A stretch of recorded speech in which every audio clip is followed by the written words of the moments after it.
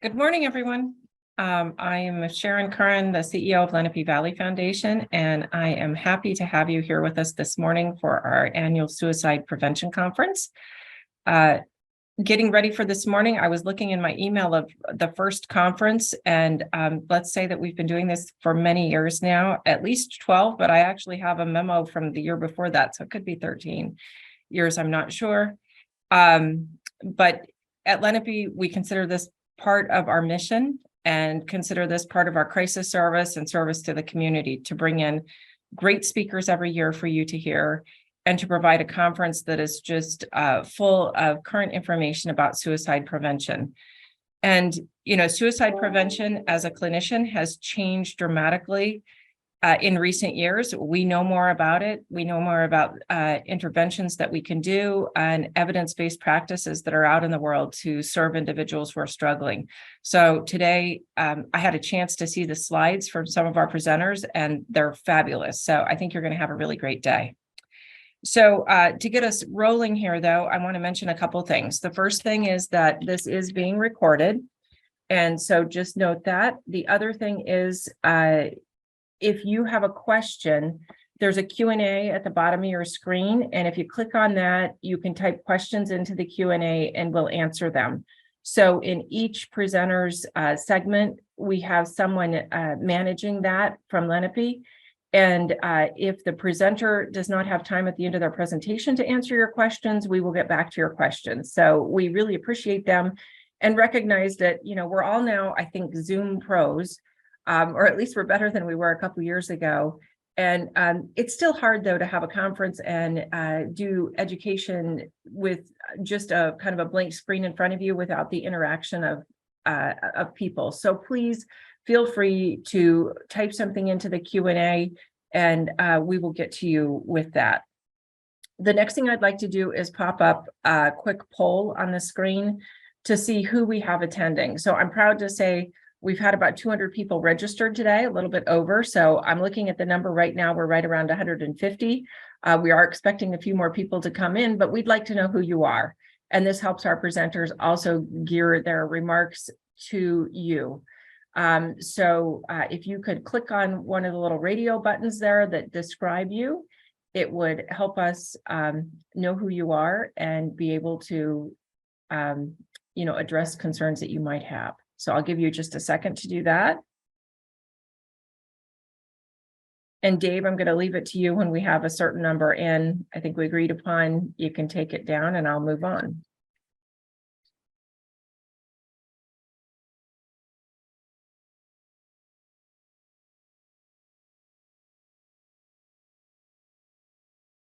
All righty then. So our first speaker is somebody that most of you already know, our Commissioner, Diane Ellis-Marsaglia.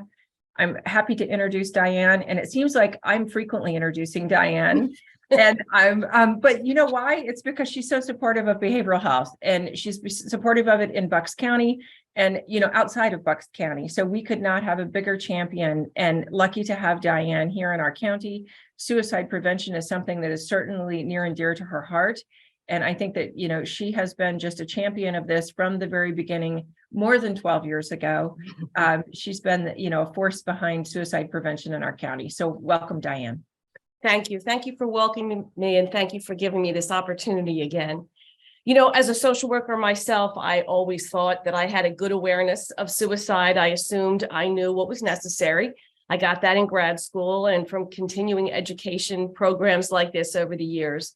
But when my daughter Becky died by suicide in 2005, I suddenly saw it through a different prism.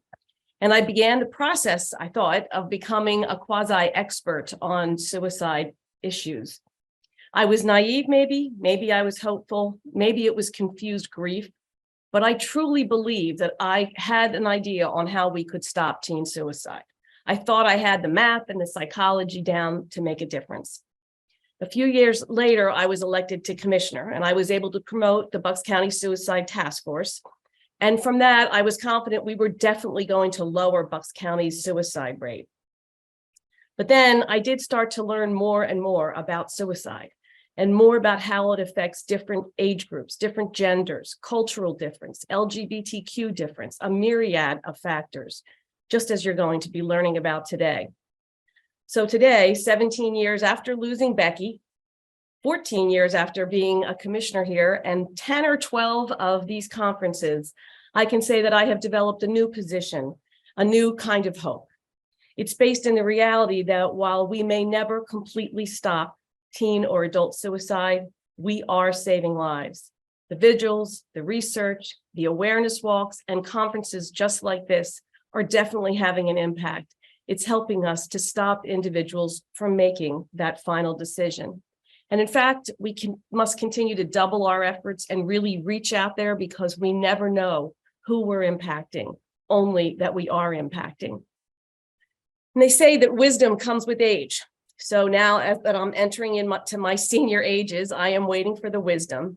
But I do have something that has come with age that I didn't have in my 20s, 30s, and 40s, and that's past history, past stories, past cases. I have been working at this long enough that I have gotten to a point where people have come back to tell me that I helped them, that something that I said may have made them make a difference, that they didn't complete suicide because they remembered something, that maybe they were in therapy with me and they quit after 2 months, but they held on to something every time things got rough. I share that with you now because even though you don't have my 60 years plus, you are truly affecting people. You are making a difference. You are saving lives. While there is no silver bullet, as I hope there would be, and you're just going to need to do it one person, one event at a time, it is important to know that you're making a difference. And finally, some of you may have heard my other daughter, Katie, speak at the recent NAMI event. And there was one thing she said that struck me and that I wasn't even aware she was going to say. She was listing the what ifs of her life. And one of the things she said was, what if there had been mental health screening in high schools 17 years ago? Would my sister still be alive? And it hit me with some sadness, but it also stood out to me of proof of the difference we're making, because schools do have those screening tools today. Professionals have those screening tools, and that is part of how we are making a difference in people's lives. So I encourage you to just keep learning, keep working, keep advocating, because you are preventing. Even just by being here today, you're continuing to prevent. And from the bottom of my heart, I thank you for being part of this so important and amazing effort to save lives. I'll send you back to Sharon. Thank you, Diane. And this is why we keep asking Diane to come back, is that she is just this, you can tell her passion for this topic and depth of understanding. So a couple more housekeeping items before we move on. There are opportunities when we will have breaks in between each speaker, and there are opportunities for additional training. There are some QR codes in those slides. So I suggest you get yourself a glass of water, a cup of coffee in the break, and check out our slides, because there's some good information in there. The other thing I would like to recognize is our sponsor that we have for this event, and that is the Bucks County Suicide Prevention Task Force, a very important group, and you'll see more about them as we go ahead here. There are continuing education credits for this. So at the end of the training, there will be a SurveyMonkey link that will come up, and complete the SurveyMonkey, and then CE certificates will be available to download in the last survey question. So that means, I know you got to stay till the end, and then you have to fill out the survey, and then you can get your CE certificate. We will also email you the link to the survey, just in case something doesn't work out for you in that. I want to remind you again of the Q&A feature that you should see on the bottom of your screen. So any questions, type them in there. And next, I'm going to introduce our first speaker. So I'm really excited to introduce Dave to you this morning. He is an internationally certified prevention specialist and a nationally certified tobacco treatment specialist. Dave is employed by the Council of Southeastern Pennsylvania as a prevention specialist. Dave's been in this field for more than 20 years and has experience working in drug and alcohol and mental health fields. He's worked in treatment, prevention, tobacco cessation, and enforcement. He graduated from Colorado State University, so warm place in my heart, somebody from the western part of the US. with a bachelor's in human development and family studies, with a focus on adolescent development. His extensive experience and broad range of duties in working in counseling and prevention allow him to provide up-to-date and effective presentations on many public health related topics throughout the state and abroad. I'm really excited to hear what Dave has to say, and I'm going to turn it over to Dave. Welcome. Thank you so much, Sharon. I'm honored to be here. I really appreciate the invite to have the opportunity to talk on this topic.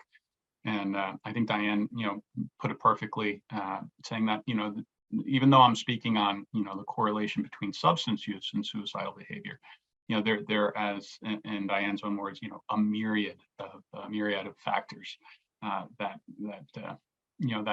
are involved in this. I just hope to just kind of get people thinking about, hey, how possibly might, this historic rite of passage, that it's okay to experiment with this and that and the other thing, because we may have done it in our youth and we turned out okay. So I just want people to question the norm, what we believe, and just explore some of the data I have in the following slides. Diane also mentioned something that's, so important is ESPER, screening, brief intervention, or referral for treatment. That's another project that is dear to my heart. I don't talk on, substance use screenings in this presentation, but I do have a couple slides regarding suicide prevention, suicide screenings.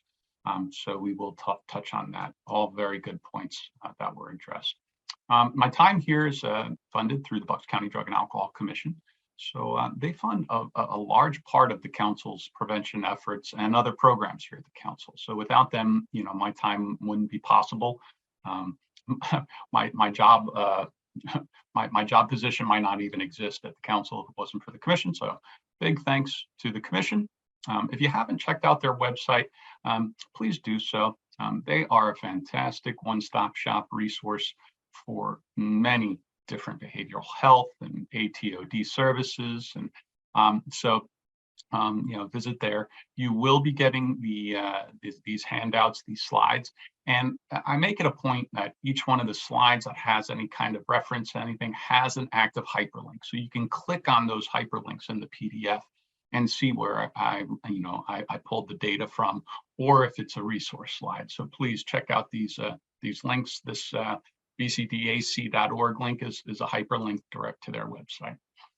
So my goals today are quite simple. I just want to explore the shared risks that are associated and factors that are associated with substance use disorders and suicidal ideation. I want to briefly touch on and identify populations who are the most risk for suicidal attempt or completion.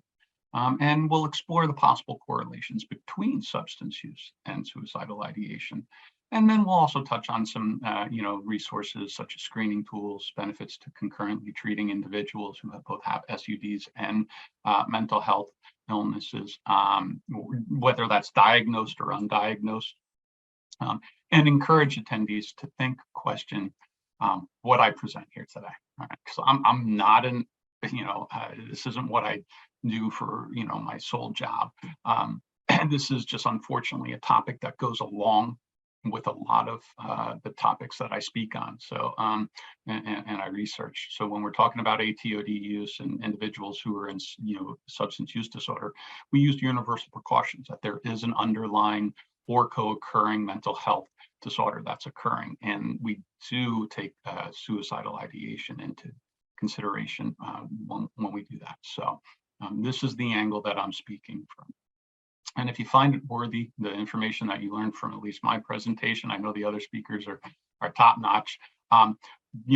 Please share the information presented here today, whether it's a link or the slides. You can do that. These are not like copyright or anything. If you're putting together a presentation for yourself, please feel free to pull from my slides or contact me with any questions regarding them. But most importantly, prevention starts with each one of us. All right, it starts with you. So just pay it forward what we learned here today, I guess. When we're looking at statistics, In 2020, there were almost 46,000 people who died by suicide in the United States. And that's one death every 11 minutes, and when we talk about, leading causes of death, I don't know why we're not talking about this more. We're still seeing COVID and other epidemics, the opiate epidemic, not to minimize that at all, on the news. But for some reason, we're not getting these numbers across, main media to raise awareness. And in 2021, it actually went up again to 47,646 people who, completed a suicide in the United States. And when we take into consideration of individuals who actually contemplate or seriously think about suicide, we're above 12 million individuals. 3.2 million of those individuals made a plan, and 1.2 million adults attempted suicide. So, the thoughts, the plan, the attempt, these are often questions that are asked during a screening. They have thoughts, if they have a plan, if they have access. But these numbers are something that we really need to talk more about. In 2020, men died by suicide 3.8 times more than women. So when we're looking at, rates of suicide, it is higher in the male population. And there's some ideas and some theories associated with it, but we'll look at that a little. We don't have too much time to go too much into depth, but the suicide rate amongst men is actually higher than women. And in 2020, 93% of adults surveyed in the U.S. think that suicide can be prevented. And I like to think that as well. But I'd like to be realistic too, that it's going to take a lot more than just thinking that it can be prevented and that all we have to do is this, that, or the other thing. Again, as Diane said, it's a myriad of factors that need to be addressed from the top down. So I like to be positive. I like to think that it can be prevented, but it's going to take a lot of work and a lot of collaboration between community, government, individuals, schools, all those things. So when we're looking at substance use disorders, they often fall into a severity spectrum. All right, being from very mild to very severe. And some of these symptoms are indicated, by the DSM-5. And so when you look at the substance use disorder criteria, we see some of these things that, should be, warning signs. And you don't need to have all of these to have a substance use disorder. You just need to have a certain number of these in order to qualify whether it's mild, moderate, or severe. And those include things like taking substance use in larger amounts, desiring to cut down or reduce use, but not able to do so. A lot of your personal time is either used thinking about it or acquiring it, chasing it, or recovering from it. Cravings and urges, not managing what you should do at work, meeting your personal needs and family needs because of substance use. And then, the old definition, from Einstein of insanity, right? And I use that word lightly, continuing to use when it causes problems in relationships, or as Einstein once said, doing the same thing over and over again, expecting a different result. And then, giving up important social occupations, recreational activities, things that are meaningful and you're passionate about, using those substances again and again, continuing to use even though you have a physical or psychological problem, needing more of the substance, tolerance, and developing withdrawal symptoms, that when you don't have that substance, you experience negative emotions or physical symptoms. So, the substance use disorder, when we look at the criteria, you could see how, if you're experiencing those, if an individual is experiencing those things, thoughts of hopelessness, helplessness might creep in at some point. And, how does that, how does that affect our overall well-being and our our holistic ability to meet, our physical, mental, and needs. So when we look at substance-induced disorders, involve problems that are caused by the effects of substance abuse. We can see everything from psychotic disorders to bipolar-related disorders, to severe depressive disorders, anxiety disorders, delirium, paranoia, hallucinations, and then neurocognitive disorders, where we actually see, sometimes actually an organic brain change that can, appear after years of use or even shorter. And so, these can cause significant, impairments to our daily ability to function. So these are just looking at how substance-induced disorders are common. And that's why we want to use that universal precaution that somebody who's presenting for an SUD, should be evaluated and thought to have an underlying mental health disorder. The correlation between use and induced, when we compare with the general population, individuals with alcohol dependence and people who use drugs, they have a 10 to 14 times greater risk of death by suicide than somebody who doesn't use alcohol or drugs. 10 to 14 times. And when we look at what those substances are, being used, approximately 22% of deaths, completed suicides, have involved alcohol intoxication. And again, like I said, we can't minimize the opiate use and its correlation to suicidal ideation, because 20% of individuals who completed a suicide had opiates on board at the time of death. And this is one that, was quite shocking, not surprising, but I didn't think the number was going to be this high. Marijuana. 10.2%. And yeah, it's not 22%, it's not 20%, but it's 10%. Which is huge when you compare it to things like cocaine and amphetamines. I honestly, I thought amphetamines and cocaine are going to have a higher rate. But I was concerned significantly when I saw the 10.2% rates, all right, of marijuana use and the correlation. So when we're talking about that, why aren't we having more conversations about, ridding ourselves of this rite of passage that it's okay for young people to use alcohol and marijuana during their teen years? And I'll touch on an Iceland study and what they're doing differently, right? As far as delaying exposure. But another study, over 50% of all suicides are associated with alcohol and drug dependence. So when we're looking at, possible reasons why that individual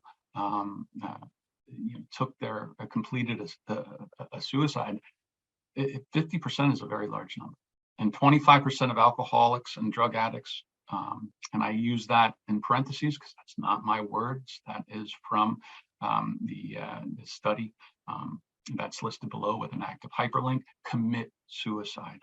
All right. And over 70% of adolescent suicides may be complicated by drug and alcohol use dependence, which really shouldn't surprise a lot of us. I remember what it was like to be a teenager, and I grew up in an easier time. I was in high school in the 80s. We didn't have the internet. We didn't have all of these other sources of inescapable pressure and anxiety. And it was hard enough. Social anxiety was very difficult. And I would imagine that many people viewing this today can agree, whether you were, one of the popular ones or kind of, off to the sides, watching everything go by. We all experienced a significant amount of anxiety and stress. And so it's no surprise that the numbers and the rates are higher for those for that cohort. When we look at risk factors for suicidal ideation and risk factors for drug use, these are two things that are very similar. And so, when a young person, no longer engages or has never engaged in meaningful leisure time, maybe they've never discovered what they're passionate about, what drives them, because we're all supposed to be experimental with healthy pro-social things, sports, art, culture, academia. What makes us happy? What provides meaningful, experiences to us? So for individuals who report suicidal ideation, they often report that they have no meaningful leisure time. Risk factors for drug use, lack of access to meaningful leisure time activities. So when you look at environments where some young people are growing up and they don't have access to healthy pro-social activities and resources, this is often where we see high rates of accepted drug use. So feelings of depression in both, feeling socially excluded for risk factor for suicidal ideation, and alienation from peers and family for risk factors for drug use. So you can see how these overlap: grief, loss. And grief loss doesn't always mean death. Grief loss can just mean loss of something that was meaningful to that individual. Regret, grief for something that occurred, PTSD, a traumatic situation that they found themselves in, that are not being addressed. And when we look again at men, men are 4 times more likely to die from suicide, and men are twice as likely to have an SUD, substance use disorder. And we all know what ACEs are: adverse childhood experiences. Phenomenal study that really, started the conversation for a lot of things we talk about today. But the overarching theme of the ACEs is keeping a young person, a child, free from being in an environment that includes violence, abuse, and substance use or misuse. So when we look at ACEs, this is something that rises the possibility for both suicidal ideation and for risk factors for substance use. I always look at the PACE data. This is from 2021. All right. And yes, we did have data from 2021. A lot of individuals thought we weren't going to get it because of COVID. It was about half the participation. And so, and many of us in the prevention field and the public health field feel the numbers might be a little skewed due to the environment in which the reported use occurred, like isolated at home under scrutiny of parents. But, we saw a reduction in both alcohol and marijuana use. All right. So when we see the reduction, that's a good thing. And this is for 30-day use. All right. Amongst 6th through seniors. However, these numbers are still too high, right? Especially when you're looking at 12th grade. And when you look at the amount of alcohol used in the 12th grade in 2021, we're around 22% reported 30-day use. In the last 30 days, they used alcohol. And with marijuana, we were in the last 30 days, somewhere around 17 or 18%. And what we often find with 30-day use, it falls into, frequent use, if not daily use. So these numbers should be concerning if you want to see some more data regarding the Pennsylvania Youth Survey, and this is just focused on healthy behaviors, or that which include ATOD use. You can scan this QR code when you receive the slides. So the correlation between the two, right? We saw a decrease in reported use, but we saw an increase in suicide. So that's quite concerning. From 2002 to 2019, the prevalence of past 30-day alcohol use decreased, but we saw an increase in suicide. Number of US marijuana users more than doubled between 2008 and 2019.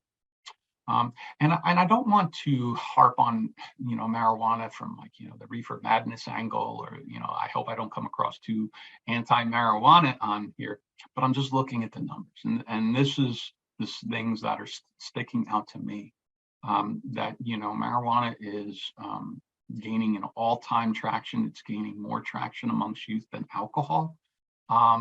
And, we really should take into these consideration what are all of the factors that go hand in hand with adopting and accepting a new drug into society. And it is a drug. It is not just a plant. All of our drugs come from plants. And so, a lot of times the young people and adults alike, and even influential people, you'll hear, say it's not a drug, it's a plant. As a professional who spends a lot of time researching this, yes, it is a plant, but it is also a drug.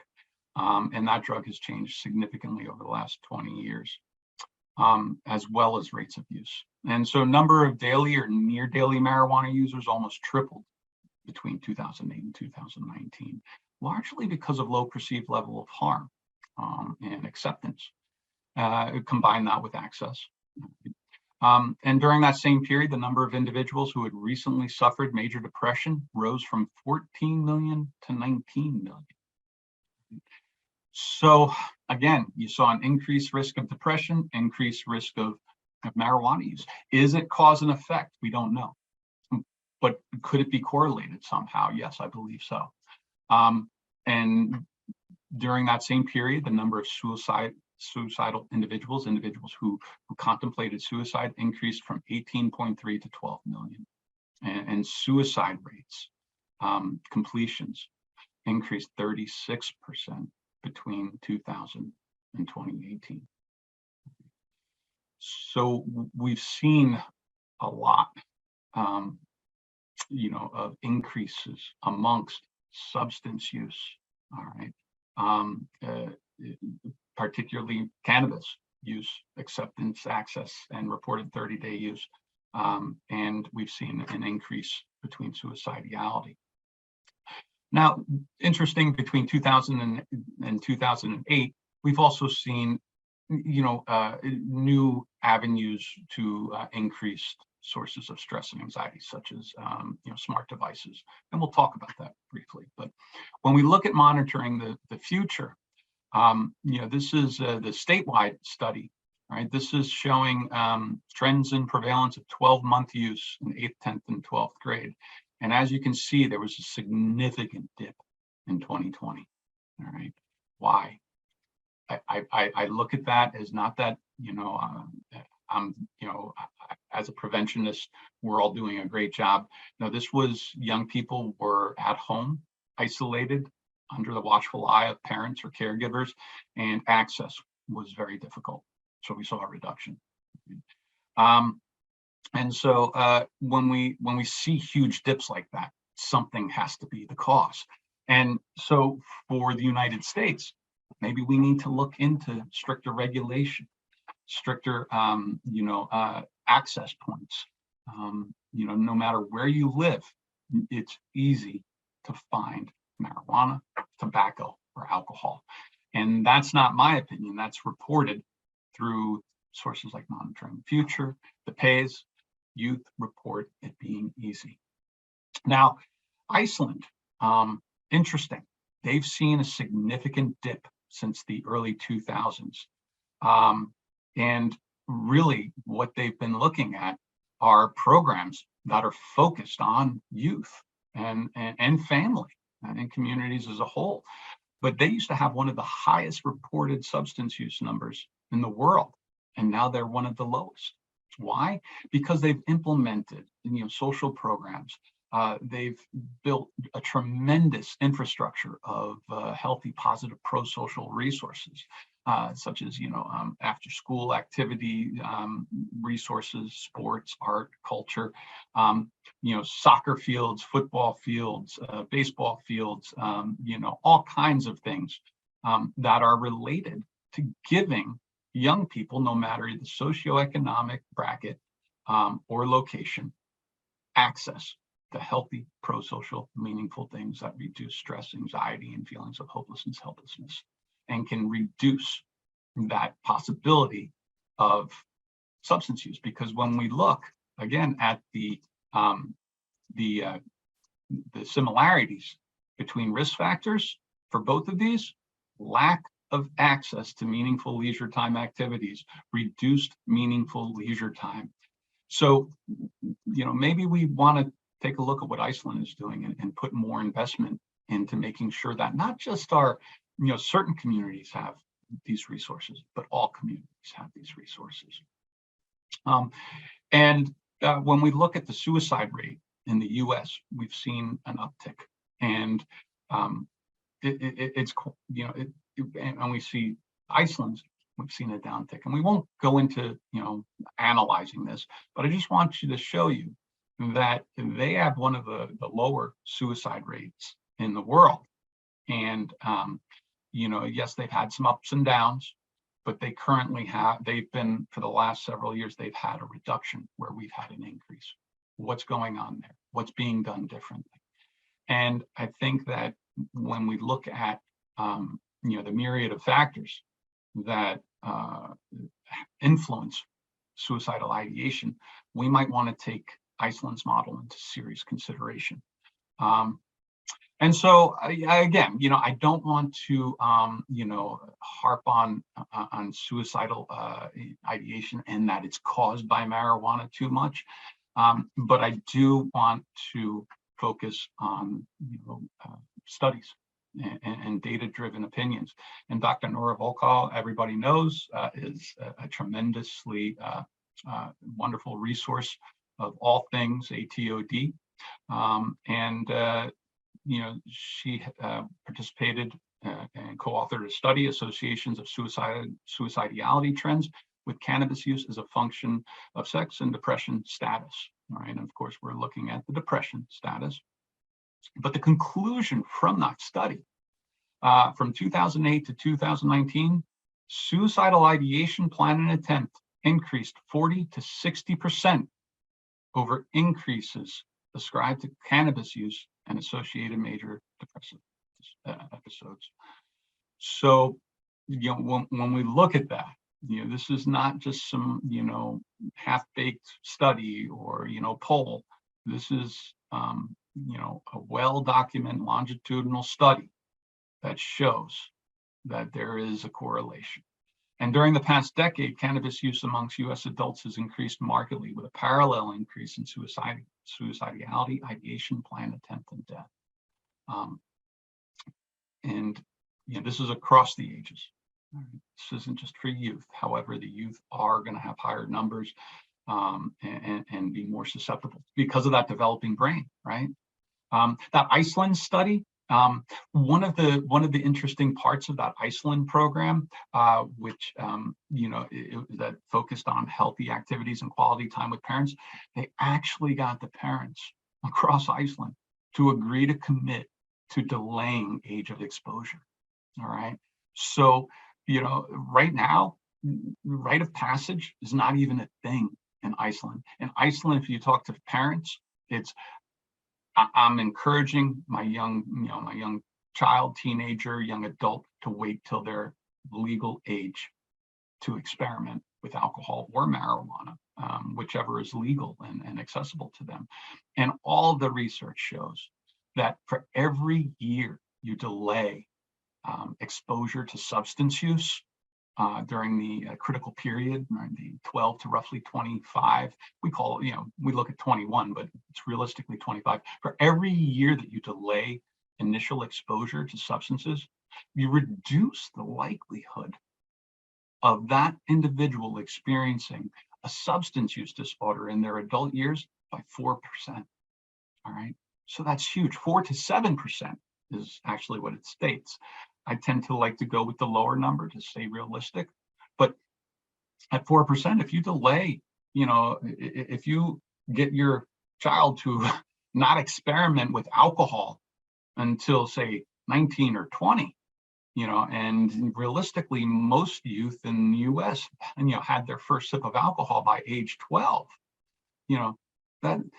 that's like around a 36 to 40% decrease in the likelihood that that person is going to experience a substance use disorder in their adult years. And if we can delay that, it also probably minimizes or reduces the possibility of suicidal thoughts and ideation. So the results from that same study show that amongst individuals not experiencing depression, 14% of men and 18% of women with cannabis use. So these are individuals who have never experienced depression before. 14% of men and 18% of women with cannabis use disorder thought about suicide, compared with 4% for either sex not diagnosed with problematic pot use. All right. And problematic pot use doesn't necessarily translate to the DSM-5 marijuana use disorder, but when we look at those numbers, that's huge. And nearly 9% of men and 13% of women who were daily or near daily users thought about suicide, compared with 6.5% of men and 9% of women who were occasional users, and 3% of both sexes who were non-users. So when we just look at the ends of the spectrum, 3% of individuals who did not use marijuana thought of suicide, compared with 9 to 13% for daily users. All right, so there's got to be a connection at some level. And when we look at public health and the medical fields, that overlap each other, everybody takes a pledge of do no harm. All right, and that has a lot to do with risk and benefit. And when we look at something, we want to look at the risks and we want to look at the benefits. And when we look at this, does the benefit outweigh the risk? And that's something that we want to consider. If using a particular substance, triples likelihood or of experiencing, thoughts of suicide, then that's risk is going to, what's going to outweigh that? So it's something we want to think about. Results from the same study amongst individuals experiencing depression who were actually experiencing depression, 51% of men and 57% of women with cannabis use disorder thought about suicide, compared with about 40% for either sex not diagnosed with problematic thoughts. So even individuals who were already diagnosed with a major depression, it's the numbers are still lower. So a lot of individuals are saying, well, I'm going to use, cannabis for self-medication. And yeah, it seems to work in the short term, right? But then we have these withdrawal symptoms, and we have these, neurotransmitter depletion and upregulation and downregulations. What is that doing? And when we look at these numbers, we should be concerned. 56% of men and 55% of women who were daily or non-daily use or near daily users thought about suicide, compared with 43 and 47% of women who were occasional users, and 38% of men and 34% of women who were non-users. So when you look at the non-users compared with the daily, that's almost a 20% increase.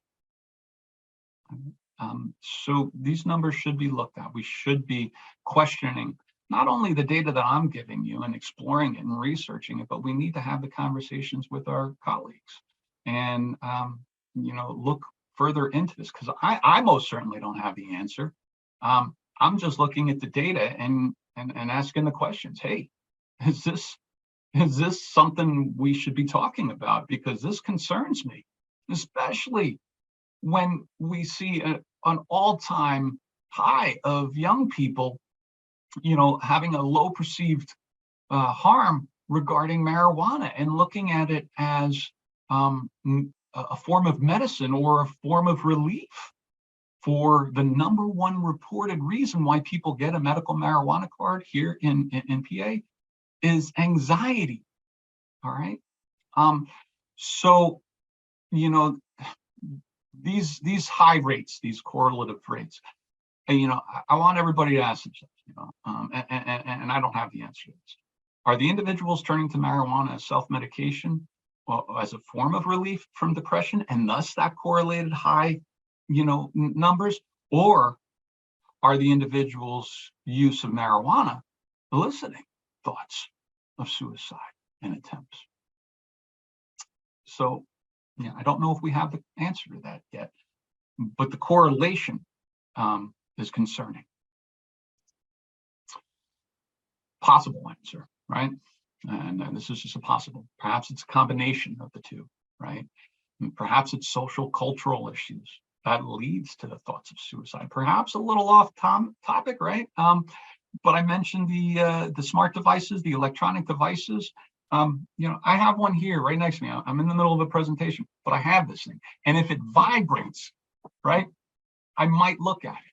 We now experience stress and anxiety if we leave the house without that thing, and we're adults.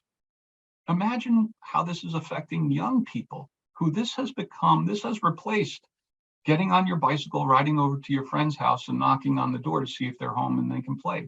This is now their social source of interaction and relationship building. I have a 10-year-old at home, and I see it. We have very, stringent and strict guidelines regarding electronic use, but of course, that's how most of the youth communicate now. So he has to use it. We just, keep a close eye on. And when we look at these social and cultural issues, we have this old term, collective consciousness. And I know everybody here has heard that, and we perhaps have used it in our conversations with colleagues. And that actually was coined by Emil Durkheim, and he was way back in the 1800s. His theory, or at least one of his many theories, but his theory based on suicidality and suicide, was that the rates of suicide are based on the degree of integration in a social institution and the regulation within the society. So this is, I put in there, not forced assimilation, right? We're not saying, like if you move to the US, you have to do what we do, right? No, this isn't like one of those things. But what we're looking at is how an individual fits into their community. What are the resources? What are the supports? What are the systems models look like? And he had these thoughts of reasons for a person attempting or completing suicide as being caused by altruism, all right, or as he said, altruistic suicide, feeling overwhelmed by society's goals and beliefs, right? He had the egoistic suicide, where the individual feels left out, not belonging to society. Absence can lead to meaningless indifference and depression, right? Fatalistic suicide, feeling over-regulated. And, they don't know where their future holds for them. And then anami suicide, right? Moral turmoil and lack of social orientation. So when we look at these theories from somebody who, was coming up with these ideas well over 100 years ago, some of these we're seeing actually being reported by young people today, right? They're feeling overwhelmed. We just got over the pandemic. I mean, that was a huge thing. I can't even imagine what that would have felt like when I was a teenager.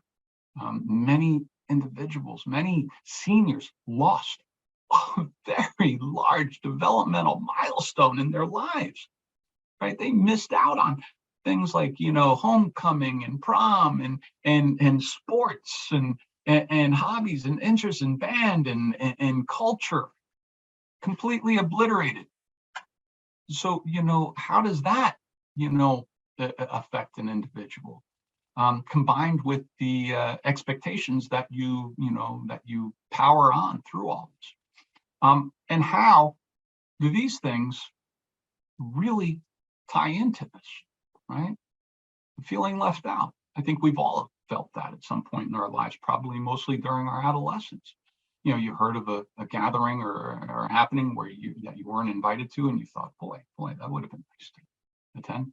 But now it's in your face all the time. You see people posting pictures, groups of friends. Why wasn't I invited? Why wasn't I?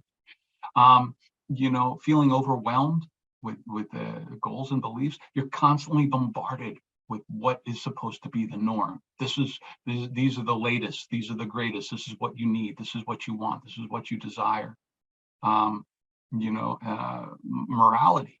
There's no consequence with voicing opinions on these devices. And so individuals sometimes say things that carry significant weight that they may not have had the time to contemplate, especially for the adolescents with the underdeveloped prefrontal cortex. So maybe it's not just substance use, right? Maybe this social cultural perspective, it seems to fit well with a substance that has seen a marked increase in availability, purity, decrease in perceived level of harm, and seems to, help with the symptoms associated with all of these things. So little off topic, right? But I just want to put it out there because I'm so glad Diane said that myriad of factors, because really that's what we need to look at. It's a combination of these things.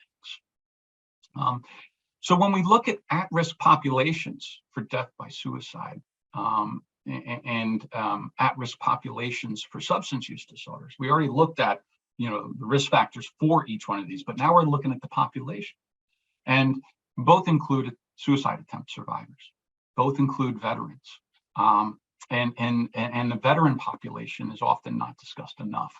I'm a veteran myself, U.S. Air Force, 4 years, but thankfully I made my 4 years in the early 90s unscathed. I was in the rear with the gear. I did not have to deal with a lot of things that a lot of young men and women were dealing with in that same period of time. But I've heard the stories. I'm quite aware what was occurring.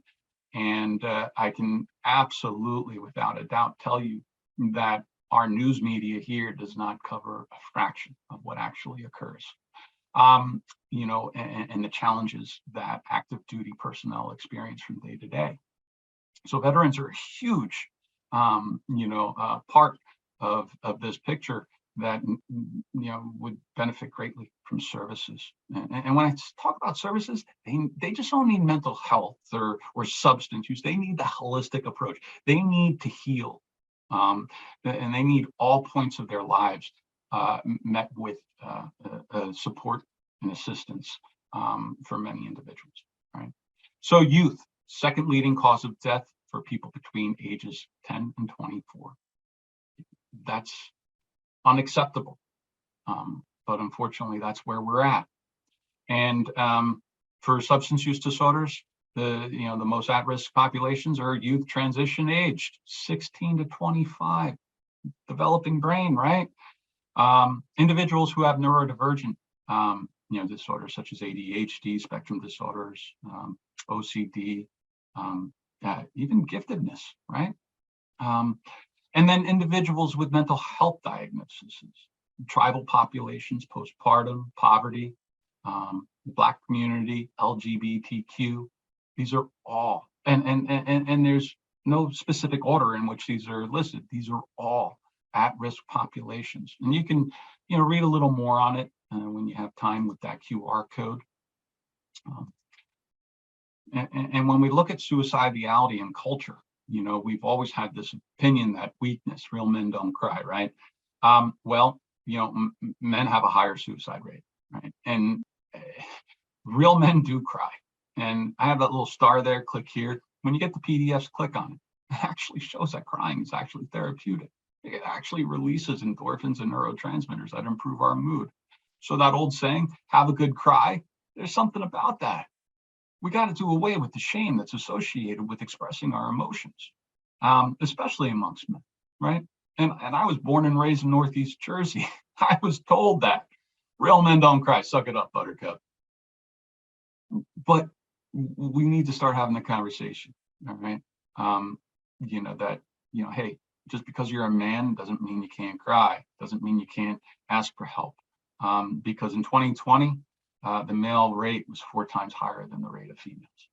And, when we look at other suicidality culture, we often misunderstand or we stigmatize, that suicide is some sort of form of weakness or deficiency. Well, if somebody dying from cancer or any other illness, is that an act of weakness? This is an illness, just the same as any other. It should be considered a medical emergency. So mental illness can cause people to do many things that they would never do if they were not ill. They're in crisis and they need support. Drugs and culture, right? Reduced perceived level of harm, misinformation. As I mentioned, it's a plant, not a drug. No, it's a drug. Anything that alters the dopamine and serotonin or any other neurotransmitter or endorphin in our brain is a drug. The rite of passage is often accepted, and it's not uncommon to hear parents say things like, well, I'd rather have them, try a little pot than drink. I'd rather neither. But we do have this rite of passage belief, right? And when we look at Iceland, they're doing something right by getting an entire society to agree, hey, let's delay the age of exposure to substances and let's see what happens with our overall reported happiness, having meaningful activities involved in a young person's life, reduce thoughts of suicidality. All right, so just some things to think about.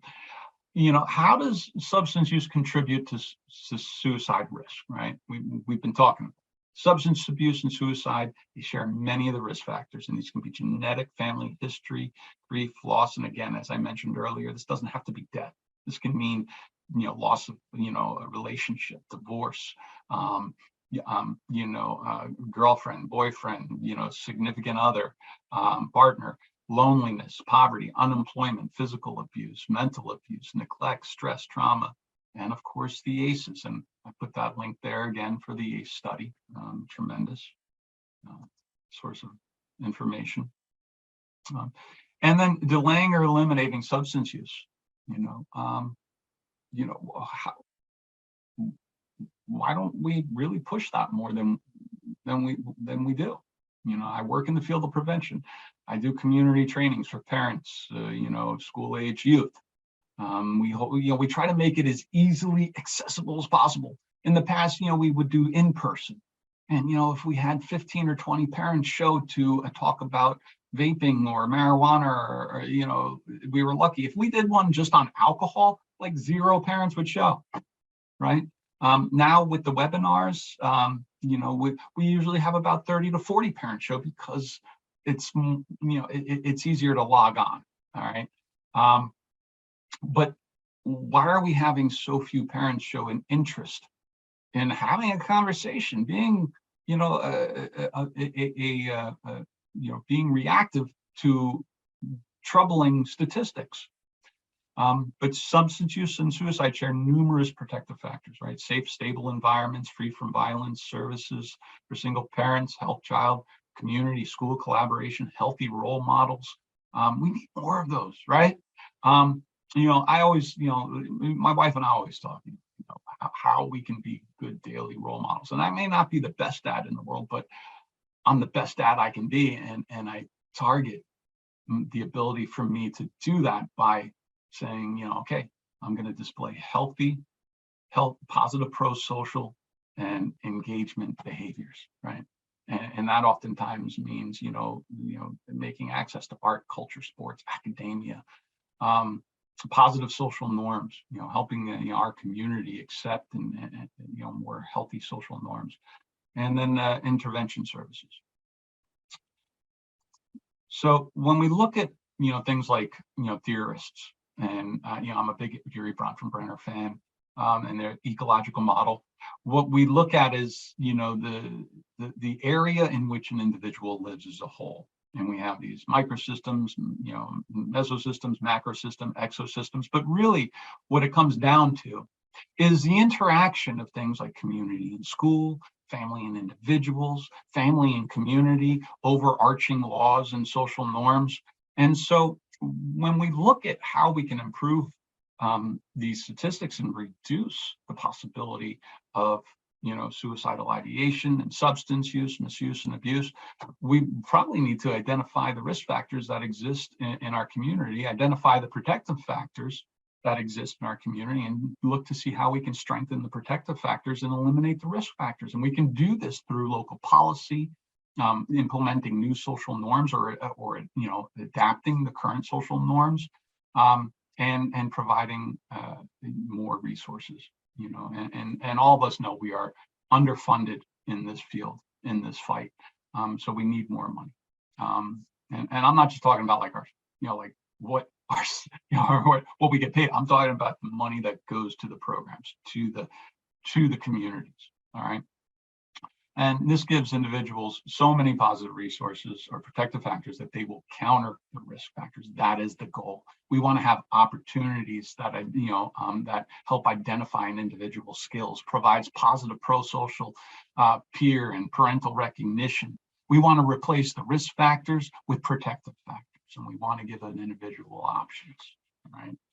So if we can adopt this ecological model, maybe we can combat these increased rates of suicidal ideation and rates of completion. So anybody who's ever sat through a training of mine knows that I'm a big brain chemistry person, right? And I like to look at it very simply. We are a machine. Our bodies, react to their environments. And as a human being, this 3.5-pound organ called the brain, one of its sole purposes in life, one of its driving factors, is to avoid painful situations in life. And that can be both physical and mental. We want to avoid pain and suffering, and we want to experience pleasure. And that is why, when we're hungry, we seek out things that are salty and fatty and sweet, right? Things that are high in caloric value so that we can, survive. We don't necessarily seek out broccoli or Brussels sprouts, but I guess some of us do. And it's all driven by a neurotransmitter called dopamine, as one of the main driving forces. And I like to focus on dopamine because this is our happy drug. This is our drug that's responsible for motivation and pleasure and overall improved mood. And we all start at baseline, most of us, unless a person is experiencing an undiagnosed or diagnosed mental health disorder, their baseline might be lower. But if you have a regulated baseline, we all wake up in the morning feeling neutral, right? Kind of meh.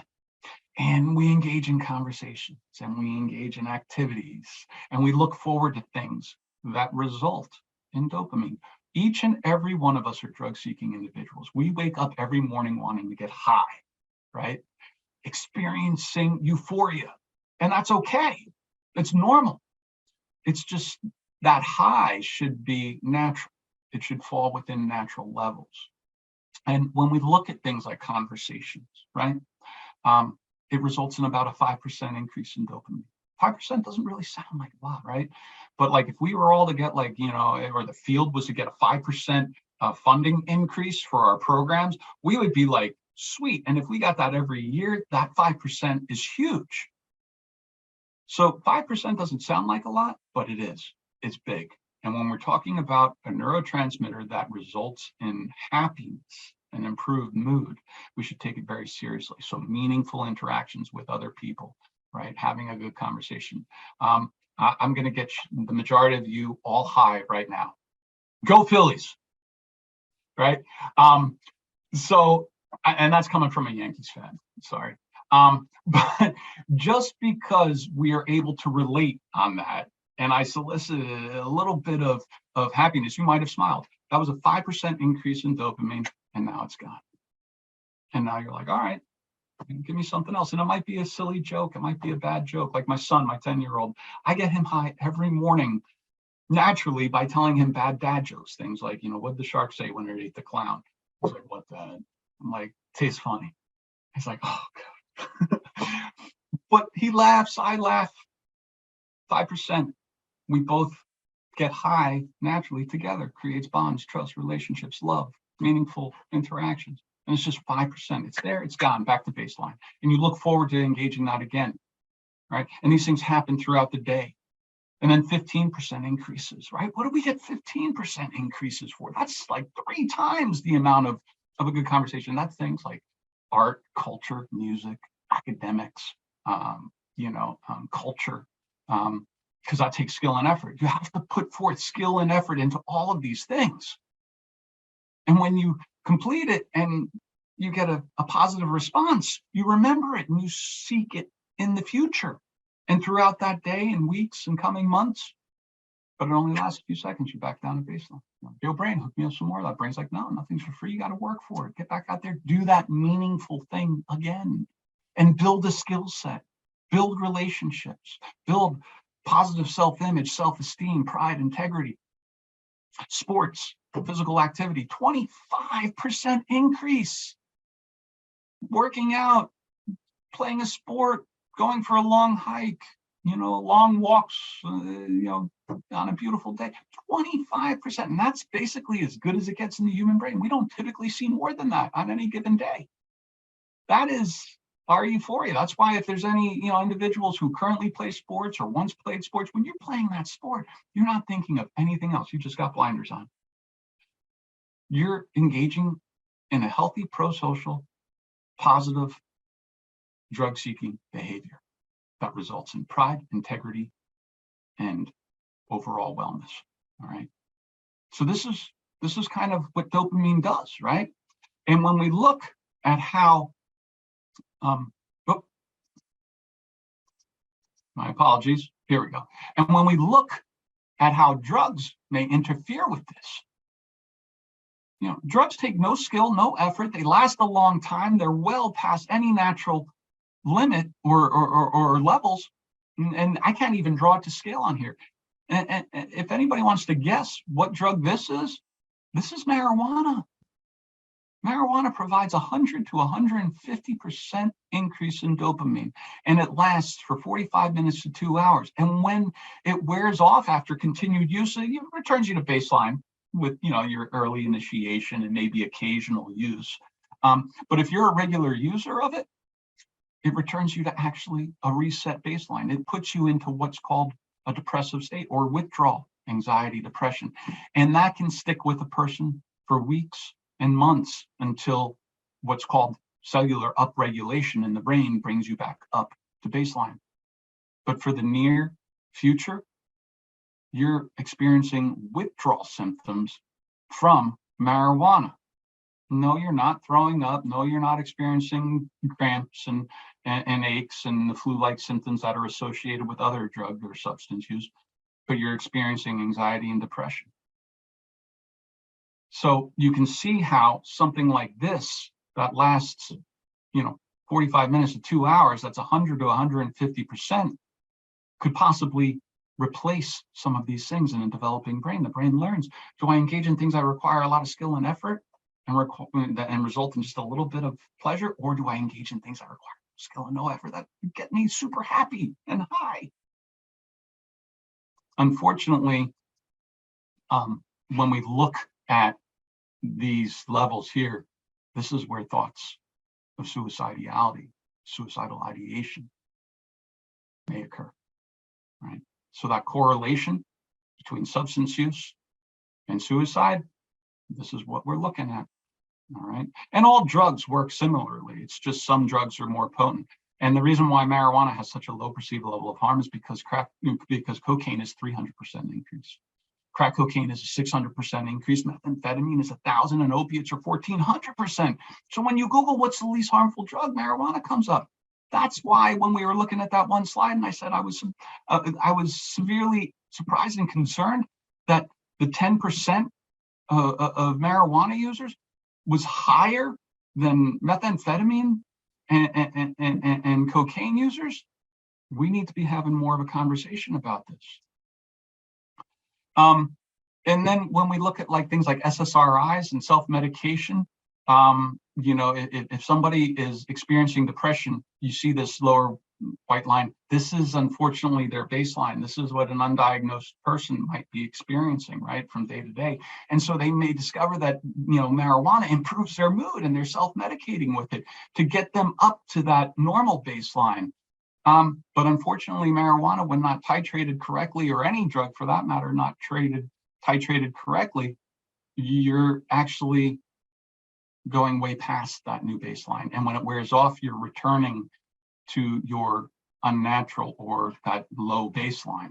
And so that's why, it's so recommended. Don't self-medicate. Get with somebody, a trained medical professional who's going to look into things that are, longitudinally studied, tried and true and tested SSRIs. I have a ton of studies that look at holistically as well. Get that person included in aerobic exercise, and a titrated, medication. But self-medicating does not work. All right, we need to really address the challenge. And that challenge that was mentioned earlier, it includes that myriad of factors, right? We need screening, we need education, we need support, and we need public policy to help protect the most vulnerable population, which is our transition age youth, right? Which is our developing adolescents. And how do we screen? I mean, there's so many resources out there.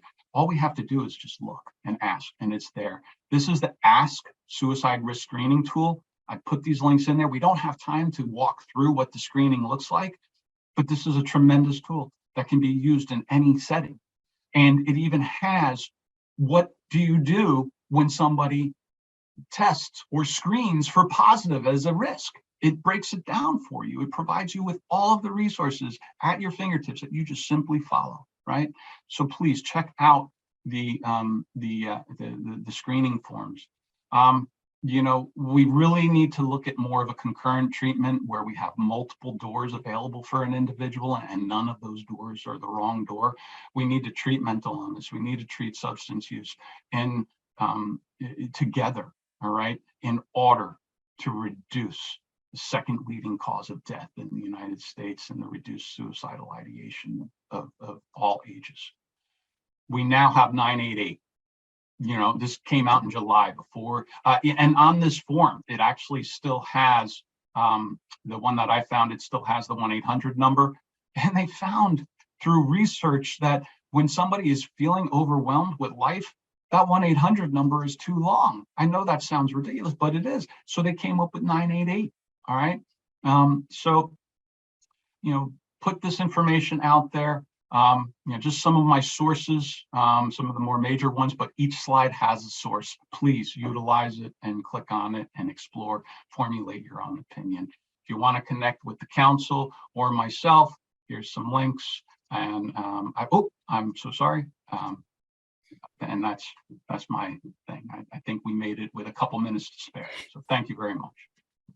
Thanks, Dave. Yes, we do have about 2 minutes for questions. There are several in the chat, so we will make sure that either Dave answers them or that we get them to him and he provides answers. But for now, I'll just pick one to go with randomly. So with research on suicide and marijuana, how do we talk to our youth and parents about medical marijuana available for youth with parental consent for a number of diagnoses? Yeah, how do we talk to the individual about that? I think, I mentioned it briefly, risk and benefit, right? How would using that substance benefit the individual? What are the risks associated with that individual using it? And are those risks, acceptable? Also look at it from a holistic point of view too. What other things other than just using this medicine, right? And this goes for all medicines, right? What else are you implementing? And that means, does that individual have meaningful interests and hobbies, physical activities, access to other meaningful things that result in increased, improved self-esteem, self-image, well-being. So it's not just as simple as saying, I'm concerned about the marijuana use. It's more or less like, how is that marijuana use going to fall into the big picture, right? And realistically, the marijuana clinics, the dispensaries, I hate to say this, but this is just like any business. They're for profit, all right? And they make money by selling a product. And so unfortunately, our medical doctors, right, the ones who would, go through 10 to 12 years of schooling to give actual medical recommendations and advice, they don't know about this yet. All right, they don't have the answers. So we're going off of what are health recommendations by individuals who are not necessarily have the schooling or the education required to do so.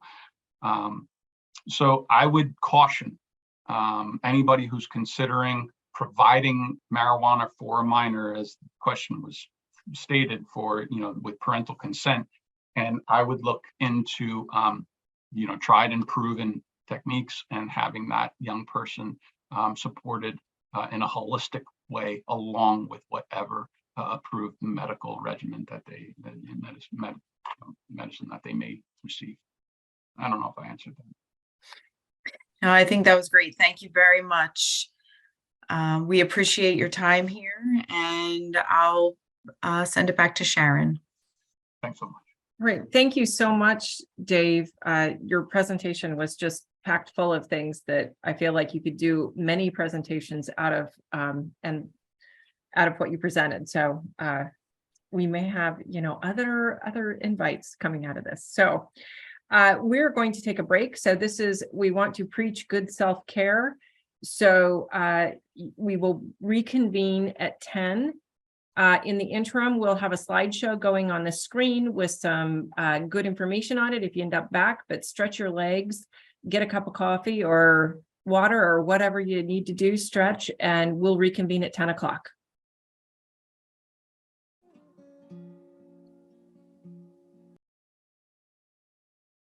All right, welcome back, everyone. I'm going to mention a couple things here, housekeeping again. Continuing education credits, I wanted to call out that we've been approved by NASW. We also are approved by EMS. So any of you that are in that world, we have credits. Also, we're eligible for Act 48 and for RN CRNP credits as well. Again, at the end of the presentation, you fill out the survey and then you get your certificate for all of that. I also want to mention that in the last session, the person managing the questions for us and kind of guiding us through this whole process today is Nicole Wolf, Lenape's educator. And so if you have questions about that, you can certainly shoot them to Nicole Wolf. We'll make sure that you have her information. But next up, without delay, I want to move on to our next presenter. So the next person we have is Vic Armstrong. I'm really excited to bring Vic to you today. Vic serves as the Chief Diversity Officer of RI International, and he is on the board of directors for the American Foundation for Suicide Prevention, North Carolina. He has over 30 years experience in human services, and he's been primarily dedicated to building and strengthening community resources to serve individuals who have been historically marginalized. He is a nationally recognized speaker. He had on issues regarding health equity and access to healthcare. Particularly, he relates to individuals living with mental health challenges. Impressive. Vic graduated magna cum laude from North Carolina Central University with a bachelor's degree in business management and got his master's of social work from East Carolina University. Go social workers, not that I'm biased. We look forward to his perspective today on hearing of how people of color are uniquely impacted by suicide, how to support them more effectively. And I am especially pleased. I have heard about Vic's presentations, but I've never been able to attend one. So today, no pressure. Really excited to have you here. And in our trial run, I also learned quickly that he is really funny. And so we're looking forward to having you today and are really excited that you could join us. So please welcome Vic. Thank you. Thank you so much for having me. It is my absolute pleasure to be here with you this morning. And I am going to be talking, you see the subject here, justice, diversity, equity, and inclusion, perceptions, everything. And what I'm going to be talking about really is how our perception of things really impacts our ability to provide suicide prevention and protection predominantly in the Black community, but Black and Brown community. So I want to first just lay a little bit of groundwork as we talk about this, because we hear a lot of conversation today about diversity, equity, and inclusion. And my role, of course, with RI is I am Chief Diversity Officer, and I formerly served as Chief Health Equity Officer for the state of North Carolina.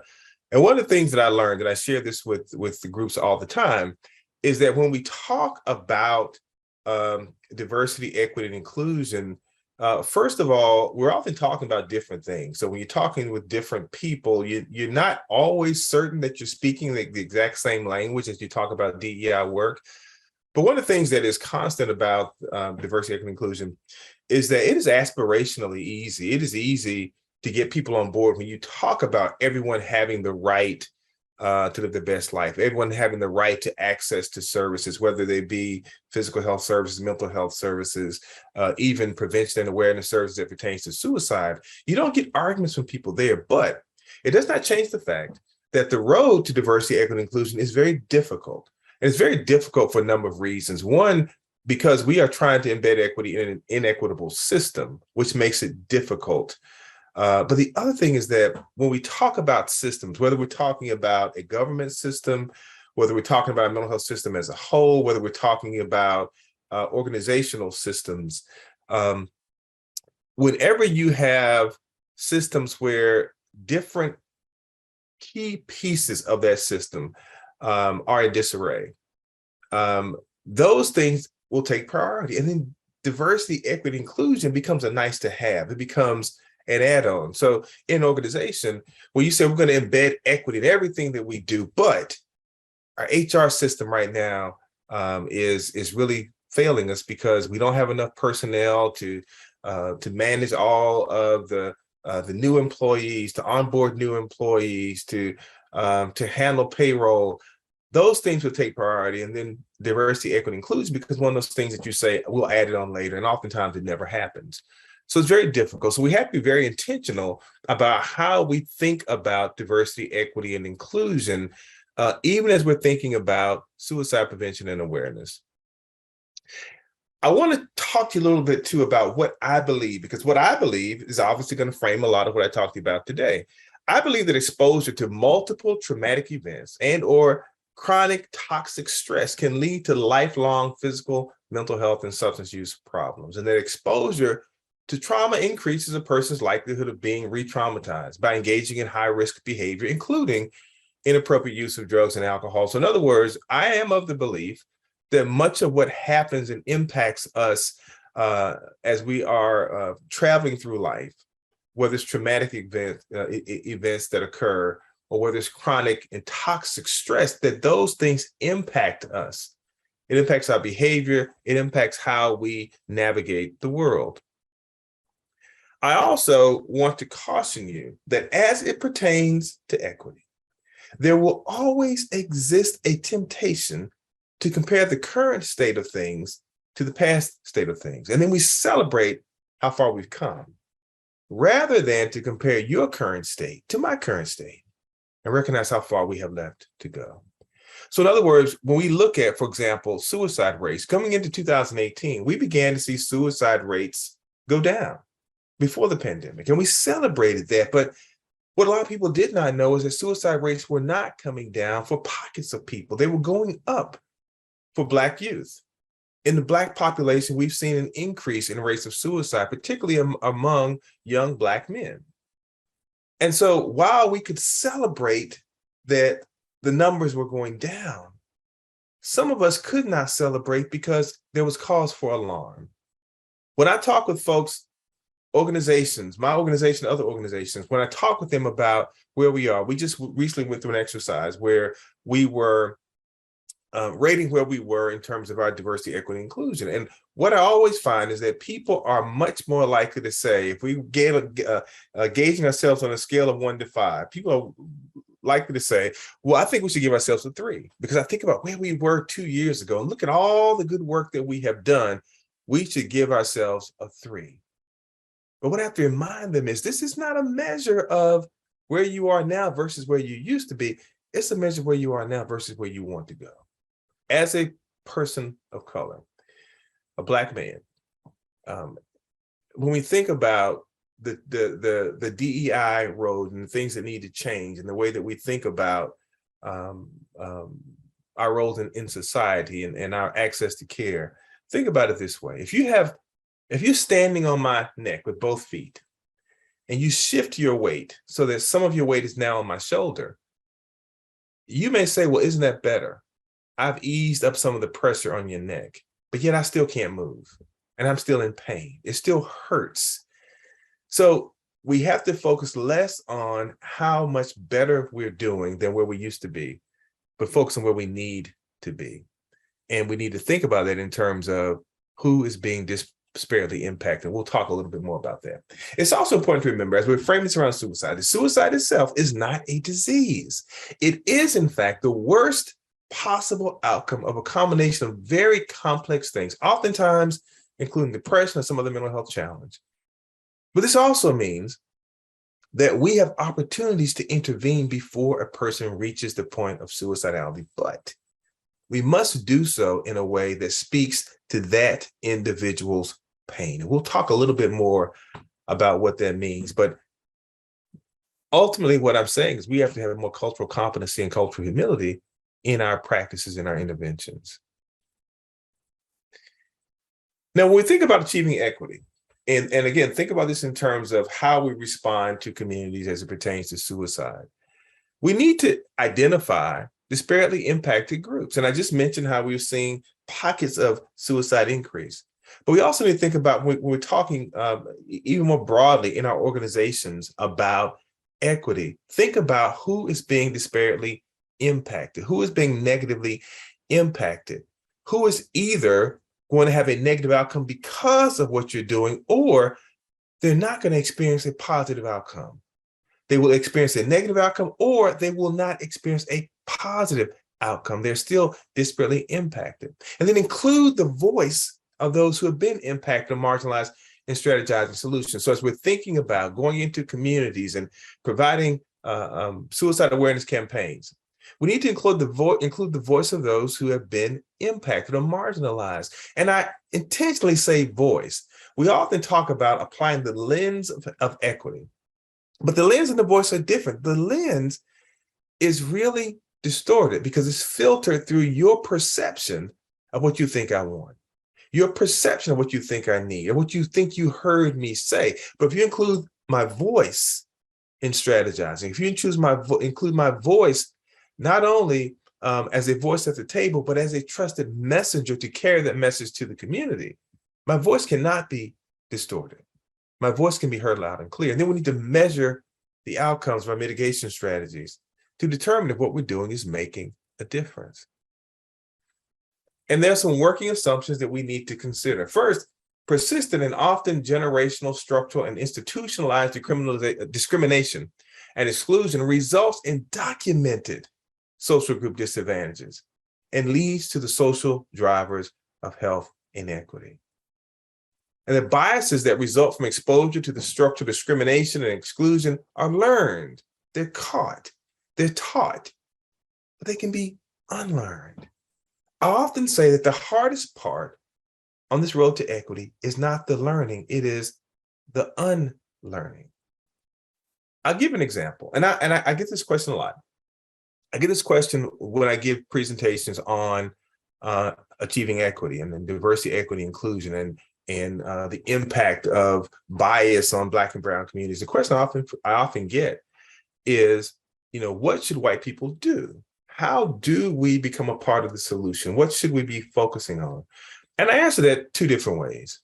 One is that there is literature out there, and I would look at it, and sometimes I will share some of the things that I read, but I also share that if I were diagnosed with the disease and I wasn't sure about it, but I wanted to be rid of it, I would study it. I would learn about it. I would research it. I would try to prepare myself to deal with it. So I encourage folks to do the research, do the work, do the reading, take the classes, do whatever you can do to try to help yourself. But I also share this. There are certain things that we were taught, but then there are other pieces that we added to that caused the discrimination. And follow me with this. Much of what I need to know about how to treat people, I learned from my mother growing up. Treat other people as you would have them treat you. Treat other people as you would want to be treated. You think about even those who grew up in the church, that the Bible teaches to treat other people as you would have them treat you. The piece that we have to unlearn is the part that says, treat other people as you want to be treated, unless they're people who don't look like you, unless they're people that you don't trust, unless they're people that you think are out to get you first. So we have to unlearn the hurtful pieces and just say, treat other people the way that you want to be treated. Because I will submit to you, I never had to take a class to teach me how to be respectful and thoughtful and to create space for people who don't look like me. No one had to teach me that. So I don't have to unlearn that. Third thing, we are not to blame for our group memberships, our learnings, and our misinformations, our own groups of our own groups and our and other groups, or how we have adapted, and we can take responsibility for updating our information and changing the cycles of inequity for ourselves and others. So we're not to blame for those things that we've been taught, those things that we've learned, and the things that people who we may associate with think. But at the same time, we can take responsibility for updating our information and changing the cycles of inequity for ourselves and others. Think about this, for Black and brown communities, the COVID-19 pandemic has not only been about exposure to deadly physical virus, but also about exposure to a toxic mental and emotional virus exacerbated by a constant barrage of racism-laced pictures, experiences, and political rhetoric. For the Black community, the pandemic has been about more than just a virus. It's been a span of time, because in that span of time, we also saw the death of George Floyd and Ahmaud Arbery and Breonna Taylor. In this last 2 years, we've seen changes around things like Roe v. Wade and things that impact a lot of us in different ways. And those things often cause us to shift in how we align things and how we find our allegiances. And you see here that during the riots in Minnesota, there were many people who quickly identified with the Black Lives Matter movement. There were other people who identified with the Blue Lives Matter movement. There were people who believed that all lives matter. All of those things came into play. But all of those things were happening also as we were going through this pandemic. So we have different ways that people are impacted. You think about the Indigenous community. Much of what happened in the Indigenous community, when we saw that Black and brown people were dying disproportionately, when we saw that the elderly were dying disproportionately, think about what that means in the Indigenous community, where your elderly are your keepers of the language, the keepers of the stories, the keepers of the songs, and they lost much of that very quickly as the pandemic came through. So when we think about the pandemic and we think about the impact on mental wellness, mental well-being, it impacts different groups differently. All loss was not the same. And our sense of community guides our actions. So remember, in uncertain times, we seek sameness We don't seek out diversity. When we're going through a crisis, we don't say, let me go find somebody who's different from me and hang out with them. No, we're going through a crisis. We seek out sameness. We will make decisions based on what is familiar to us and what we've been socialized to see, what is embedded in us. We will always seek belonging and safety. So as our country has gone through all of these different things over the last several months, people have identified differently based on how they think about their sense of community, whether you identify with the Black community, the law enforcement community, the medical community, the faith-based community, the first responder community, the LGBTQ community, the Latinx community. So when people are in uncertain times, they will seek out, what does my community have to say about this? And that also impacts the way that we respond to suicide, the way we react to suicide, we react to conversation about suicide. We resort to what our community has taught us. And unless we are going into communities, seeking out the trusted voices that carry those stories and carry those messages, educating them and making them a part of our solution, then we will never achieve our goals in those communities. But what does belonging look like? So we said people want a sense of belonging. What does it look like and from whose lens? And again, that lens can be very different. So I one of the things that I do, I go to the gym every day. And I've been going to Planet Fitness now for 4 years probably. It's convenient. I find one everywhere I travel. So has become my gym of choice. And wherever I go, the Planet Fitness gyms always look pretty much the same. So same routine. I get there, in the gym about 5 a.m. I go by the front desk, check in, pass the ladies' room, go to the men's room. I have the same locker. I always put my stuff in the same locker.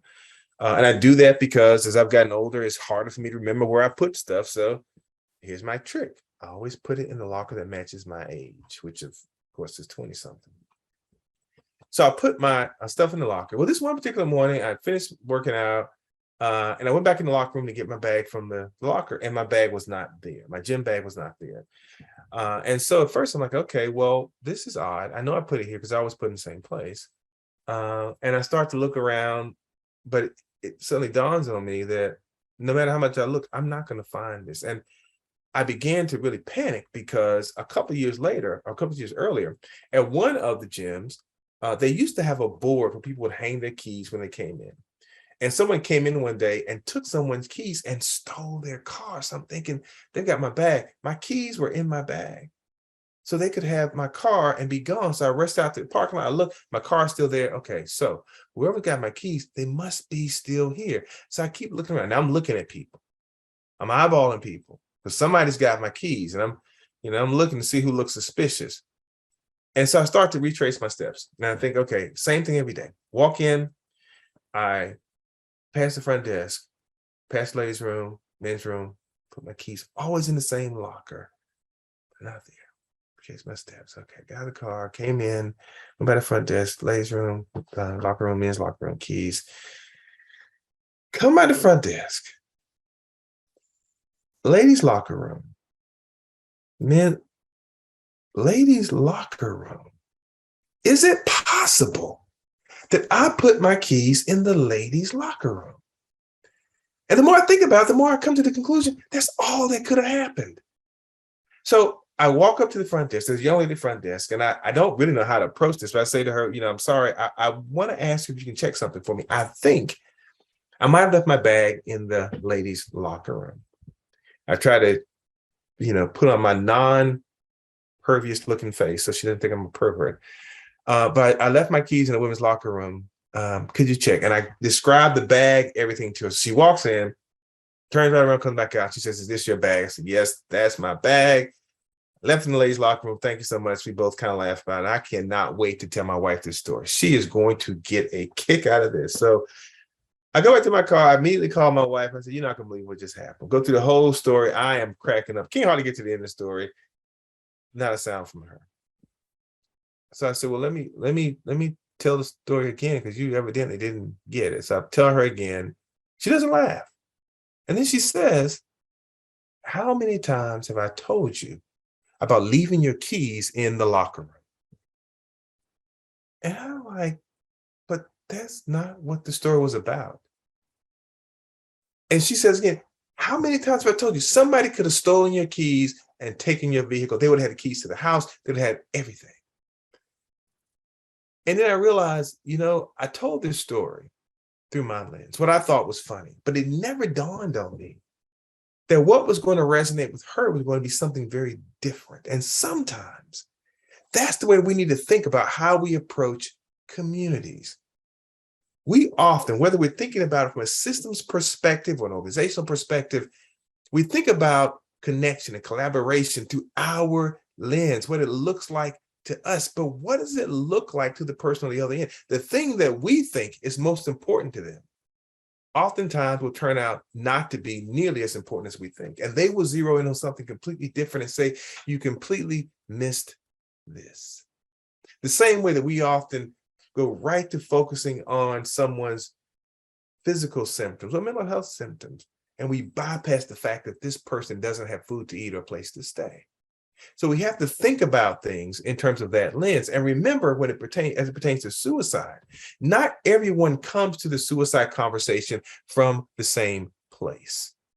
Stigma is different in different communities. What people have been raised and taught to see and understand about how suicide pertains to them is different in different places. I come from a community where I was taught that Black people don't die by suicide, that it's not our problem, that it's a white people problem. That's what I came to the table with, and I had to unlearn all of that. So whose lens are we thinking and looking from? So our goal should be to create a sense of belonging for the people that we serve. And as we're talking about suicide prevention and awareness, we need to intentionally promote an inclusive, equitable system that reflects the communities we serve, where everyone feels a sense of belonging, where our diverse backgrounds and experiences are valued and recognized as strengths, and our services are guided by our desire to serve and not by our perceptions. Because remember, in times of crisis, people seek belonging, they seek sameness. And if I perceive your services not to be for me, but to be for other people, if I consider you not to be here to serve me, but to serve other people by your messaging, by your signage, by your interaction or lack of interaction, that impacts whether I will come to you when I am in crisis, which is why statistically, people in the Black community are more likely to go to a faith leader than to go to a primary care provider or a mental health provider as it pertains to their mental health challenges. And what role does our perception play? Now, to get into this, I need to explain to you what I mean by perception. Perception is the ability to see, to hear, or to become aware of something through our senses. It's our way of regarding, of understanding, or interpreting something. It's our mental impression. In many ways, I describe it as the way that we navigate the world. And when I think about perception, I think about there being two essential building blocks of perception. One is our disposition or personality. That's our inherent qualities of mind and character. And when I think about those things, when I think about our disposition and our inherent qualities of mind and character, I often think about my two sons. They're 8 years old and 10 years old, living in the same household, but very, very different personality types. So my 10-year-old, he's a rule follower. That's Alonzo. Alonzo's a rule follower. Alonzo always wants to do what he thinks you want him to do. He knows the rule. He can recite the rule. He can also tell you what should happen if you break the rule, because he expects everyone around him to abide by the rules. Now, my 8-year-old, Carter, he's a different kind of cat. Carter has never seen a rule that he didn't think he needed to break, never seen a couch he didn't think he needed to climb up on and jump off the back of. And Carter's answer to everything, every question, no matter what you ask him, the answer is no. Did you have a good day today? No. Did you go to school today? No. Carter, your teacher said you had a good day today? No. And they're so different in that I can often hear them in the other room, where Carter is saying, don't tell daddy, don't tell daddy, don't tell daddy. Alonzo said, I'm going to tell daddy, I'm going to tell daddy. And he will tell me, daddy. Carter jumped off the back of the couch. He knows he's not supposed to jump off the back of the couch. I don't think he should have a treat after dinner. I think you should have to go to his room and think about this for a while. They're so different in personality that my wife and I have dubbed them the Rattler and the Tattler, and you can discern among yourselves which is which. But those differences in their personalities will in part influence how they navigate the world, how they make sense of the world. The other piece, though, the other building block to perception is lived experience. That's everything that we've been learned, everything that we've been taught, everything we've been socialized to see. That impacts the way that we navigate the world and the way that we navigate the people in the world. So our disposition, plus their life experience, that helps us form our sense of community. If I were to ask the 200 and some people on this that are with us right now to define your community, some would define their community by their family, some by their friends, some by their physical geographical location, that their neighborhood and their neighbors form their community. Some will think about in terms of work, their co-workers of their community, particularly if you may be in the law enforcement or the military. And others will think about cultural and ethnic groups, all of those things, all those communities, and now the way that we identify with them are shaped in part by our perception of where we belong. How many times you heard somebody say, somebody says something and somebody say, oh, did you hear that? They said, well, they weren't talking to me, so I'm not listening. I don't identify with that, so they're not talking to me. And so when people don't think that our interventions are speaking to them, are speaking with them, or speaking about them, they will often turn a deaf ear to our interventions. I live in Charlotte, North Carolina. I've lived in Charlotte now for almost 9 years. Charlotte, by all accounts, is a beautiful city. Love living in Charlotte. But probably a little over 6 years ago, there was a different picture of Charlotte at that time. There was something different going on in Charlotte at that time. And it was as a result of the shooting of a Black man named Keith Lamont Scott by a Charlotte Mecklenburg police officer. Because of this, there was a lot of unrest in the city. And many of you may remember, because it was all over MSNBC, it was on CNN. It looked like, from all the pictures and television, that the city was on fire, when it really wasn't quite that bad, but it was a serious time, and there was a lot of concern.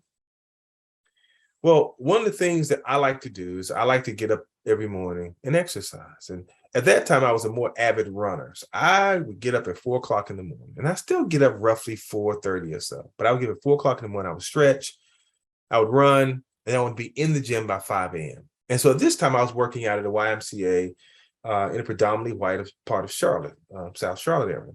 So I had finished running, done my cool down, and I'm walking to the gym. It's about 4:45. So it's still dark outside, about 4:45, still dark outside. I got my hoodie on, walking to the gym, and there's this car that's following me. And I know the car is there because I can see the headlights out in front of me, but I can also hear the purr of the engine because the car is just that close to me. And it doesn't pass me, it doesn't go by, it doesn't turn off. It just keeps pace with me. So I know in my mind, at some point, I got to turn and face this vehicle because it's not going away. So I turn. As I turn and face the vehicle, I see the letters on the side of the vehicle, CMPD, Charlotte Mecklenburg Police Department. And in my mind, I immediately think to myself, this is not going to end well. Everything began to flash in my mind. Everything was going on. Black man just shot by law enforcement. There's been riots downtown. There's been interactions between police and law enforcement. There's all this animosity. Everything I'd ever seen about a negative outcome from a person of color with law enforcement, it all became reality to me in that moment.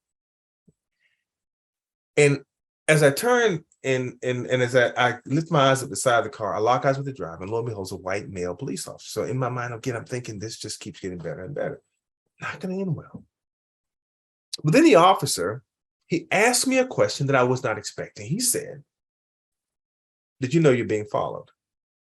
Well, of course, I knew I was being followed, but I didn't know how to answer the question, so I just kind of stumbled and stammered and went,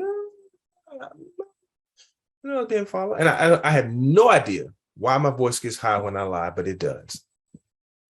But then the officer, he said something to me that I was not expecting. He said, there's a fox that's been following you for the past several blocks. As I looked into the darkness, about 30 yards into the darkness, I could see the fox's little ear sticking up. He said, this fox has been following you. He wasn't picking up speed, but he was just kind of keeping pace with you. And we've been having reports of a rabid fox in this community. So I just wanted to make sure that you were okay. Now that I know that you're safe, I'm going to follow him to make sure he doesn't bother anybody else. Thank you and have a good day. He turned and the fox must have heard us talking about him because the fox turned and ran across the churchyard. And the officer turned and followed the fox.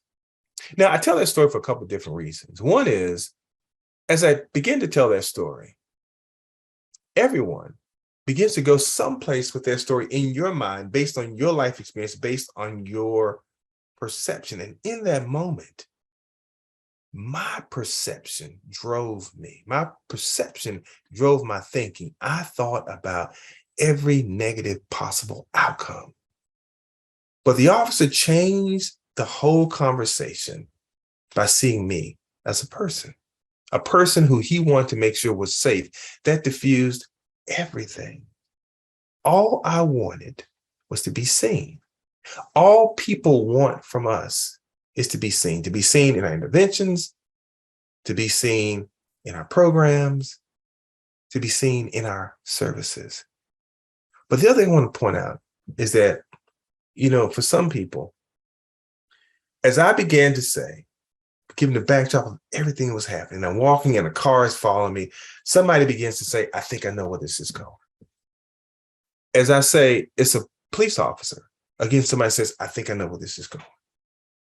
As I say, it's a white male officer. Again, with everything going on, with everything that I'm experiencing in the moment, and with your lived experience, you begin to say, I think I know where this is going, but no one, unless you've heard me tell the story, no one would ever imagine there's a fox at the end of the story. Why? Because it's not your story. It's not your life experience. It's not your lived experience. And so I often ask clinicians when I talk to them, if based on your life experience, what if your perception of me is incomplete or flawed? Are you as a clinician finishing my story based on your perception? And we do it all the time because it is where we go when we don't know what else to do. We go to our lived experience. I would argue that implicit bias is woven into the fabric of behavioral health.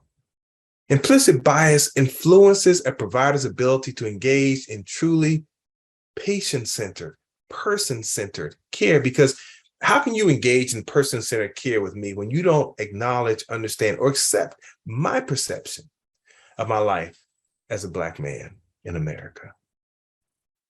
And behavioral health is particularly vulnerable to implicit bias because the diagnosis and treatment of mental health conditions rely so heavily on provider discretion, and that providers' unconscious attitudes toward historically marginalized populations can have a direct impact on outcomes for individuals who are seeking mental health treatment.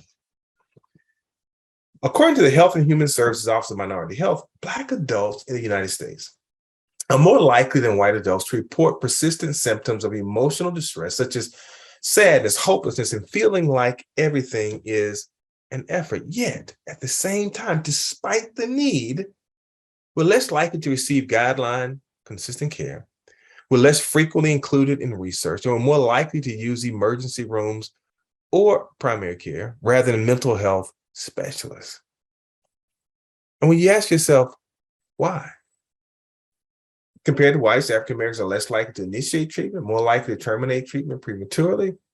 But consider outpatient treatment centers are less likely to be located in predominantly Black neighborhoods. So how are many Black and brown people introduced to the system? So if you don't have, and remember, we said at the beginning that suicide itself is not a disease. It's the worst possible outcome of the combination of a lot of very complex things. When these complex things occur in our lives, if we don't have access to outpatient treatment, culturally competent outpatient treatment in the communities where we live, work, and play and pray, how likely is it that we're going to get that help?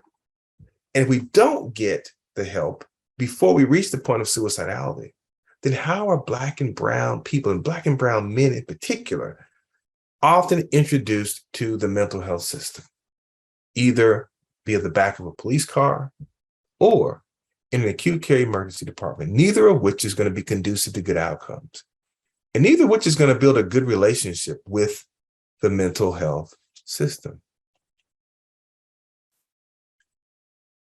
But I say to clinicians that the bias in our system is not entirely your fault. Historical treatment models were built and designed from the perspective of white Anglo-Saxon Protestant land-owning males during a time when women and people of color were thought of as lesser.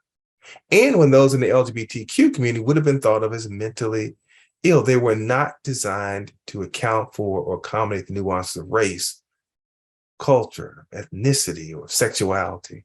Historically, there's a lack of diagnostic and treatment studies on mental health in African Americans. And as a result, African Americans are underserved, understudied, and oftentimes misdiagnosed. Statistically, a Black man is 4 times as likely to be diagnosed with psychosis than a white man.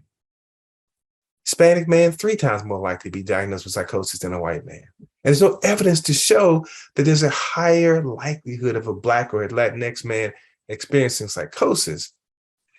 That only leaves the perception.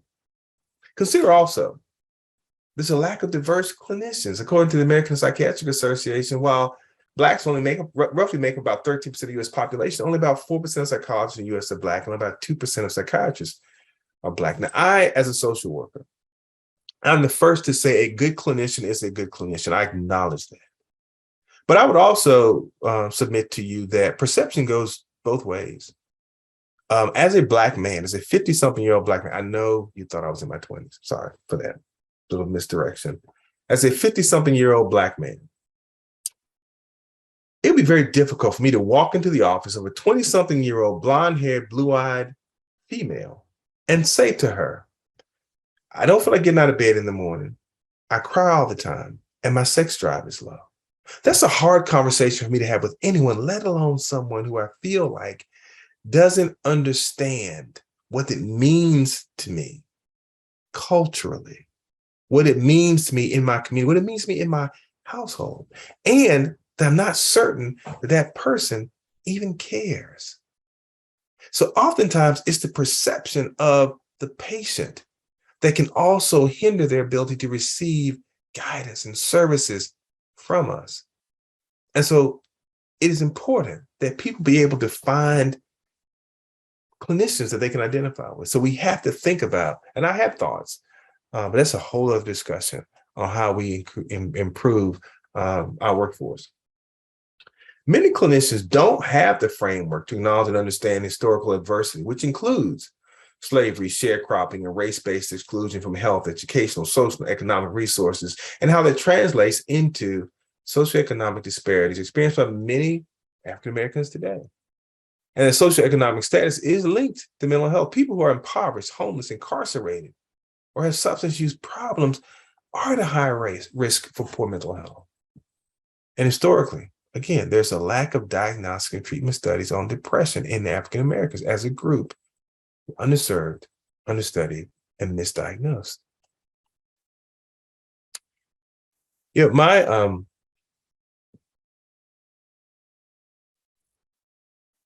several years ago, I was living in Eastern North Carolina, and I was working for East Carolina University at the time.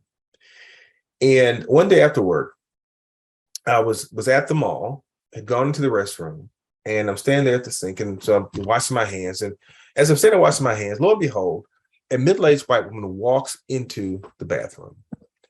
And immediately we lock eyes. She's shocked. I'm shocked. She goes red in the face. She says, I'm so sorry. I thought I was in the ladies' room. I said, no, ma'am, I'm in the men's room. She sheepishly turns around and hurriedly walks out. Now, I don't think much of it. I just go back to finishing what I'm doing, drying my hands at the sink. But now 15 seconds later, another middle-aged white woman walks into the restroom. And immediately she's red in the face. I'm shocked. She says, I'm so sorry. I thought I was in the ladies' room. I said, no, ma'am, in the men's room, please excuse yourself. So she turned around, she walks out. In my mind, I'm thinking, my God, what is wrong with these women? Now, of course, that time I was, younger. And of course, my male ego also said to me, curse these good looks of mine, women just follow me in the bathroom. But I digress. But as I turn and I start to survey this men's room, I notice there are no urinals in this men's room. And if you have ever been in a men's room of any size, and in the malls, men's room is sizable. If you've ever been in a men's room of any size, there's usually at least one urinal in the men's room. So, as it turns out, they were not walking into the men's room. All this time, I had been in the ladies' room. Now, I learned a valuable lesson from that, though. I learned that even when I know beyond a shadow of a doubt that I am right, there's a possibility that I just might be wrong. I never allowed myself to even fathom that maybe I was in the wrong space. Why? I've been walking men's rooms all my life. I know how to walk into a men's room. I know what a men's room looks like. I don't need anybody to tell me. The same way that you may say, I've been a clinician for 30 years. I know what schizophrenia looks like. I know what paranoid personality looks like. I know what depression looks like. I don't need anybody to tell me what it looks like. But what if you're missing something? What if you're not hearing something? What if you're misdiagnosing something? See, part of the other reason that I could not fathom that I was in the wrong place is because I was there first. I was here first. I must be right. How dare they come in after me and tell me that I got it wrong? But keep in mind that what you can see and interpret is influenced by your experience and your perception and what you will allow yourself to see. I did not allow myself to factor in all the information. I could have deduced much earlier that I was in the wrong space. But my perception was influenced by my experience of having always walked into men's rooms and my perception that I know what I'm doing. Not only is it important that you hear an individual, a patient, someone that you're trying to intervene to help, but it's also important how you hear. And I often use paranoid personality disorder as an example.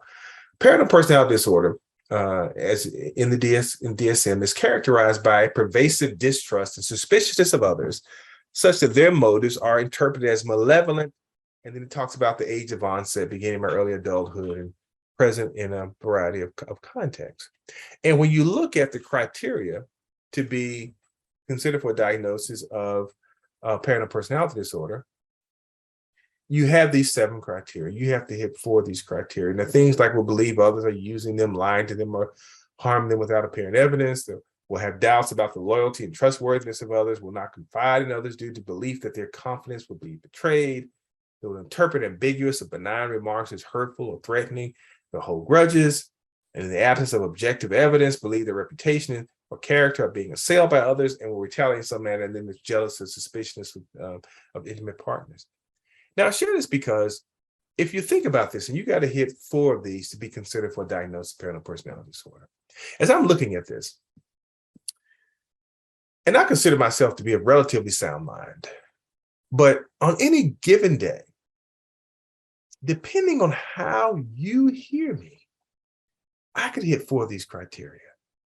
How many times have you heard a person of color talk about how they can't get ahead on their job because every time I apply for something, every time I put something forward, it seems like there's a meeting before the meeting or a meeting after the meeting, and they always find a reason that somebody else should have gotten this role, and it's always somebody who doesn't look like me. See, you could look at that and think that, I'm having doubts about loyalty and trustworthiness of others, and it's unfounded, but maybe not. How many times have you heard a person of color told, Slavery happened a long time ago. Get over it. I didn't have anything to do with it. So why are you still holding grudges? But you don't understand that much of the pain that came from slavery and sharecropping and segregation, many of those things still impact Black communities today. How many times have you heard it said that when someone says, well, that joke had racist undertones. I heard something there. You were said, but you're told, oh, you just misinterpreting it. They didn't mean anything by it. It was just a joke. Interpreting ambiguous or benign remarks is hurtful or threatening. So think about, as you are looking at these things, that as a Black man, I may describe the pressure that I'm facing by talking about current politics and employment and issues and violence in my community. And the patient may sound like he's coming from a position of anger, even paranoia, but instead he's merely communicating the experience of a Black man in the United States. Consider, for example, that a Black man who's grown up in a society where men and boys of color disproportionately have negative outcomes when involved with law enforcement. His vigilance in everyday life might be perceived as a natural consequence of racial profiling by a provider of color, but may be perceived as paranoia related to schizophrenia by a white clinician. Consider African Americans are 7.3 times more likely to live in high poverty neighborhoods with limited access or no access to mental health services. Consider African Americans comprise 40% of the homeless population. Consider African American youth make up roughly 40% of the youth in the criminal justice system, 45% of the children in foster care system, while they make up roughly 17% of the total youth in the country. And consider that of the 400,000 or so inmates in American jails and prisons with mental health diagnoses, that almost half the total inmates in our jails and prisons are African American.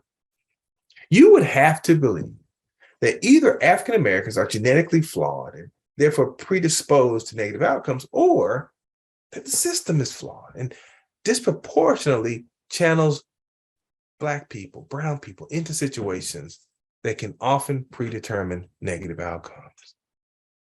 Stereotypes impact our perception. Although African Americans make up only about 12.5% of illicit drug users in America, 33% of drug incarcerations are Black, which leads to major roadblocks in treatment for substance abuse among populations. There's often fear of self-reporting, but think about this. If 33% of the incarcerations are Black, then people automatically assume that 33% of the arrests are Black, and while 33% of the users must be Black. But statistically, African Americans make up only about 12.5% of the illicit users, but 33% of the incarcerations. And according to SAMHSA, 6.9% of African Americans have a substance use disorder, compared to a rate of 7.4% among the total population. 3.4% of African Americans have an illicit drug use disorder, compared to a rate of 3% among the total population. African Americans report lower lifetime use of cocaine at about 8.5%, compared to Caucasians at about 17.6%, Hispanics at about 11.1%. Alcohol use disorders are less common among African Americans at about 4.5% than they are the total population at about 5.4%. The rate of heavy drinking among African Americans at 4.3% is much less than the general population of 6.1% and Caucasians at 7.2%. But your perception may have told you something completely different. There are many, many critical issues that face historically marginalized communities. There's less access to treatment. They're much less likely to receive treatment. There's often poor quality of care, higher levels of stigma, culturally insensitive healthcare systems. There's racism, bias, homophobia. There's often discrimination in treatment settings. There are language barriers, and there are lower rates of health insurance. But in tackling implicit bias, as clinicians, as systems, or simply as agents of change, you've got to see more than what's in front of you. Overcoming those implicit bias will take training and forethought. You have to see what's living on the inside of you. To truly see me, you have to see through my lens. To truly hear me, you have to hear what I hear. as we wrap up, I want to share something with you. A couple of years ago, as I sat watching a lot of what was unfolding across the country after the death of George Floyd, I remember sitting there and trying to understand all the different realities that were taking place, because what to me seemed like such a tragic loss. I would see other things that people either said or posted on media about, how he may have deserved what he got. Or I heard people talking about, the push for the Black Lives Matter movement, that, that it was a gang related, things like that. And I began to try to make sense in my head of, how do we see these things so differently? And oftentimes what I do when I'm trying to make sense of things is I write them down, or I try to write it out to make sense. And so I want to share something with you that I wrote during that time.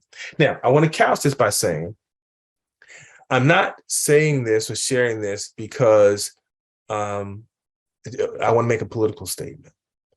But I'm sharing this to demonstrate the different realities often in the room. And so as I share this, if you are a white person, I'm going to ask you to try to hear this through the eyes of a person of color, specifically as a Black person. And if you are a person of color, I want you to try to see this, hear this through the eyes of a white person. I call this, do you hear what I hear? Do you hear what I hear? When you listen to what's in the ground, buried in the soil of America, do you hear what I hear? Do you hear the rattle of chains as my forefathers were huddled together as cattle, sold into bondage? Or do you only hear the stories of slave owners who built America with the sweat of their brow? Do you hear the spatter of bloodshed and the crack of the whip as it pierced the back of my great-great-grandfather toiling in the cotton field? Do you only hear the clatter of Eli Whitney's cotton gin as it spun out fine linens that adorned generals and businessmen? Do you hear the wails of African mothers as their babies were stripped from their arms, sold to the highest bidder? Or do you only hear the stories of the daughters of the Confederacy who showed their grit as they supported their men in battle? Do you hear the sound of the gavel as Black fathers were taken from their families and sold on the auction blocks? Or do you only hear the stories of today's absent Black fathers? Do you hear the cries for freedom from the bondage of slavery? Or do you only hear the rebel yell and battle hymns of oppressors to whom monuments were erected? Do you hear the last gasp for breath as a Black man was lynched in the Jim Crow South for no other reason than being Black? Or do you only hear of the strength and the mettle of poor white farmers who survived the Great Depression?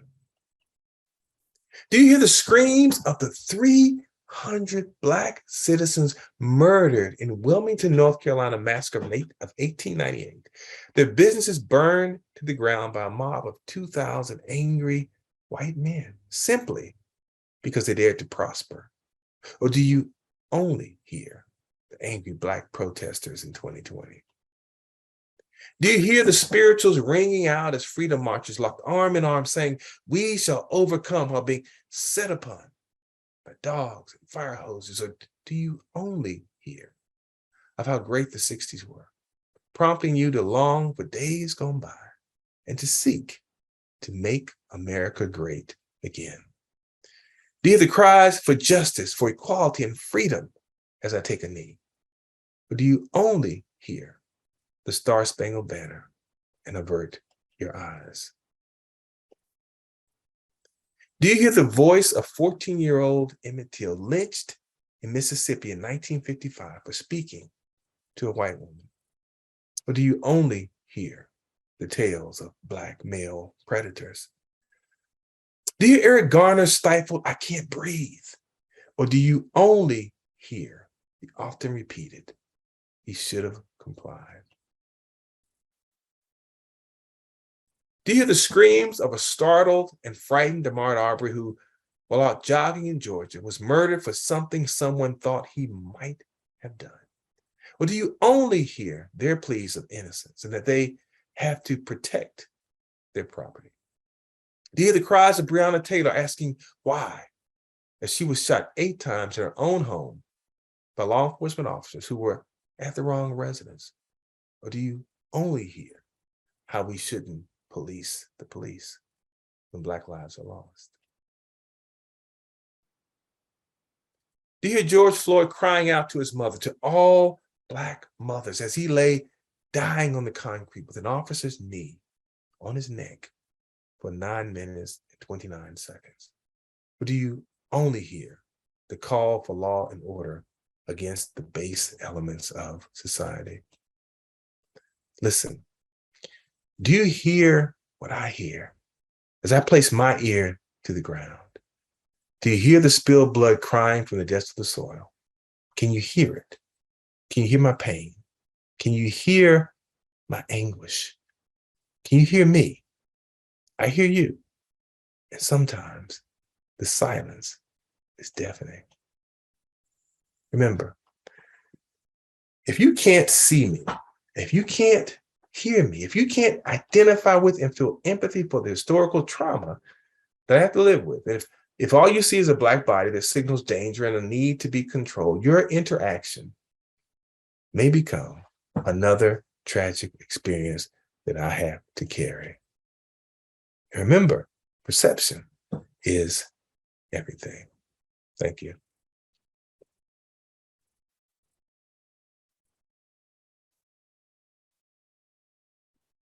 Thank you so much. I think Chris Thompson is moderating this section. Do we have questions, Chris? Yes, we do. All right. Thank you, Victor. That was really powerful. Excellent. I do have my camera turned on. I don't know if you wanted to put me up on the screen with Victor as well. There we go. Great. So I do have a handful of questions here, but we don't have much time. So I'm going to pick one real quick for you, and hopefully we can get an answer. So how do we take all this information in and create a welcoming environment for the Black community in a predominantly white community?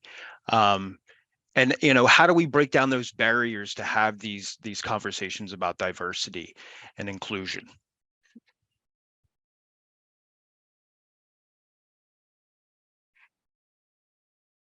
There you go. Myself, yeah.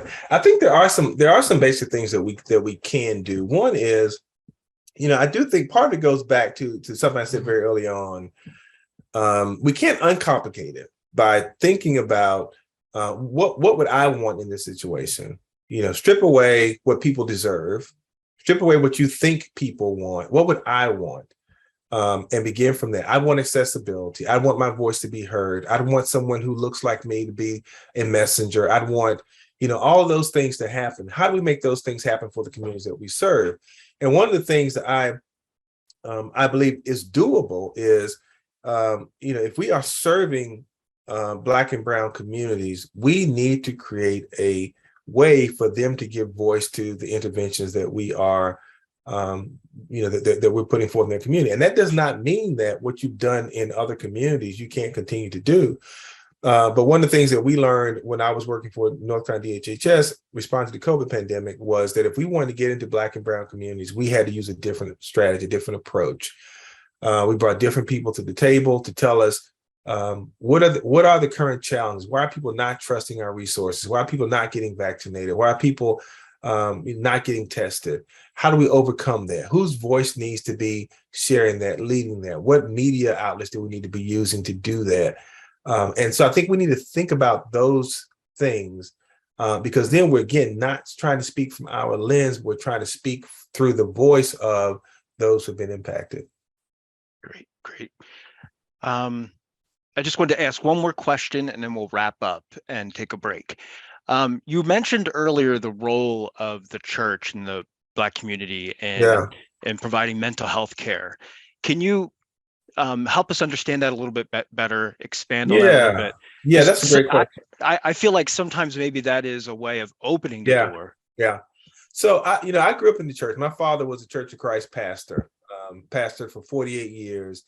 And one of the things I always reflect on is that in all my years that my father pastored, I never heard him or any of his peers talk about mental health let alone suicide from the pulpit. But at the same time, I know for me, growing up in the Black community, the church was always the gateway to the community. It was where we first went. That's where I was socialized because I grew up in the church.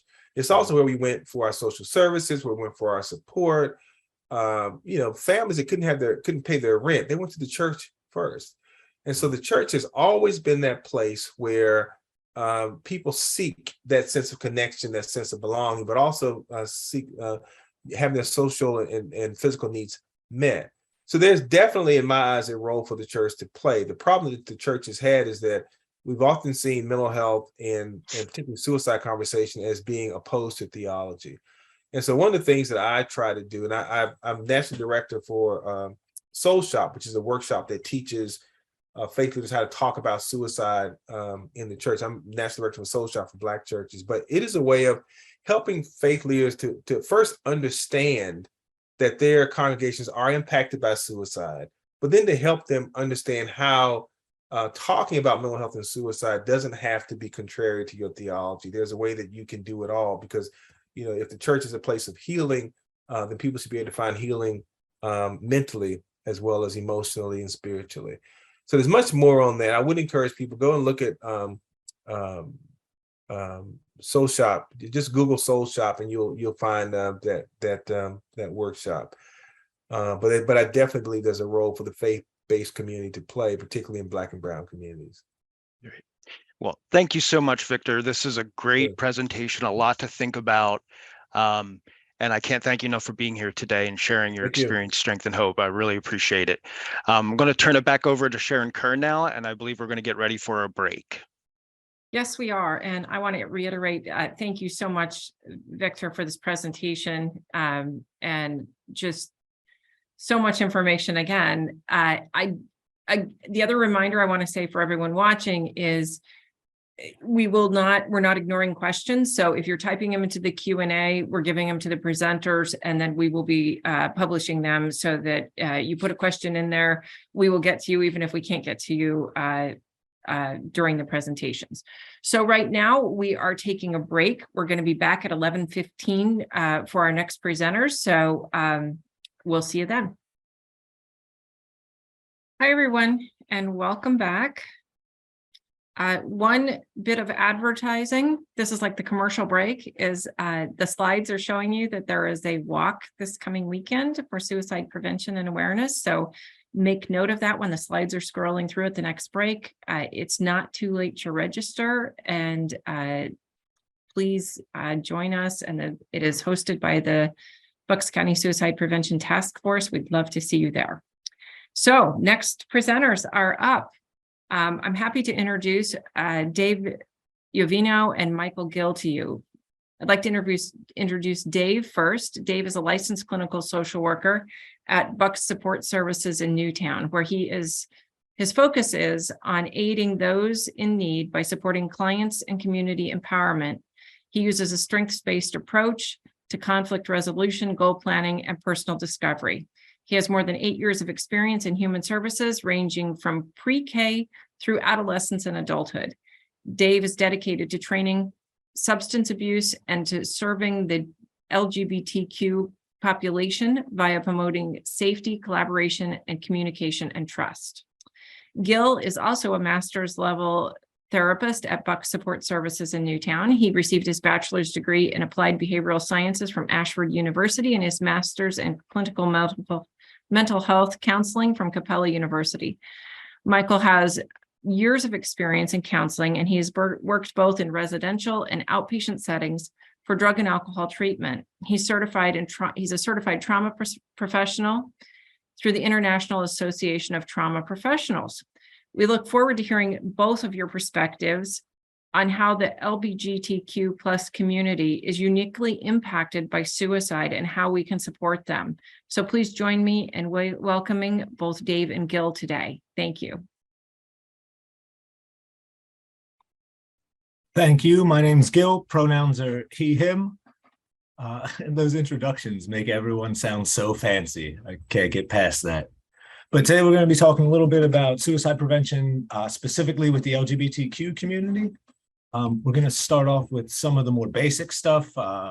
the ideas of just providing like competent care to the LGBTQ community. And it's going to move into more specifics on suicidality and, how this should inform when we work with members of that community. First thing, obviously, we're not going to go around and do introductions, but I wanted to keep this slide in here. If you might have noticed, when I introduce myself to a group of people, I introduce myself name pronouns. When I introduce myself to a new client, I introduce myself name pronouns. Even if there's no indication or I haven't heard anything, regarding this person's, gender or sexual identities, I always make that introduction. I'm going to share a small anecdote as to why. I had a client coming through, disordered eating, young adult, still living at home, come from a very religious family. First session, we sat down, I introduced myself, my usual kind of shtick. Hey, my name's Gill, nice to meet you, he, him. And right from that moment, the person immediately opened up and shared that they also tend to use he, him pronouns or have been exploring gender identity stuff, but they're not free to talk about it at home. And they weren't out about it at school. They weren't out about it anywhere. Small things like language, how you present yourself, how you interact with people will make a big difference in providing competent and then hopefully affirming care.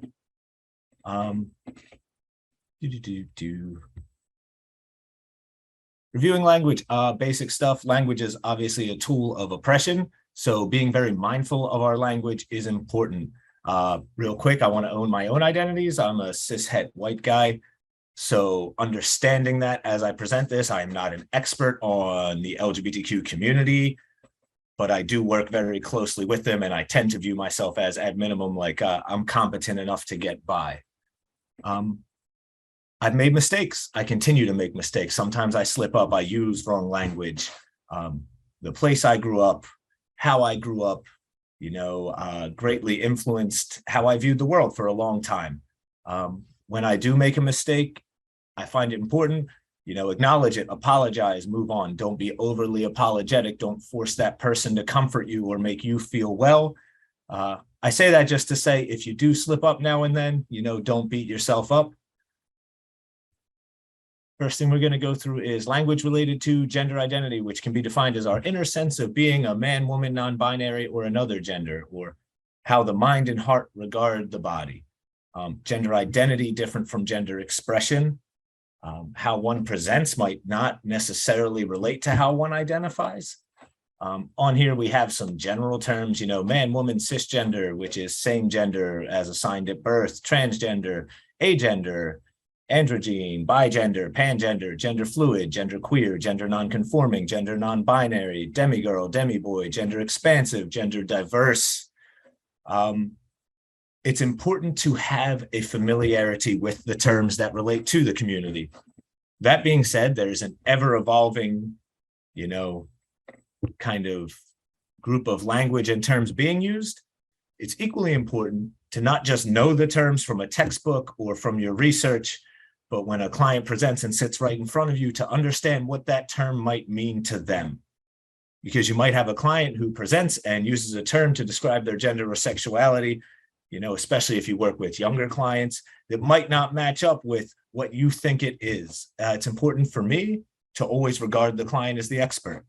If they identify as this and it seems like their indication makes it a little different, that's the term I use. I obviously don't argue. I don't bring up the point of like, well, that could really mean this.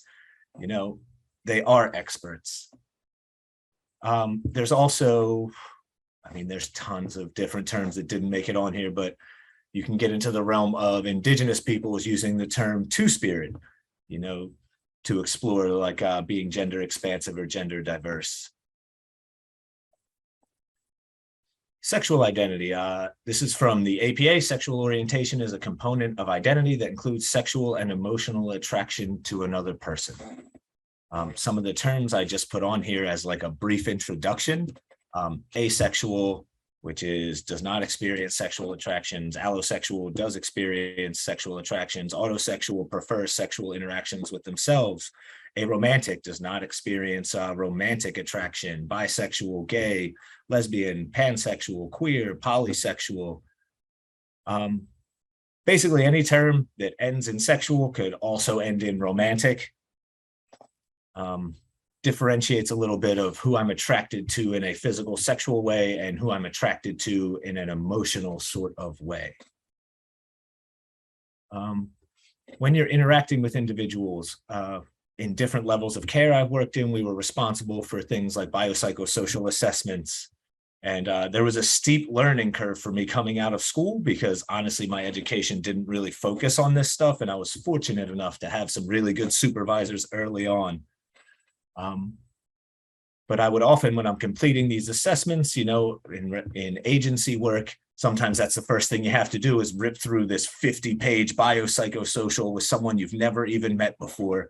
And I found myself asking questions like, you know, what about your parents?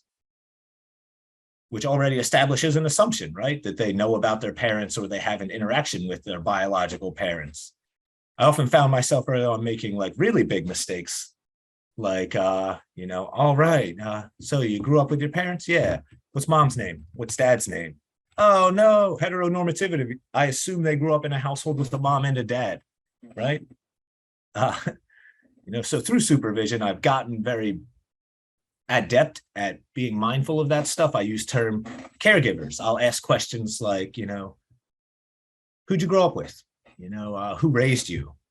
You know, who lived in your household, to gather this information to try and limit the assumptions that I'm making, because with certain places, certain populations, there weren't a great deal of LGBTQ individuals there, and it probably didn't impact work. But if you had someone sitting across from you and it does apply to them, it's going to smash the rapport you have with them almost immediately. Being mindful of language is huge and crucial when interacting with any minority population, particularly with the LGBTQ population.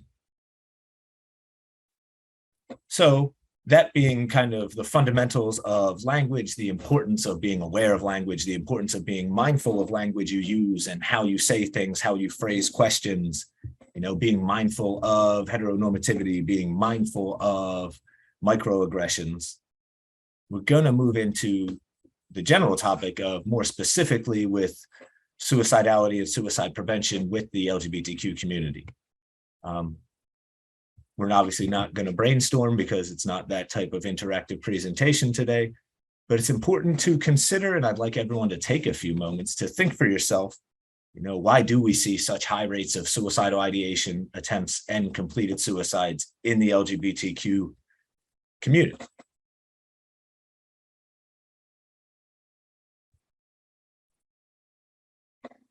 My favorite part of any presentation, statistics. Gripped a lot of these statistics from the Trevor Project, which really focused on LGBTQ youth. It's harder to get statistics and find accurate statistics on older or adult LGBTQ populations because we don't even really have accurate estimates of what percentage of our population, you know, in the US is LGBTQ, you know, with different degrees of outness and things of that nature. I'm going to read through some of these. I also, disclaimer, I want to say Trevor Project has published updated data. It's generally similar, but some of the numbers may have changed. 40% of LGBTQ respondents seriously considered attempting suicide in the past 12 months, with more than half of trans and non-binary youth having seriously considered suicide. 48% of LGBTQ youth reported engaging in self-harm in the past 12 months, including over 60% of trans and non-binary youth. 29% of LGBTQ youth have experienced homelessness, been kicked out, or run away. 10% of LGBTQ youth reported undergoing conversion therapy, with 78% reporting it occurred when they were under age 18. I'm not going to get too far into conversion therapy, but I'm going to hope that we can all agree that it's a terrible thing and should be outlawed and banned. 1 in 3 LGBTQ youth reported that they had been physically threatened or harmed in their lifetime due to their LGBTQ identity. Now, to provide a small anecdote to take this from theoretical and statistics to how it might unfold in practice, I met with an individual, I met with them pro bono. They just wanted a support letter for gender affirming surgery. I'm kind of going through the WPATH standards of care, explaining to them, what this process is going to look like. And within 10 or 15 minutes of information gathering and interacting with this person, they came out and told me that when they came out as trans to the caregiver, in this case, it was a parent, to their father they had been living with, that their father physically assaulted them, threw them out of the house, and ended up in jail over it. As we get into the minority stress model and talking about how these things happen, it's important for everyone to keep in mind how these kind of specific experiences related to being members of the LGBTQ community increase general stress levels and relate to suicidality. I mean, there's pretty high correlations between substance use and being a member of the LGBTQ community or being trans and gender nonconforming. There's pretty high correlations with homelessness and increased mental health symptoms. All the research seems to indicate higher rates of basically all of these things among members of this community. A couple more statistics. 61% of trans and non-binary youth reported being prevented or discouraged from using a bathroom that corresponds with their gender identity. So when we talk about stressors, and we're going to talk when we move on, Dave's going to get into the interpersonal psychological theory of suicide, understanding how these factors come into play. I have clients right now who gender nonconforming trans clients who don't use the bathroom for 8 hours a day while they're at school because they're uncomfortable and school may not really have a gender neutral bathroom, or if they do, they have one and it's on the opposite end of the school from where they need to be. Trans and non-binary youth who reported having pronouns respected by all or most people in their lives attempted suicide at half the rate of those who did not have their pronouns respected. Introduce yourself with pronouns. That sets the stage for the person you're sitting across from to be a little more comfortable and at least see that you acknowledge that gender identity and gender expression may not necessarily correlate. There is tons of research on this when they deal with half the rate. If you work with younger folks or young adults or people who live with family, a lot of the work I do around family-oriented stuff is around using persons' names, using persons' pronouns, trying not to dead name people. If you do slip up with a pronoun, acknowledge it. Hey, I'm sorry about that. I meant blah, blah, move right on.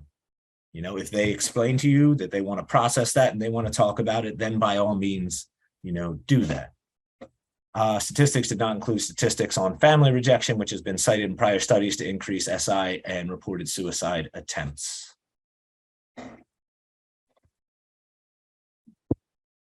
Right. So I am going to get into the minority stress theory before I kick it over to Dave. So an overview, and I kind of had to put this visual aid together, and I'm not an expert on visual aids by any means, so bear with me that it looks like it was made by a child, best I could do. But essentially, the minority stress theory looks at how marginalized identities experience stress in greater levels than those who are not of those identities. You have at the top environmental circumstances and general stressors. Those might be stressors experienced by anyone, financial stressors, family dynamic stressors, interpersonal stressors. But when you get into specifically marginalized identities, what this theory does is it talks about distal and proximal stressors. Distal stressors are, generally speaking, external stressors, prejudice, discrimination, and violence. Members of the LGBTQ community are at increased likelihoods of experience interpersonal violence in the home and outside of the home. They face discrimination that if you're not a member of that community, you don't face, and prejudices. Think of the external stressors that associate with a minority group.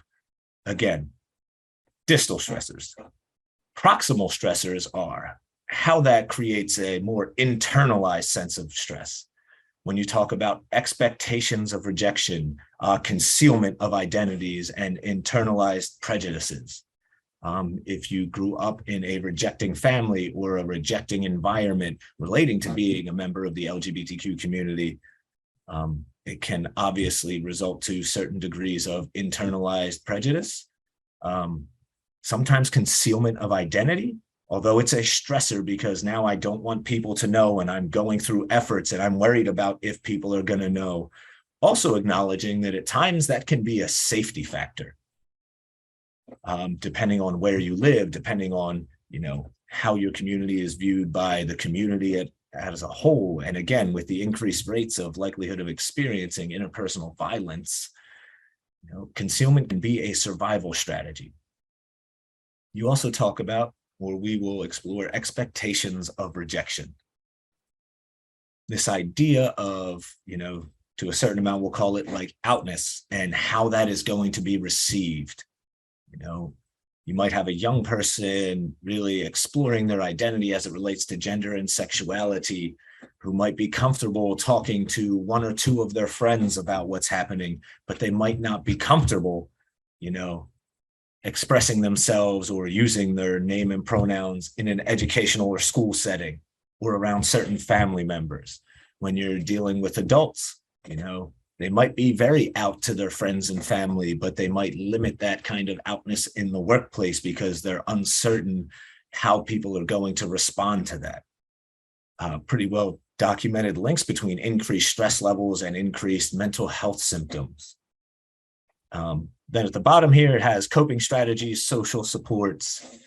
As therapists, sometimes with the skill stuff, this is where we can come in handy as well, is helping people, acknowledge these stressors, understand their presence and kind of how they impact them and learn to manage them more effectively. But understanding that these everyday stressors that members of this community or members of any minority community experience, is going to be related to why we see increased suicide rates, increased rates of multiple mental health diagnoses. To make it relatable for those who are non-members, I think of it this way, is think about small stressors that some people might experience every day. We'll relate it to socioeconomic status, right? If you are living paycheck to paycheck and you are dealing with the daily stress of when are my bills going to hit? Am I going to have enough money to cover bills? Am I going to be able to pay rent? Is my electric going to be shut off? Right? You're going to experience higher levels of anxiety. You're likely going to experience higher levels of depression. And this hasn't even included things like gender dysphoria, than someone who doesn't have to deal with those stressors. If you're not familiar with minority stress theory, this is kind of a brief overview. It is important to understand if you want to work with members of any minority group, if you want to work with the LGBTQ community, or you do work closely with them, these are considerations to be made in every interaction. Right? At the Philly Trans Wellness Conference a few years ago, I went to a training on dialectical behavioral therapy, specifically for trans and gender non-binary, gender non-conforming individuals. And it was taking a lot of the skills and the things which were, your standard DBT protocols. And it also considered, hey, when you're dealing with like interpersonal effectiveness skills or assertive communication skills, understanding there might be another level of safety of, is it appropriate for this person to communicate assertively, or is it going to put them at a higher risk of, violence or discrimination? So I am going to kick this over to Dave, who's going to take over and start getting into the interpersonal psychological theory of suicide. And as he goes through this stuff, I want you to think about how the minority stress theory will interact with what he's going to talk about. All right. Thank you, Gill. My name's Dave, pronouns he and him. I'm also a cis straight white guy. as I kind of get into this, my perspective is that of a cis straight white guy. That's my only experience. And I need to be aware of the biases that I'm just coming into the room with when I'm working with my clients or meeting anybody's family or anything like that. There's a high likelihood and a high chance that I might look like somebody who has maybe hurt them in their life, and understanding just what I walk into the room with and not even saying a word, what comes with that potentially. So as we get into interpersonal psychological theory of suicide by Thomas Joyner, that's kind of the perspective that we're going to be working with the rest of the training. Try to also keep in mind what you walk into the room with and what somebody might be picking up just from nonverbal cues, just from like potentially their life. So working with Joyner's theory, one of the most important things, when people hold two specific psychological states in their mind simultaneously for long enough, it is going to increase the likelihood that that person is going to experience suicidality or the capability for suicide. And those two things to keep in mind are thwarted belongingness and perceived burdensomeness. So as we kind of get into more specific things that Gill was talking about with the LGBTQ community, these are going to come in pretty big time, because not only are we aware of these things when working with just all members and all clients that we come in contact with, but specifically with LGBTQ community, there's going to be additional wrinkles that we need to keep in mind that we're not stepping over and we're not violating what they might perceive as a sense of safety. So as we continue to get into it, let's look over at just a few different factors that I think kind of come to mind. Rejection, lack of support. Yeah, that makes sense. If a client is coming in and they're talking about how they want to end their life or they've been thinking about suicide, immediately it's like, okay, well, where are you not feeling connected? Where are you not feeling supported? And particularly with the LGBTQ community, we have to remember that they may not be supported by family. They may not be out to family. They may have come out to family and been rejected by family. So there are certain things that we as providers really can have access to that we need to remember. We might be the only person that this person has in their life that they can really fully be honest about what they're working through and fully be themselves. So how we present and the ways that we utilize he, him pronouns on our introductions, there's a reason for it. It's to immediately instill a sense of safety with whomever. And if somebody is not trans or gender nonconforming, then they'll just take it and they'll just forget it and they'll just keep moving on. But for somebody that belongs to this community, that could be so powerful in forming that instant relationship and connection and making them feel safe. Next, we can get into gender dysphoria. I know Gill described what gender dysphoria is and the impact that it can have because of the incongruence. But I think it's also important to remember certain aspects where it is okay for us as providers to ask what parts of your body are maybe dysphoric. Is it your genitals? Is it your hips? Is it your chest? You tell me, what is that experience like? These are things that maybe they might mention to parents, family, or friends, like, oh, I'm dysphoric. Like, okay, not really fully elaborating, but understanding what parts of their body are dysphoric. And from the client's perspective, as they are the expert, as Gill mentioned, that can be so powerful because immediately you're trying to understand them. Immediately, you're trying to help somebody belong, and if we're working with thwarted belongingness, including questions and ideas that make somebody feel belonged, that's huge. Stigma, discrimination, and violence. I know that Gill mentioned a bunch of different statistics. Also, 1 in 2 report moderate to severe negative psychological impacts just from daily life. So it's important to remember that that's over half of folks in the LGBTQ community. So those numbers, when we're talking about thwarted belongingness or perceived burdensomeness, there's a high likelihood that maybe suicidality or suicidal ideation was present at some point along their journey. Maybe it's not there now, or maybe it's comes and it goes. But to understand the gravity of the discrimination and the stigma that they may be walking around with on a daily basis that we may never have any idea about, it's important to come prepared with this knowledge and with this information.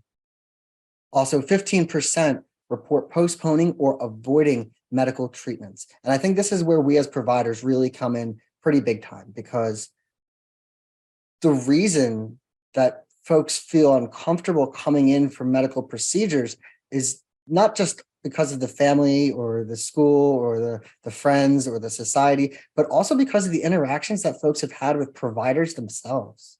We're not going to be perfect. We're going to make mistakes. We might say a wrong pronoun. We might be unsure of what a word means when a client is using it to describe themselves. It's important to ask, as Gill was saying, to just better understand. But if over 15% of folks are feeling uncomfortable, or they just don't seek and completely avoid medical treatment altogether, that's a problem, not just for their own psychological needs, but also the needs of their physical health. So it's important for us as providers to continue to embody a sense of safety and to continue to consider the impact that our words and our biases might have when we are meeting with just folks just in general. We may not know that somebody is gay or queer or trans or gender non-conforming. We may not know this information, so it's important to come in and lay the groundwork for a very safe place. Having certain things like flags or different types of posters in the waiting rooms or in your offices can go a long way to making and increasing that level of safety, which is just in and of itself going to increase feelings of belongingness and maybe make somebody not feel so burdensome and welcome in a place. Obviously, with these factors in mind, drug use, eating disorders, depression, other compulsive disorders and ways to cope with stress are going to increase. As we continue to kind of move forward, different triggering events, whether it's rejection by social supports family, bullying in school, different types of religious affiliations can unfortunately at times either overtly or covertly promote stigma. I had a client that was married to a woman and he was in his mid to late 20s and he was gay, living in rural Pennsylvania, not out to anybody, and he was part of a Baptist community and very devout to his religion and to his community and to his family, but incredibly scared of coming out and what folks might think of him if they were to find out that he was gay. So this person on paper has a ton of social supports and religious supports, a lot of connection with his own God and his own religiosity. But at the same time, this was running counter to all of the things that he also felt interpersonally about himself that he couldn't come out to members of his community with.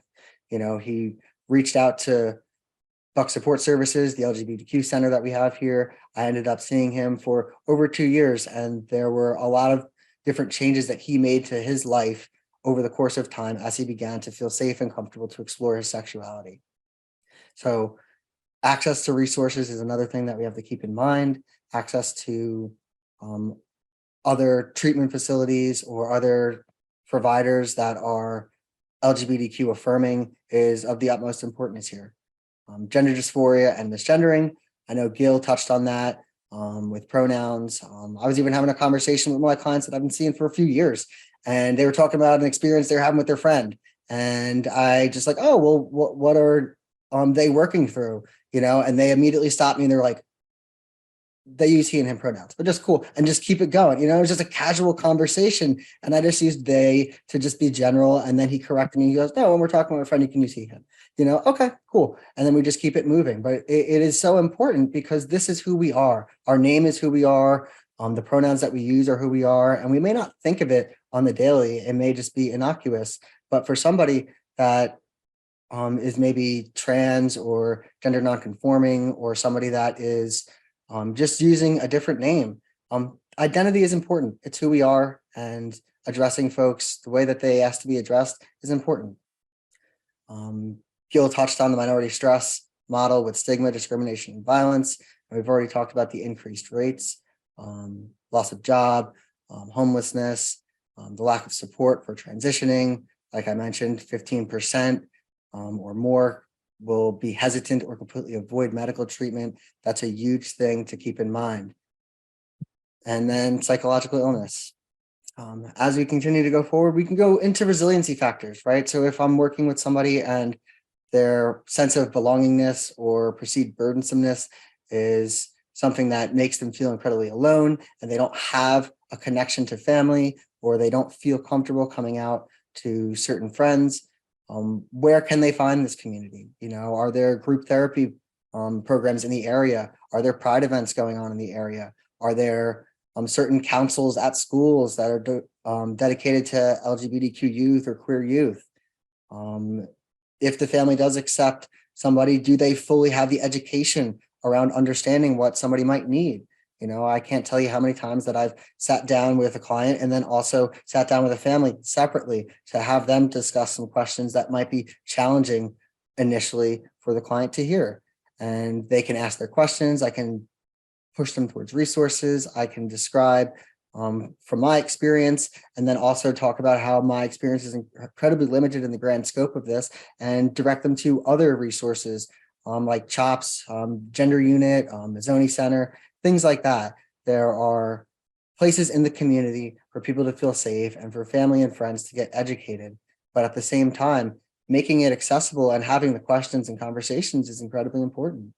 You know, if family is accepting and family is on board and they're eager to learn, they're eager to find out how they can support somebody, that's great. But in cases where that's not the case, I've worked with clients and I've used their preferred name in session. And then at the end of the session, when we go and wrap up and check in with parents or friends, bring them in and boom, back to using the birth or legal name because the person does not want to be outed quite yet. So kind of going back and forth between names, depending on what is comfortable for the client to preserve their safety. And almost in essence, it's kind of like keeping a secret from the family, but not, you know, can really increase that feeling of belongingness. Like, wow, I belong and feel connected here in this group or with this therapist or with this person.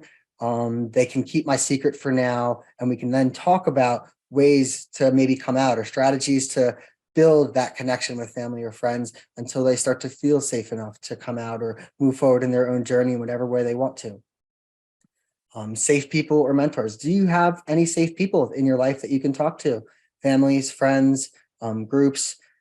The internet is huge. I know that sometimes the internet can be a very scary place, particularly for parents, and the internet is filled with tons of different things that are not helpful. I think we all know that.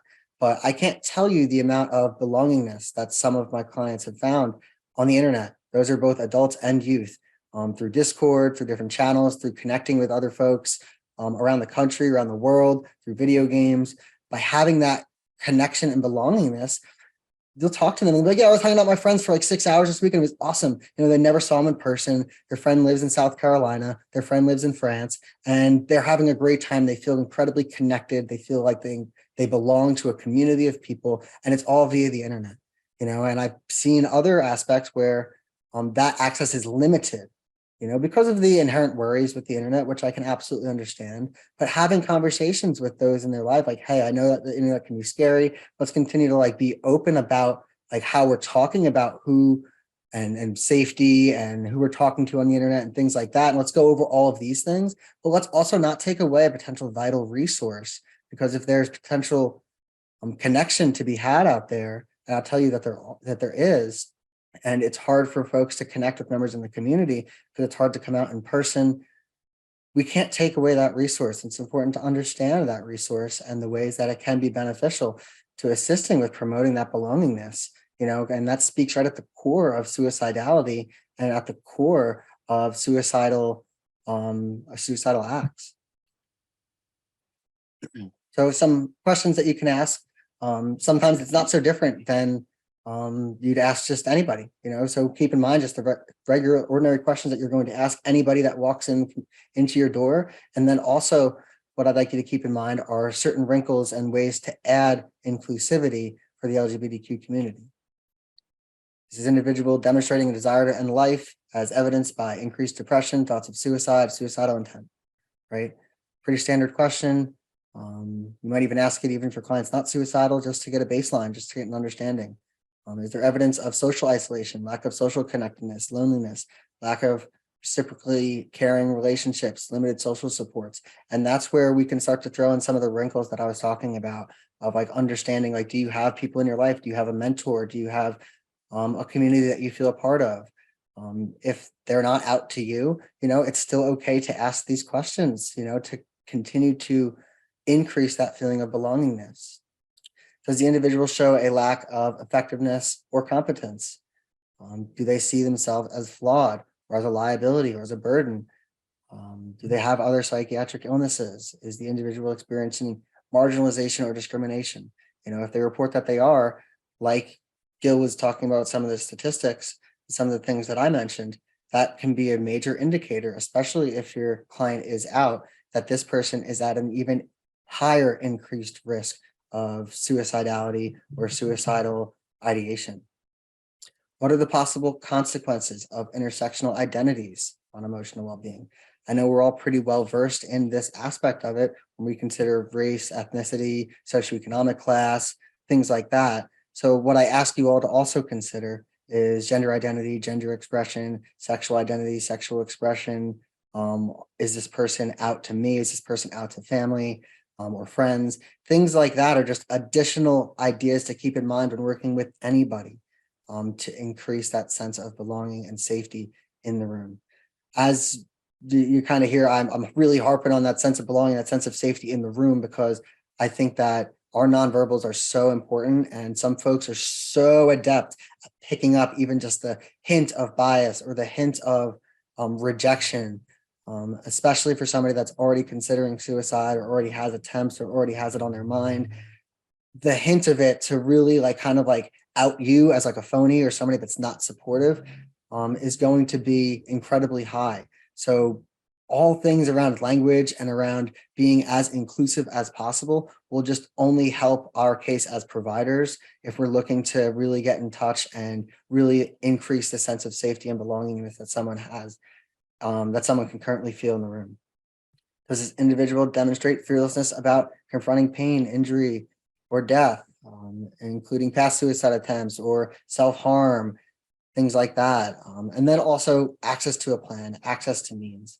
A thing to also keep in mind for access to a plan and access to means is also who are they residing with? Are there additional supports that can be kind of pulled in with the client's permission? And if not the client's permission, especially if they're a minor, explaining hey, I'm going to have to pull additional supports in, being very clear about it to make sure that it's not being viewed as a sense of betrayal or mistrust, but more just the compassion and care that we have to do as providers.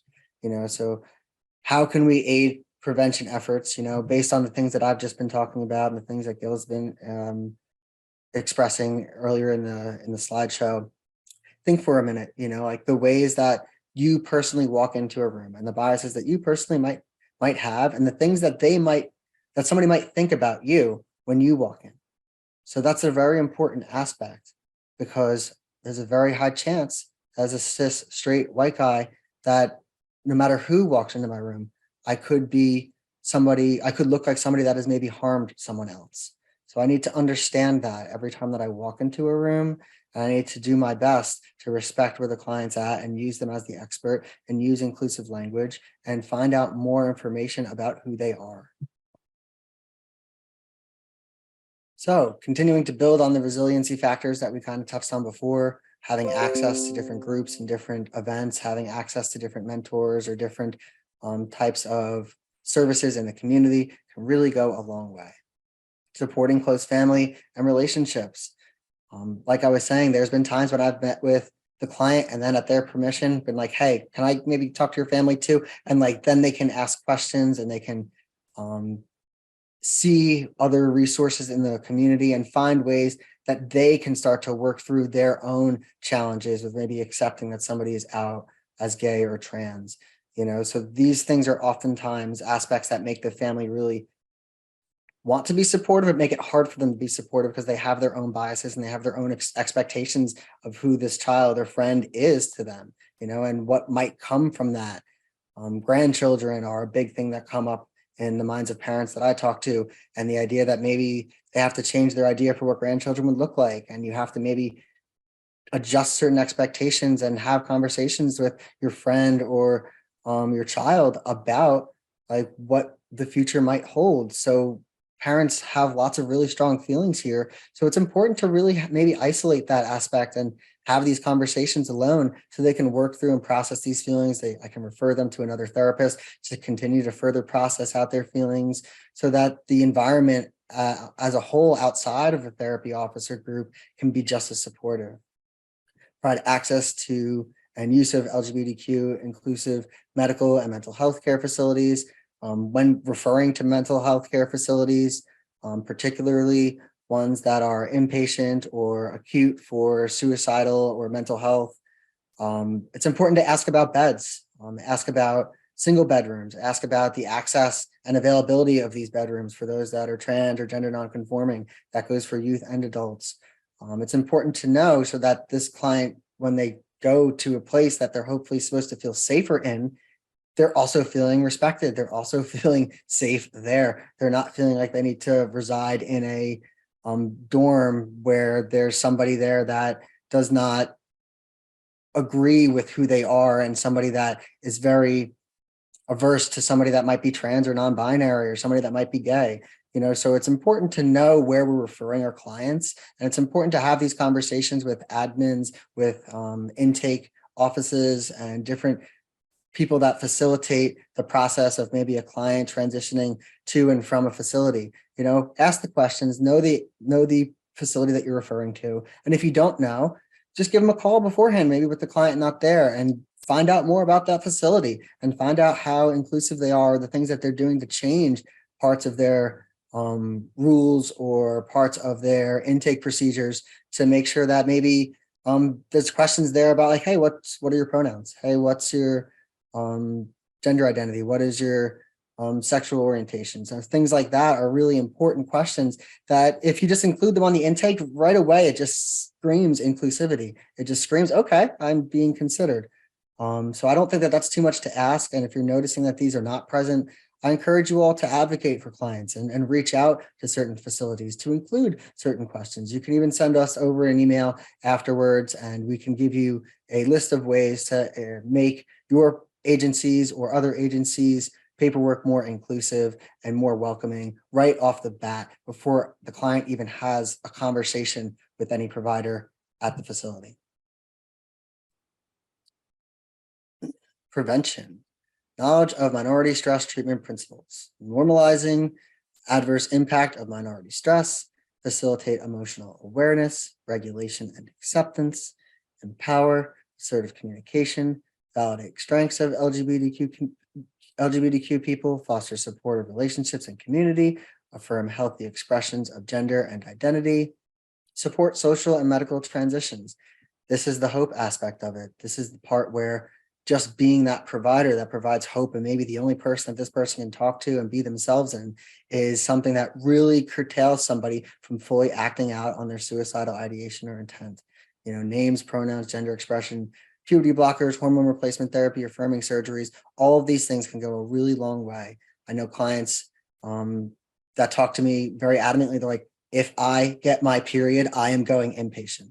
And that's an important thing to know about them, and an important thing to know if they're going to experience any other medical adjustments and they're going to speak to a provider and they're really nervous that maybe they might get taken off hormone blockers or they might get taken off birth control because of like the high risk of suicidality that might be present for this client if they have their period. So knowing your client and knowing certain aspects can really instill that hope and really instill that support. As we continue to go on, I know we're towards the end right here, but resources, right? So like I was saying, here's just a few. Trevor Project, as Gill mentioned, there's a ton of different statistics and resources there. Peer Listening Line, It Gets Better, and National Suicide Prevention Line. All of these are really great organizations to look into, not just the National Suicide hotline number that's on there, but also the 988 suicide hotline number that was just recently put out. These are all important things to make sure your clients just have information for, going over certain plans about, hey, when you're feeling suicidal or when you're feeling like you want to cut, like what are some ways to reduce or minimize the risk? And when you're alone, are there people that you can reach out to? I am not an emergency provider. I work in private practice and I see folks 1, 2, 3 times a week tops.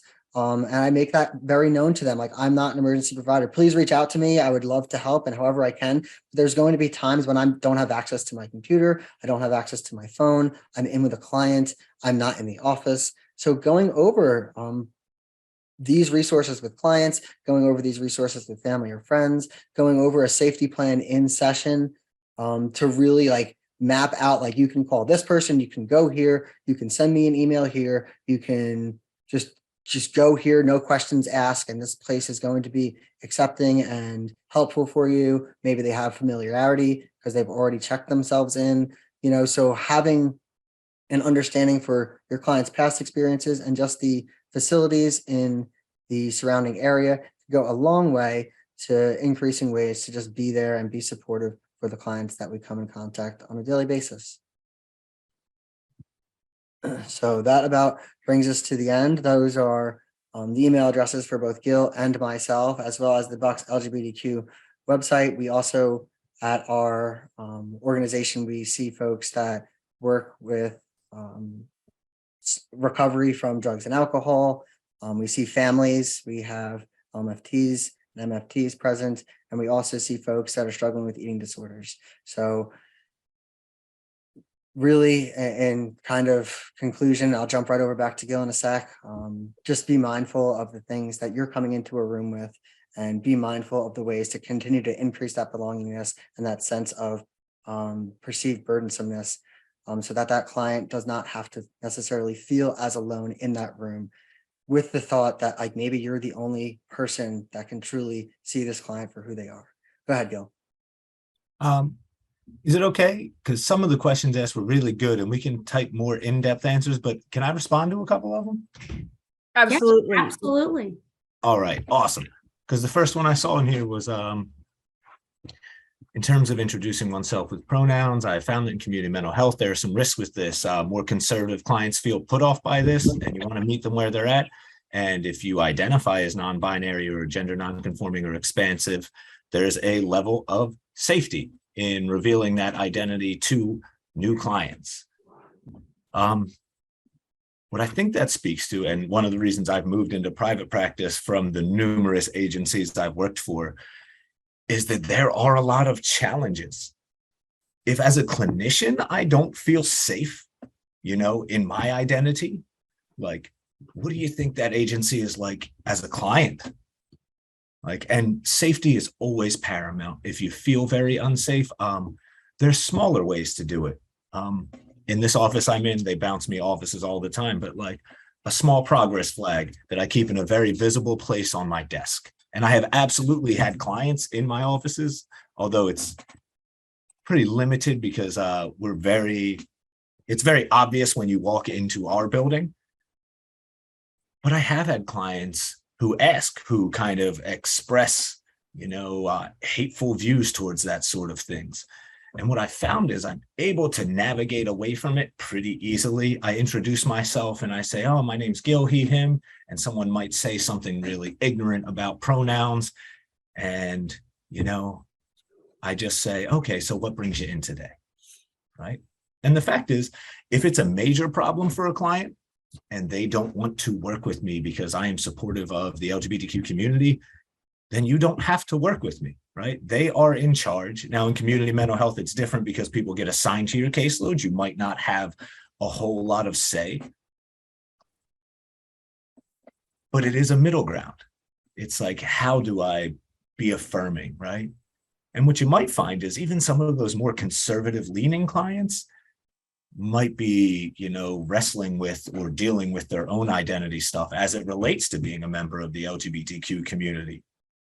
So if possible to use pronouns, absolutely do it all the time. And if someone doesn't like it, like most of the time, they're going to just let it ride, or they're going to say one thing and let it ride because it's not going to apply to them. If you work in groups in a group setting and you're worried about how the group might respond to that, the way it was framed to me by a past supervisor is, okay, well, you have an opportunity now. And this is always assuming safety, right? Safety's first. But you have an opportunity to provide affirming support to a community that desperately needs it, or you have an opportunity to provide comfort to someone who, if they're having that problem, probably has experienced a great deal of privilege related to those identities, right? So put a small flag in your room, put something small that's like rainbow colored, get a safe space sticker, put it on your door, right? I used to put them on my doors in community mental health agencies. So like the second you walked into my office, you knew before I even introduced myself if you had a problem. And if it was a major problem, you probably turned around and went to the program director's office and said, I need a new therapist. And that's fine with me too, right? One of the other questions, as far as paperwork stuff and insurances, what can be worked if you use an electronic health record like an EHR is the one we use here.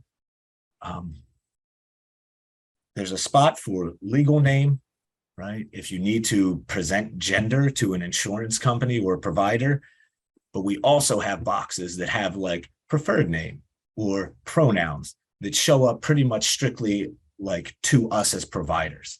So what you can work with your agency to do is almost run two parallel things, one that presents to staff who might look at a file, right? And one that kicks to insurance companies, right? It's just a matter of including a different box. It can be a process. You might have to contact your EHR provider. It is a delicate kind of dance because insurance companies are a nightmare, which again, one of the other reasons I moved into private practice is I'm not currently dealing with any of that, which is fantastic. Working at agencies provide unique challenges to providing affirming care.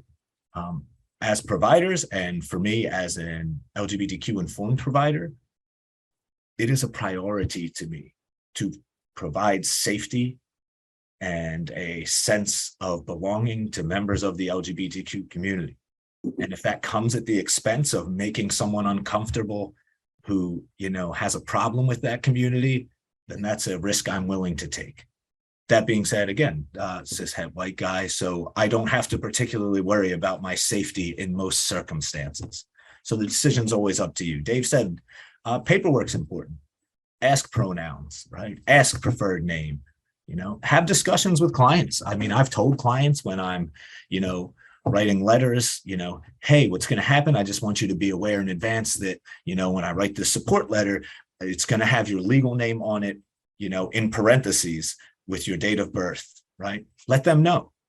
If you're sending something to an insurance company with a legal name, it's a quick conversation to have like, hey, insurance companies can be tough, be transparent, right? So we're going to send them some documentation that might have your legal name on it. I just want you to know that. And I'm going to use your actual name, right? Your preferred name. You know, can I just jump in real quick, Gill? I appreciate you taking those couple questions. You know, I want to thank both of you, Dave and Gill.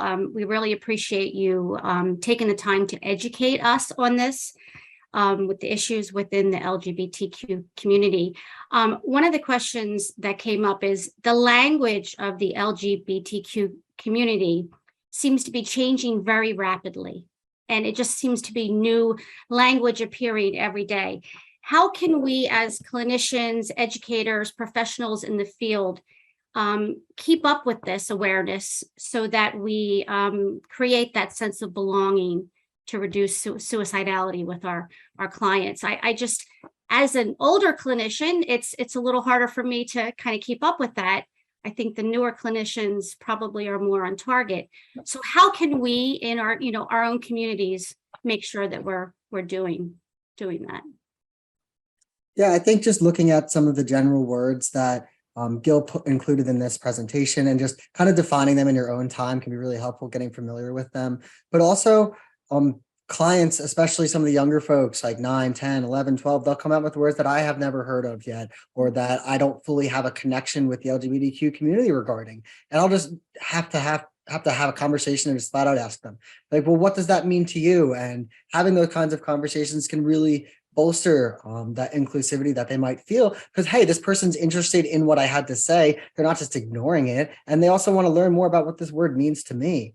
Also with the understanding that certain words might be okay with some folks and not others. You know, the word queer is one that comes to mind, where some of my older clients, they are very much opposed to the use of the word queer. They have a lot of traumatic experiences with that word. But some of my younger clients are like just queer and proud, and like they just use queer as the umbrella term, and they just throw it out there and they love it and they vibe with it and they use it as a sense of community, because over the years there's been a sense that they've begun to take the word queer back for an empowering purpose. But with some folks, it may still have that stigmatizing effect, you know? So I think it's always important to ask the client when you see them use certain language, mirror it, ask what it means, and then mirror it in your sentences and the ways that you're going to ask questions in the future or on different days.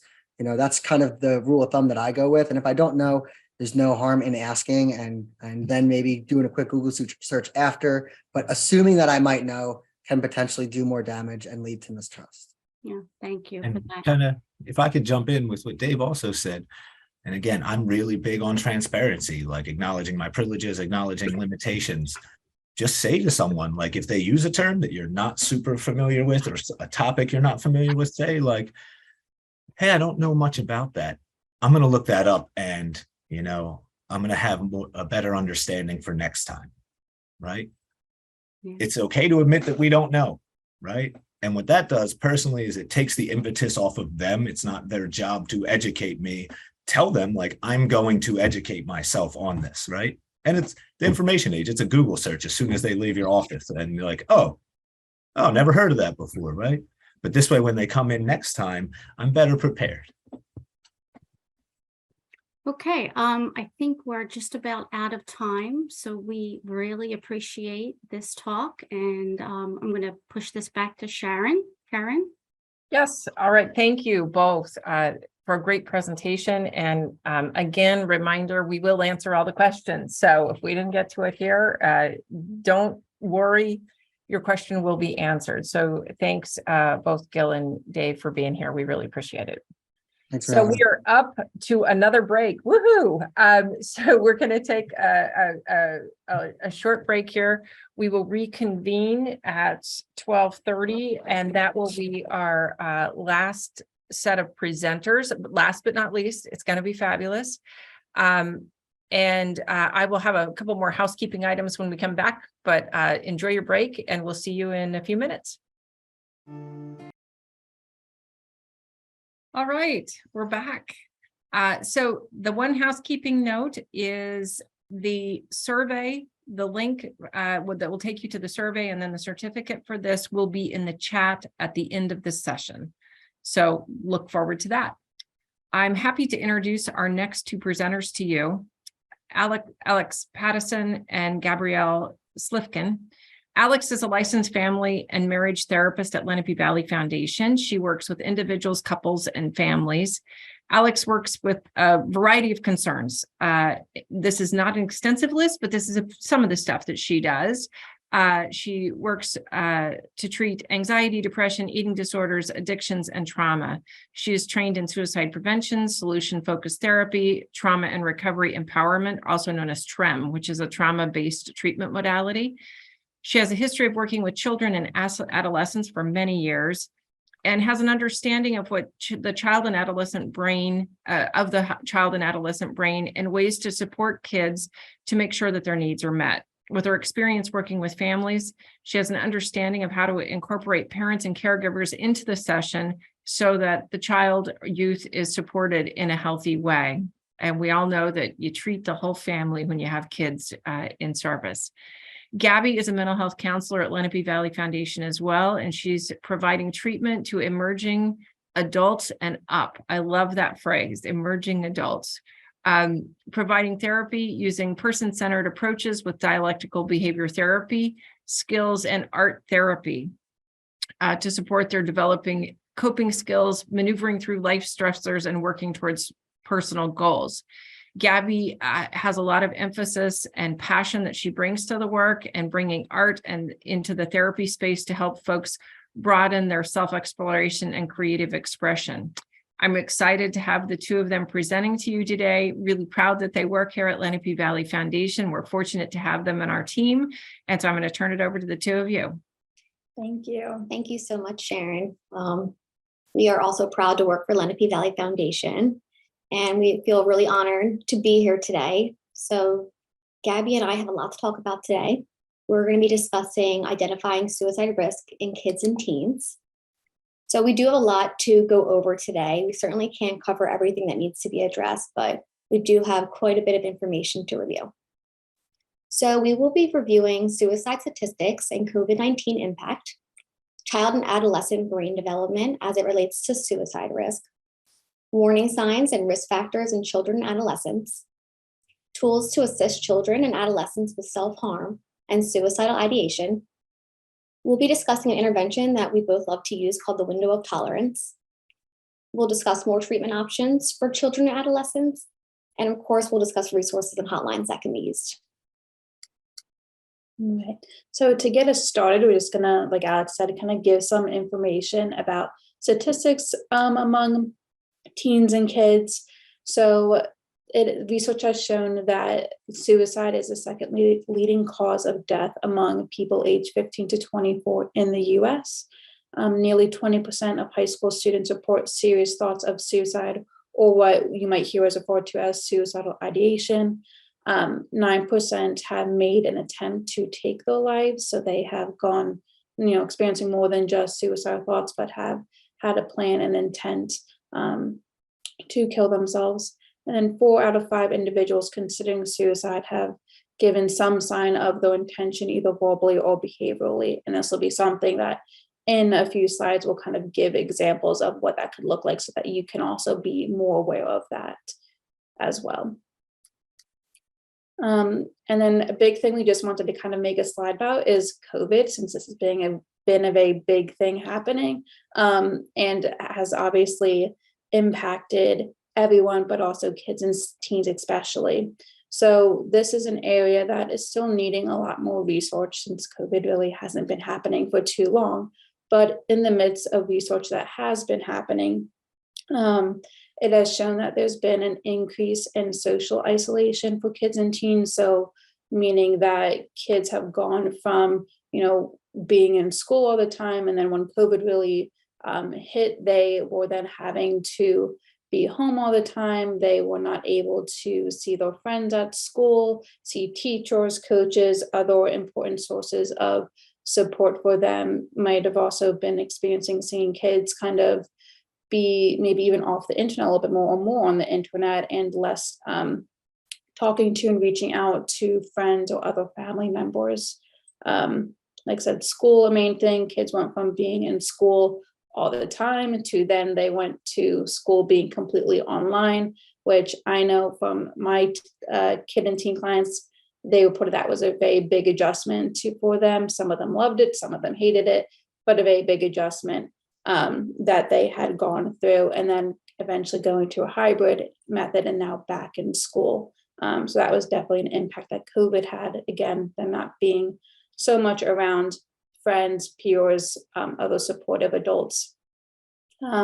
Also changes in family and home stress. Again, kids being home a lot, not being able to have other places to go. They were kind of in some ways forced to be home, dealing with any stressors that COVID may have had on the family, whether that was financial stressors, parents losing jobs, caregivers losing jobs, maybe even losing someone because of COVID. This kind of all adding more stress to the child or adolescent. One of the articles we found kind of gave some information about from mid-March 2020 to October 2020, they found an increase in hospital visits by children for their mental health conditions, which increased by 24% among children 5 to 11 and 31% among adolescents aged 12 to 17. And additionally, hospital visits for suspected suicide attempts among girls 12 to 17 were up 50.6% between February and March 2021 and during the same period in 2019. So there has been research showing that there has been more suicide attempts since COVID has happened, and all the impact that it has had on kids and teens. I just want to make a quick note too. With COVID and the pandemic, one thing that also increased was the use of technology. In a lot of ways, that's been really great. I'm still able to provide counseling. We're able to have these online trainings. But with more technology, the kids had to use more technology. So socializing with friends, social media, school. And while it's been positive and people can still get the education they need and socialization they need, it also can be quite damaging because a lot more things are accessible online, and things like online bullying I've seen have been really problematic during this time as well, which of course increase symptoms of anxiety and depression. So we thought it would be a good idea to discuss the adult brain versus the teen brain, because there is a big difference. And as adults here, our job is to support the children and adolescents. And the best way we can do that is to really understand the brain. And so first I'm going to discuss the prefrontal cortex. So this part of the brain is not fully developed until the age of 25. So for teens, this means they might be a little bit more immature or more prone to high risk behavior. So their impulse control is not fully intact. So what this means is teens may fall more into peer pressure and they rely on this piece of the brain more. So I'm sure we can all look back when we were teens or kids and be like, why did I do that? Why did I make that decision? I know better now. Well, a lot of times as kids, we don't think that way. We don't have that impulse control developed yet. So of course, this can play a role into suicidality because that impulse control isn't fully developed yet. So as adults, whether we're the caregivers or therapists or doctor, we really have to work with kids on learning impulse control skills. So there's also the part of the brain called the amygdala. So this is the emotion center of the brain. So as adults, we start to rely less on this and use more of our prefrontal cortex. But for teens, they're much more emotionally reactive and impulsive. So meaning kids or teens, they base a lot of their decisions based off of their emotional side of their brain. So again, we could probably all look back when we were kids or teens and be like, I can't believe I was so upset over that. Like I shouldn't have been that upset over that breakup. Well, and I think as adults, we might be like, they're being dramatic. Well, they're not. They're actually feeling real emotions here. So this is why it's super important as caregivers or therapists or the adults in the kid's life to teach emotion regulation skills. So decisions just aren't based off of emotion. And lastly, the hippocampus we'll discuss is the part of the brain that focuses on memory and learning. So for adults, they're fully functional, loss of neurons with age. But for teens, it's still a learning curve. They're still growing. So essentially what this is saying is the child and teen brain is still developing. I even show this to my teens sometimes because I notice that sometimes they try to engage in more adult behavior, but the fact is the brain isn't fully developed yet. So it's our jobs to model impulse control, emotion regulation, and to model really how to make good decisions and decisions that can keep teens safe. And just to kind of add on to what Alex is saying is additional information that can be helpful to acknowledge is the brain is, like Alex said, constantly growing. And when kids are, in this adolescent teen phase, that their brain is not yet developed, as you said, and it's going through this pruning process of building stronger connections and, parts of the brain that aren't being used or being utilized, they kind of essentially lose those parts of the brain that are, and as they get older, though, like I said, the brain is being more developed as time goes on. So what are some things to consider? So some warning signs to start off with, things that, as adults or anyone really can keep in mind in regards to kids and teens is that you might notice an increase in isolation. So this might look like a child maybe spending a lot more time in the room than they used to. It could look like, as I mentioned, or maybe they're kind of retreating from talking to people. You're not hearing so much from them on the phone, or even maybe they're not showing up as much on social medias. So isolation can definitely be a warning sign. Engaging in risky life-threatening behaviors. This could look like maybe things of like excessive spending, shoplifting, unsafe sex, reckless driving, getting into physical fights with people. These are just a few of some risky life-threatening behaviors that one might want to be kind of on the lookout for. That again could be a warning sign of a child even just maybe thinking about suicide or having difficulty in their life. Another big one is substance use. We know it can be kind of hard to believe that children and teens could be using drugs, or at least even right now more than like alcohol or marijuana, but kids do. So that can be a really big factor. Self-harm is another thing. We'll get into a little bit more about this, but self-harm does not in all cases equal suicide, but it can also be a warning sign, or at least a sign that a child, does need more support and help. And self-harm, it can look very different. It could be think one way that a lot of people might be aware of, which is, cutting oneself either like on their arms or the legs. It can also be scratching and picking at the skin. It can be restricting their food, burning, punching oneself. So these are also other forms of self-harm to be aware of. Changes in sleep, eating, and hygiene patterns. So a child might go from, let's say they get like an average, maybe 6 to 8 hours of sleep, and all of a sudden they now are sleeping 10, 12 hours of sleep. This can be a significant change to notice. Again, changes in eating, like I said, restricting the food, not eating as much, maybe saying, they don't want food at all. And then hygiene patterns, if you see a child or a teen going from consistently like showering, brushing their teeth, brushing their hair, and then all of a sudden they, aren't brushing their teeth, they're not brushing their hair, not even showering at all, maybe a lot less frequently. And then lastly, one last warning sign is just an increase in symptoms of mental health diagnosis. So if there's already a mental health diagnosis a child or teen is showing, and increasing in any of those symptoms that might align with that, this can also be a warning sign to be aware of, or at least even just check in with the person of, I've noticed this, how are you doing? And then we have some risk factors. So these are things that kind of make a child or teen more likely to maybe be thinking about suicide or, attempt suicide. And this is, again, like I said, mental health diagnoses, experiencing poor self-esteem, as Alex kind of mentioned with online bullying is a really big one. Home environment, as I mentioned with COVID, depending if that is, the impact of COVID, or if someone is experiencing, maybe a lot of like parents fighting or sibling fighting in the home, this can be a risk factor, a lot of stress. History of trauma, whether this is physical abuse, emotional abuse, verbal abuse, maybe a disaster trauma that a child or a teen has experienced. These are also risk factors that, if not dealt with and coped with, could put them more at risk of even just thinking about suicide. General family history, there's been shown that, if there is a suicide in a family, it can be more likely for someone else in the family to also have thoughts about killing themselves. And also there's just some mental health diagnoses that can be hereditary as well. And then, as I mentioned too, socioeconomic status as well can play a factor. Yeah, look at this list for a second. These are pretty big things to manage. Even as an adult, when I look at this list, I'm sure everyone watching has experienced at least one of these risk factors.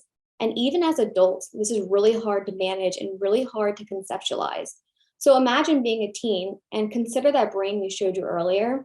Their brain's not fully developed to fully learn to cope with this or fully conceptualize what is going on. So I just wanted to bring that to light to show how hard that can be for a teen and kid, and how important it is for us as adults to provide a safe place and help them navigate through these really tough emotions. So we are going to talk about, so what do you do? What do you do if your child, whether it's your kid or your client or someone in school, a peer in the community, what do you do if there is risk of suicide? So on the top of this tree here, we're going to discuss it from the lens of like what happens if self-harm is presented first.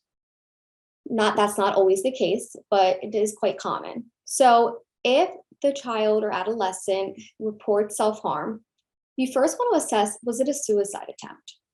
If the answer is yes, the first thing that needs to be done is a crisis evaluation. So oftentimes that looks like taking the child to ER or referring them at the crisis center, and they will get an eval. And depending on what is disclosed, they'll be placed in a higher level of care. So that can look like an inpatient stay, a partial hospitalization program, intensive outpatient, or just outpatient. Typically, in my experience, it kind of just works its way down after inpatient, maybe going to a partial or intensive outpatient program, and then consistently staying with outpatient. Now, Gabby's going to go over a little bit more details later on about them and different types of treatments, so I won't spend too much time on that. Now, sometimes with self-harm, it's not always a suicide attempt and a maladaptive way of coping. So if they answer no, the first thing you want to do as a caregiver is say, do you need medical attention? Because they might. So of course, if they answer yes, get them the medical attention. And then after that, we'll go to the next side. If they say they don't, the first thing you want to do is really validate and provide support. It takes a lot of courage to come up to someone and say, I did this and I'm having these thoughts. So besides assessing for safety, the most important thing is making the child feel safe and that you're not judging them, because it does take a lot of courage. And through my experience, a lot of my kids and teens disclose a lot of shame, which is why they don't tell anybody. So the first thing you want to do is stay calm and give them support and thank them for sharing that with you. And then you want to kind of assess a little bit further. So this could look like, how long has this been going on? Get curious. A little later on, I'm going to go into more detail about that. And of course, you want to create a safety plan. So removal of any self-harm objects or fatal things that could cause death. And you want to assist your child in coping then. Be there for them. Be a support for them. So providing support, assessing for safety, and creating a safety plan. For parents and teachers and other caregivers out there, it's not your job to take the role of a therapist, right? That's what we have all these supports for. But it is your responsibility to provide a safe place with them and provide them support in getting that help. So that is really important. I can't tell you enough how many times I've seen one of my kids or teens disclose self-harm or suicidal thoughts and have fear of telling their parents because of their reaction. Kids, despite some of their reactions in life, care a lot about what their caregivers think of them and do care about their emotional responses. So it's really important to show them, I can handle this. I can carry this weight that you've been carrying. And I know Alex kind of spoke about this from, in the parent role, caregiver role, but I just want to emphasize that all the things we really talk about too today, that, it doesn't just can't just be applied from a parent role, but anyone that's in the audience, whatever role you do play, you can still apply like this diagram in a way to approach a child or teen that's coming up to you and, expressing self-harm. So we thought it was important just to also take a moment to address some of the myths about suicide that may kind of get in the way of, being able to really help and support a child or teen. So just kind of to start in one corner, if they're self-harming, they are suicidal. As I mentioned earlier, self-harm does not always equal suicide. And really what I try to encourage is, instead of assuming, which it can be easy to do, or going into a panic state of, to ask that question of, were you self-harming because you want to kill yourself?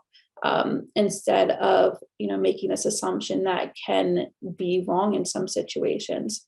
So that is one myth we commonly hear. They're doing it for attention or attention seeking. This is another one that Alex and I both have heard before.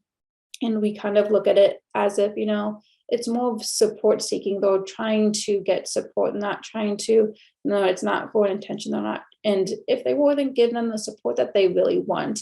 They may not know how to communicate it and have that ability to verbalize it as we might as adults. So really just showing up for them and supporting them the best that you can in that situation.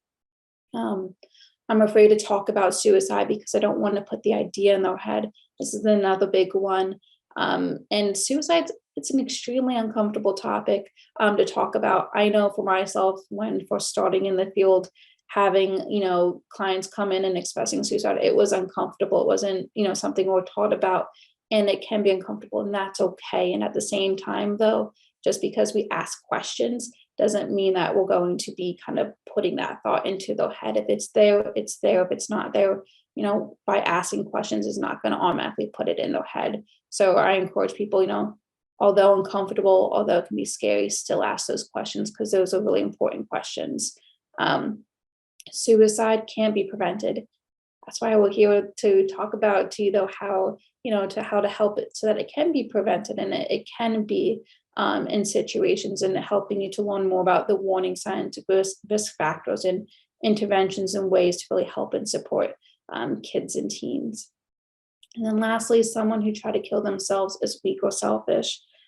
This can be really damaging to hear for really anyone, but especially kids and teens, when they already might be feeling as if they were burdened, by bringing up, self-harm or suicide, or just talking about it to begin with, and hearing statements like this, it can just kind of contribute to the negativity, the stigmas that they might already know or hear. And, suicide is really something that is very complex and scary.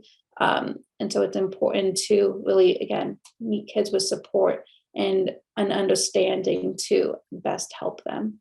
I just want to touch on the attention seeking one once more and really highlight that one, because I hear this one the most often from parents or caregivers, or even the kids. Like, I'm scared they'll think I'm just seeking attention.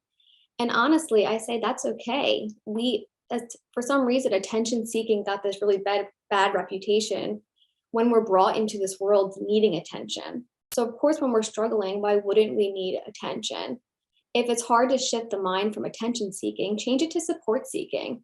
And if someone's disclosing self-harm or suicidal thoughts, plan or intent, think about how brave that is and really want to lean into that and give the courage, the support that's really needed there. And I think that can be applied to with the other one of, of being weak or selfish as well, that the, really strong actually and brave for reaching out for help and trying to bring it up. Yeah, this work is not meant to be done alone. I mean, I don't think a lot in life is meant to be done alone, but when managing suicidal thoughts or self-harm, it should be done with somebody. There are people that can help. So we're adults now. We were once kids and teens, but we did think it'd be helpful to ask the kids and teens what helps and what doesn't help, since they're the ones experiencing it now. So whether it was previous clients or kids we know or teens, we just asked some simple questions about, well, when experiencing these thoughts, what helped from us adults and what doesn't? So of course, what helps first, this is the one we got the most, was just validation. Validate that their symptoms, their thoughts, their feelings are real. It's not our job to agree or disagree with the kid if what they're upset about is real or not. That's their feelings. It is real to them. So when a child discloses, I'm upset about this, even if to us as adults, we're like, we have these stressors going on, that's nothing. It's not to them. So validation's key. And later on, Gabby and I will be doing a role play, so we'll kind of show a little bit further what that looks like. Of course, what helps is support. Now, this could look different in so many ways. I've learned in my experience that we like to give, I've done it myself, support in the ways that we like to receive the support. But support looks different for every way. So what can help? One is asking, how can I support you? I understand that a kid might not know that. So it's our job as adults to help them look at all the different options of support. Yeah, and it may take a little trial and error to see what support's the best, but keep trying until there's trial and success. That does happen. Of course, provide empathy, right? Making them really know that you're there with them and you're holding space for them during their healing. Apply curiosity. What's going on here? Again, we're going to go into a little bit of role play that explores curiosity, and I am going to touch base on this word curiosity a little later on, which is just kind of exploring what's really going on with your child or with your student or with your client. And of course, staying calm. This stuff is difficult. And when someone you love or you care for is expressing suicidal thoughts or has disclosed self-harm, it is natural to have a response, an internal response. So remember that part of your the brain, the amygdala, you're going to have an emotional response, and you might go into some fight or flight responses. So I say that to say, that's okay, but it's really important when the kid discloses something to stay calm. Because what I've seen is if you don't stay calm, and I know this is a lot of pressure, it pushes the kid away from telling you. We want the kid to know it's okay, you can come to me. You can't meet fire with fire, it gets bigger. So when your child or student or client comes to you, do your best, take a deep breath. You can use your coping skills later, scream. There's definitely been times I went to my office and cried and let it out. That is a very normal and natural response. But in that moment, finding things to regulate your own nervous system so you can provide the calm, caring, nurturing support the child needs in that moment. Because we want them to know you can come to us. To prevent suicide, it's important for them to know I can come to you and you're going to stay calm and you can support me. So what doesn't help? Judgment, of course. Judgment, an example of this could look like judging your child for what they're upset about. They were upset because someone didn't invite them to their birthday party, and judging, oh, there's bigger things going on in the world. That doesn't help. Dismissal. So what I just said is a form of dismissal, just dismissing the topic completely, or even just say it'll be okay. A lot of the kids and teens I work with hate that, and I personally don't like that, just letting me know it's going to be okay. Because in that moment, it doesn't feel okay. Addressing the child with anger. Now, this, a lot of times, and I'm going to again discuss this later on, worry does present as anger. So I understand that the parent or guardian might not be angry, but worry can present as very reactive. So if the child is met with anger, they're less likely to come back to you. In fear, they're going to get in trouble. And believe it or not, a lot of teens I work with are fearful they're going to get in trouble if they disclose they're having these thoughts. So they continue to bury it down until it's too much. And of course, like I said, what helps is staying calm. It doesn't help to panic. Again, this is really hard. I've had moments where I really wanted to panic. Take a deep breath, and again, meet them with compassion.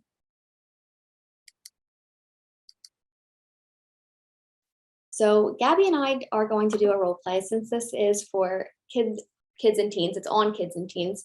We wanted to make it a little bit fun. I will prep this by saying, obviously, we are both therapists and we are not actresses.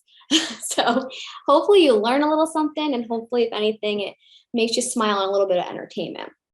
So picture this scenario. I'm a parent, Gabby's my kid, and Gabby's in her room, and I'm going to come upstairs, and Gabby is very upset. Gabby, is everything okay? You didn't come down for dinner today. It's really not. I've been really upset recently. I found out that my friends had a party this weekend that I wasn't invited to. Okay, that's gonna happen.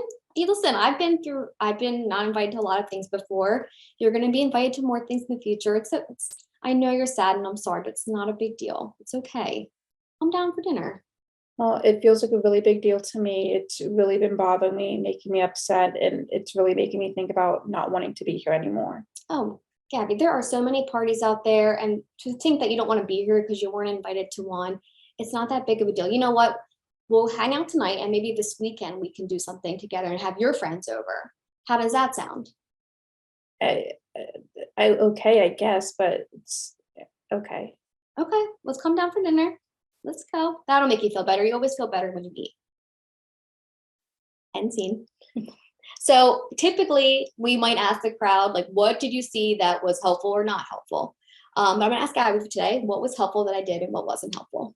So really, for me in this teen kind of role, I didn't find it helpful of being told, it felt like trying to fix the problem, and not really, like I mentioned, I said, I don't want to be here, and kind of trying to ask for help without directly saying I need help, and it kind of being brushed off really wasn't helpful, and being invalidated and dismissed, and kind of even a little bit of judgment I picked up on coming from Alex in the mom role really didn't make me feel good. Even in playing this role, I could feel the discomfort in my body in that.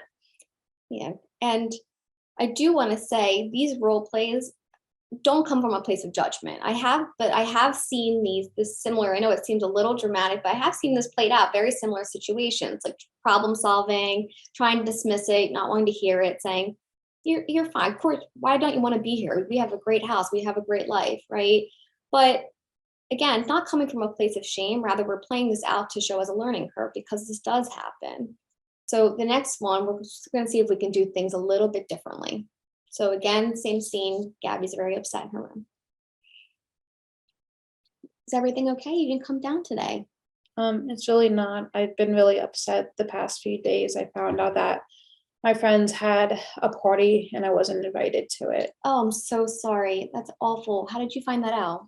I was on my phone on, Instagram, and I saw people posting pictures on it, and that's how I found out about it. Oh, I imagine you're so upset. I'm so sorry that you had to see that. That's a terrible feeling, being left out.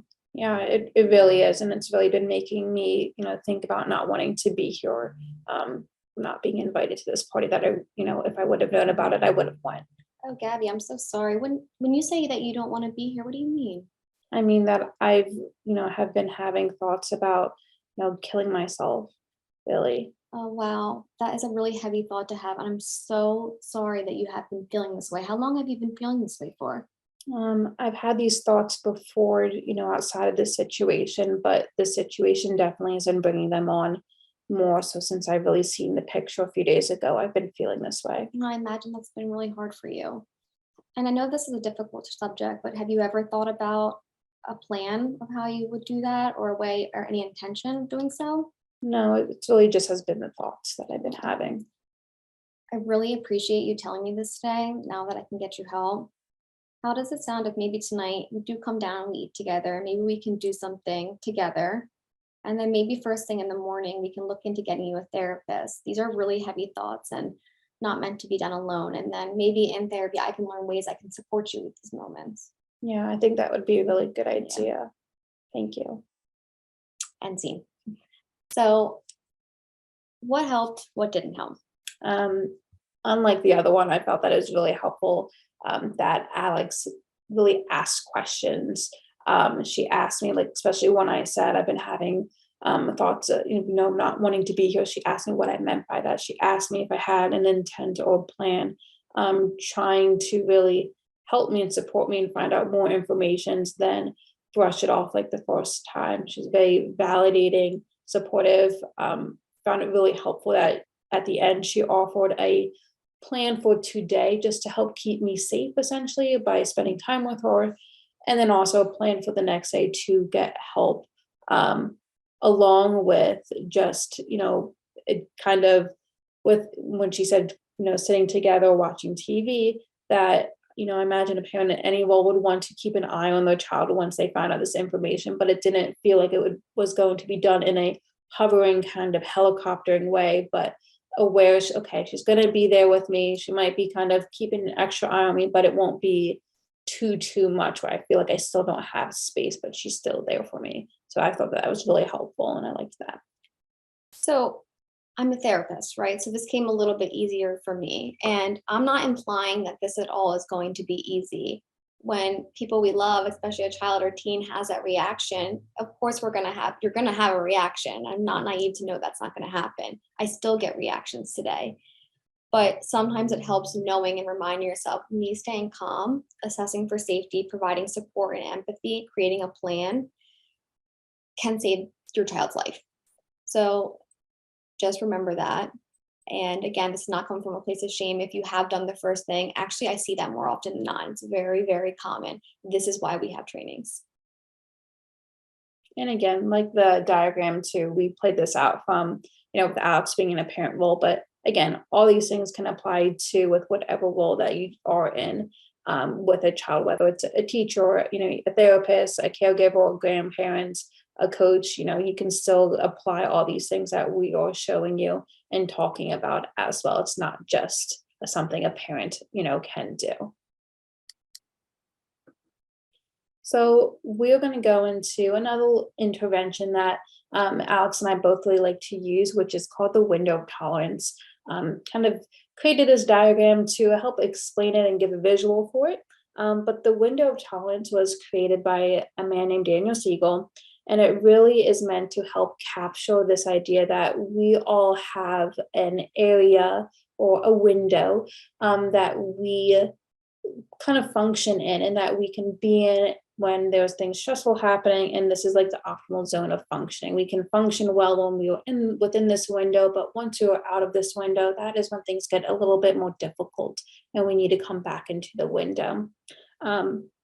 So the main parts of the window is that you can either be out of the window, which is typically when you see other diagrams, like the one that we've created is also shown by being above the window, which is referred to as being hyperaroused.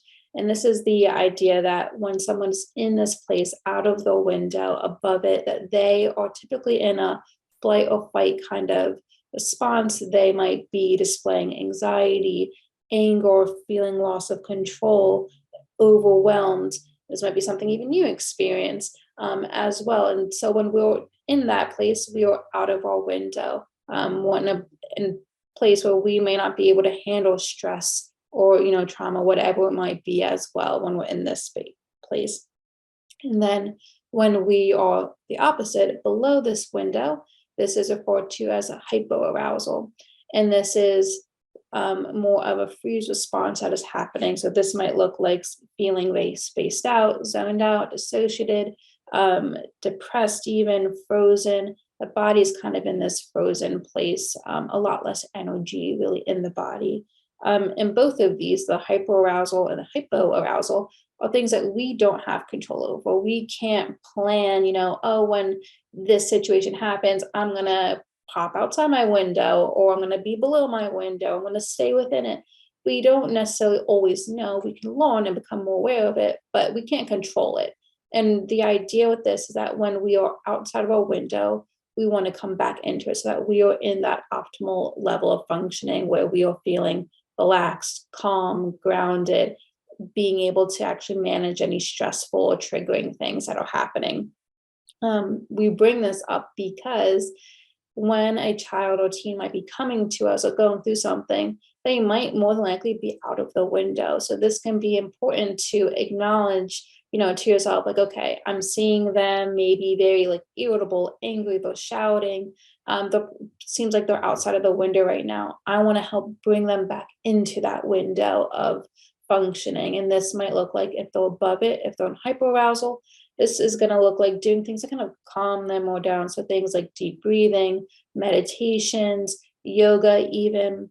And then the same thing, if you recognize that maybe they're under the window, they're more, kind of zoned out, they're disconnected, depressed, you want to, again, bring them back into that window. And when we're hypo-aroused, we do this by trying to really move our body and create more energy. So this can look like things like, again, breathing is one, dancing, laughter. These are all ways to kind of create more energy in the body to bring you back into this area.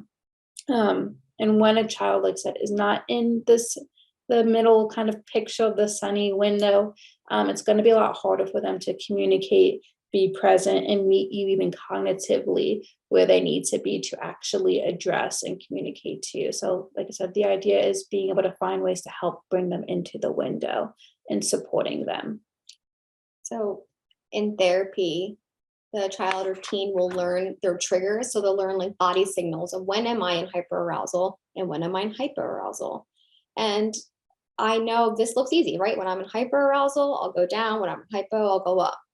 That's because most of us are probably in our window of tolerance right now. When we're out of it, it's not that easy. So validate to your child, I know this isn't easy. And what I say to my clients is you just have to do it anyway, knowing what could help. An easy way to know what the window of tolerance is looking back on your life and thinking of a time you were really upset, really angry. And when you've calmed down, you're like, I cannot believe I did that or said that. It's because you're out of your window of tolerance. We can't reason with the unreasonable. So when we're out, consider yourself unreasonable and cope to come back in. So it's not your job to teach your kids their triggers and coping skills, right? But that's what therapy is for. They can help you with that. But it's your job when you notice they're in those moments to help them get back in.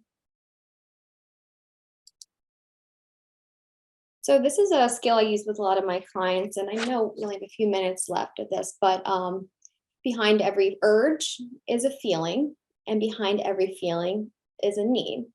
So a lot of people stop at urge. I have an urge to use drugs. I have an urge to self-harm. I have an urge to commit suicide.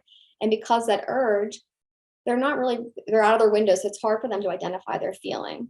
So it's our job as adults to help them recognize and help themselves eventually learn, how do I recognize the feeling? Because if we don't recognize the feeling, we're not going to really address the real need that needs to be addressed. So I'll give a couple of examples of this. Let's say someone has the urge to self-harm. So they give themselves a pause, and I show this diagram to a lot of my teens, give themselves a pause and be like, well, what really is the feeling here? Well, the feeling is I feel really isolated and really lonely. So what's the need? The need is probably join a support group, call your best friend, get a peer support, right? The need is never going to be to self-harm. But in those moments of intense emotions, and when your frontal brain isn't fully developed, it's more likely to act on that. So really helping them see well, wait, give yourself that pause, see what the feeling is and see what the real need is. Another example could be if someone had suicidal thoughts and they have an urge to act. Well, what are you feeling? I'm feeling really hopeless. I'm feeling really depressed. I'm feeling really, really isolated. Then we would look at all this and let's see what needs we can meet here. If you're feeling depressed, and we need to maybe look into medication management, look into a support group, call the person that's always been there for you, do things that bring you joy. I recognize a symptom of depression is not enjoying things that bring you joy, but sometimes doing them anyway gets you closer to getting back into that window.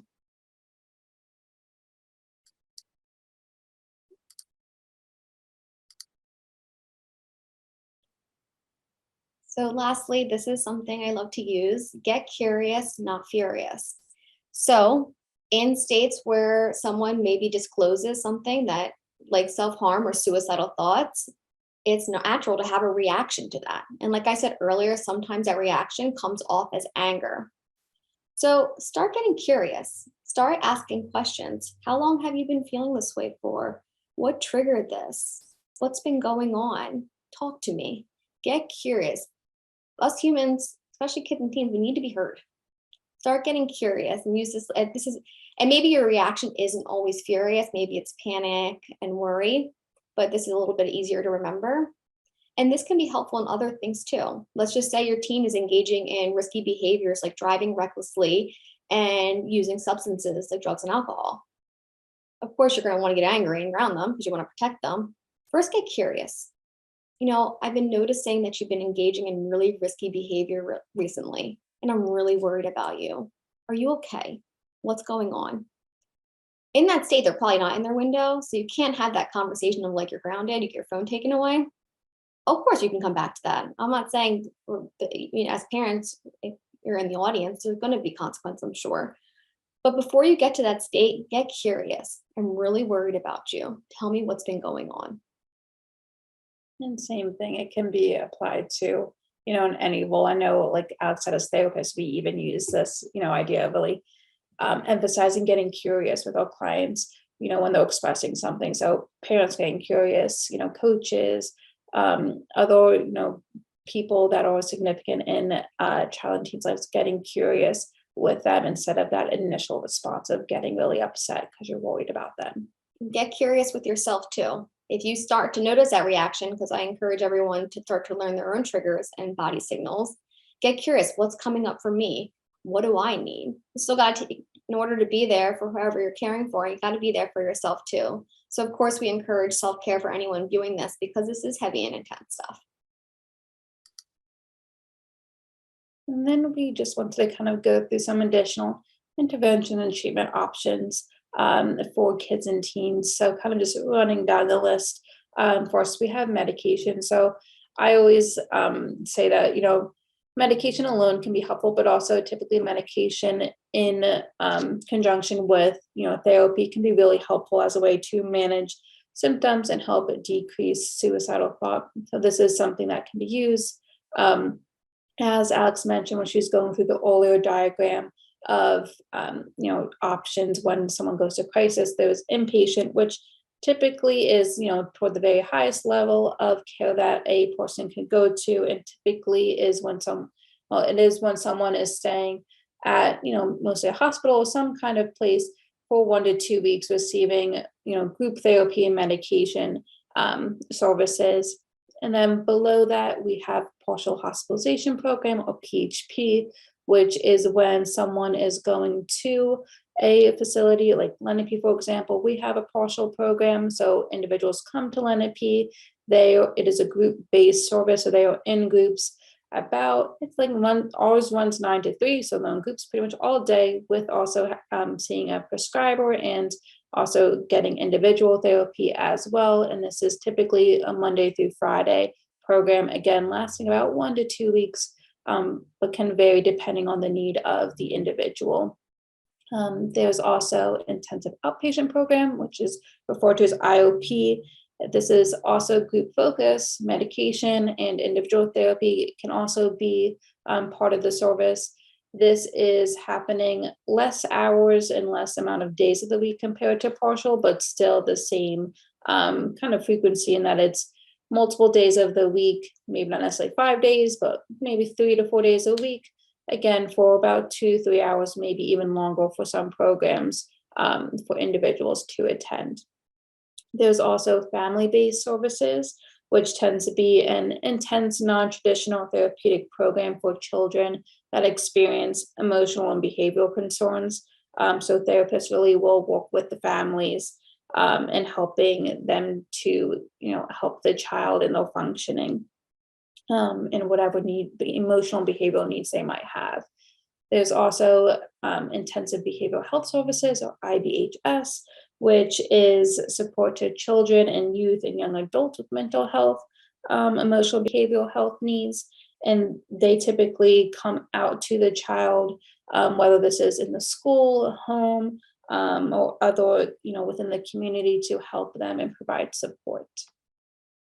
There is individual and family therapy. Individual therapy is the client with the therapist, typically happening about once a week, maybe more depending on needs, maybe less depending on needs as well. And then family therapy is with the client and the family members, again, happening as needed, maybe once a week, every other monthly, whatever, is the decided upon needs with the therapist and the individual. And then there's what's called collaborative assessment and management of suicidality. This is something that we at Lenape use when we have clients who are reporting suicidal thoughts and intent and plan to help them. This is an evidence-based treatment that focuses really on suicide, and the goal is to reduce the overall distress, depression, hopelessness, and change suicidal cognitions. It uses a scaling system at the beginning of sessions to kind of rate and see where a client is at, has them create specific things that really contribute to them having thoughts about suicide and addressing those. And the therapist works collaboratively with the client, really sitting like directly next to them, then across from them when we think about traditional therapy. And then lastly, we just added in dialectical behavioral therapy, or DBT. Again, this is something that Lenape offers. We have a fidelity program and even a program specifically for adolescents. But the whole kind of idea with DBT is this is, again, another evidence-based treatment that really focuses on helping individuals that do experience self-harm or suicide and other problem behaviors, in reducing those using various coping skills that are part of the specific type of therapy to reduce them, tracking behaviors, and really creating this idea of what's called a life worth living in DBT, with the goal of reducing hospital visits as a result of self-harm or trying to kill oneself. So these are just a few options. There are many more interventions and treatment options, but just a few that we wanted to kind of point out and suggest. And then lastly, we just have a slide including resources and hotlines. Top one is a newer hotline that you can use, which is just dialing 988 and automatically connects you to a suicide and crisis hotline. This used to be 800-273-TALK, if anyone's familiar with that. It is now just dialing 988. I always like to give a texting resource and hotline as well, especially for kids and teens. They may not be as open to calling a crisis hotline, so offering a texting one, I always like to do. So that you can text home to the number provided, and same thing connects you with the crisis text line. Lenape has a mobile crisis, and then we just included 911 depending on the situation. And then some just additional website resources as well that can be helpful and have more information. Then we just have some thoughts and questions time at the time that we have left.